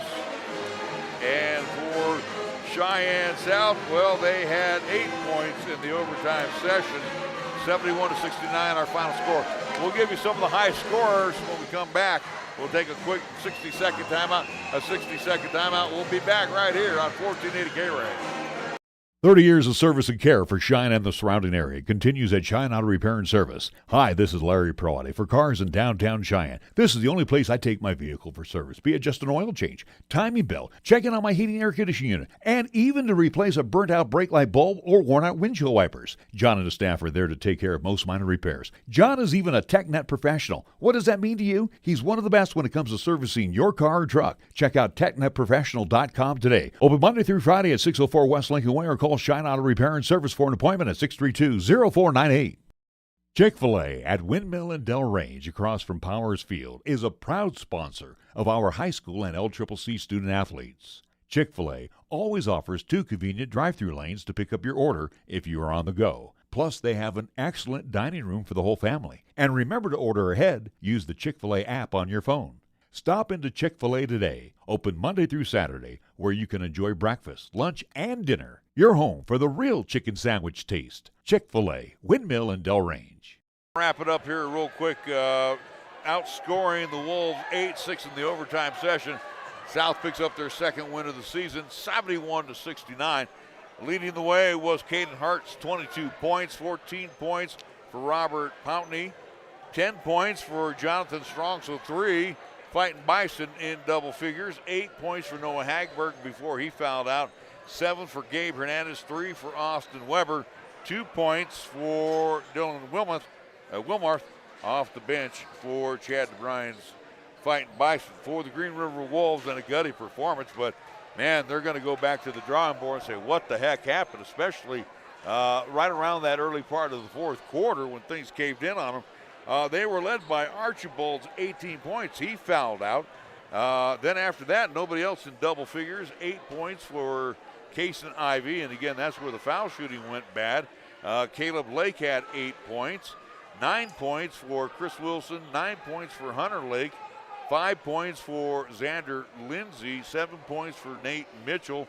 And 5 points for Adrian Ruiz. So that is their 69 points on the night. Again, 71-69 our final score. It was a thriller. It came down to the wire again. Lady Wolves got the split, though, with that 62-48 win over Cheyenne South. So a split here tonight at Fightin Bison Stadium. It's almost morning, so we need to we need to get out of here. We will be back at it again tomorrow, 3 o'clock, hopefully 2:45 pregame show from the field house. It'll be Central, Rock Springs, girls, 4:30 boys, as it'll be the Indians and the Tigers as well. So we are going to wrap things up again. Thank all our fine sponsors. While I got a little bit of breath left in me, we want to thank Meridian Trust Federal Credit Union, MHP, LLP, Lennox Auto Body, and the Auto Glass and Detail Center, Cheyenne Regional Medical Center, the United States Air Force Recruiting, Mondello's Pizzeria, Platte Valley Bank, Halliday Motors, Merritt Plumbing and Heating, Cheyenne Urological, Cheyenne Package Ship, Gill Window Company, Chick-fil-A at Windmill and Delrange, Medicap Pharmacy, Page and Zach Lane at Number One Properties, Key of Cheyenne, Wyoming Department of Transportation, First Tier Bank, 2 doors down, Burns Insurance Company, Fat Boys Tire and Auto, Cheyenne Auto Repair and Service, and Taco John's scoreboard sponsor. In overtime, South 71, Green River 69, a wild one here tonight before a good house. And again, that electric house. Yeah, and both sides, Green River as well as South High. It felt like playoffs. Man, we want to thank both groups for coming out and supporting the young men and young ladies earlier this evening. So we're going to wrap things up for Lanny Dasis back at the house. Thank you so much, and appreciate him helping us out there when we had a little bit of difficulty in the fourth quarter. To my broadcast partner and the man bringing you all the pictures, Nick Proietti. I'm Larry Proietti. Until tomorrow afternoon, we'll talk to you at the field house. We want to say adios, good night. Thank you so much for letting us be a part of your evening. Once again, the final score, South 70.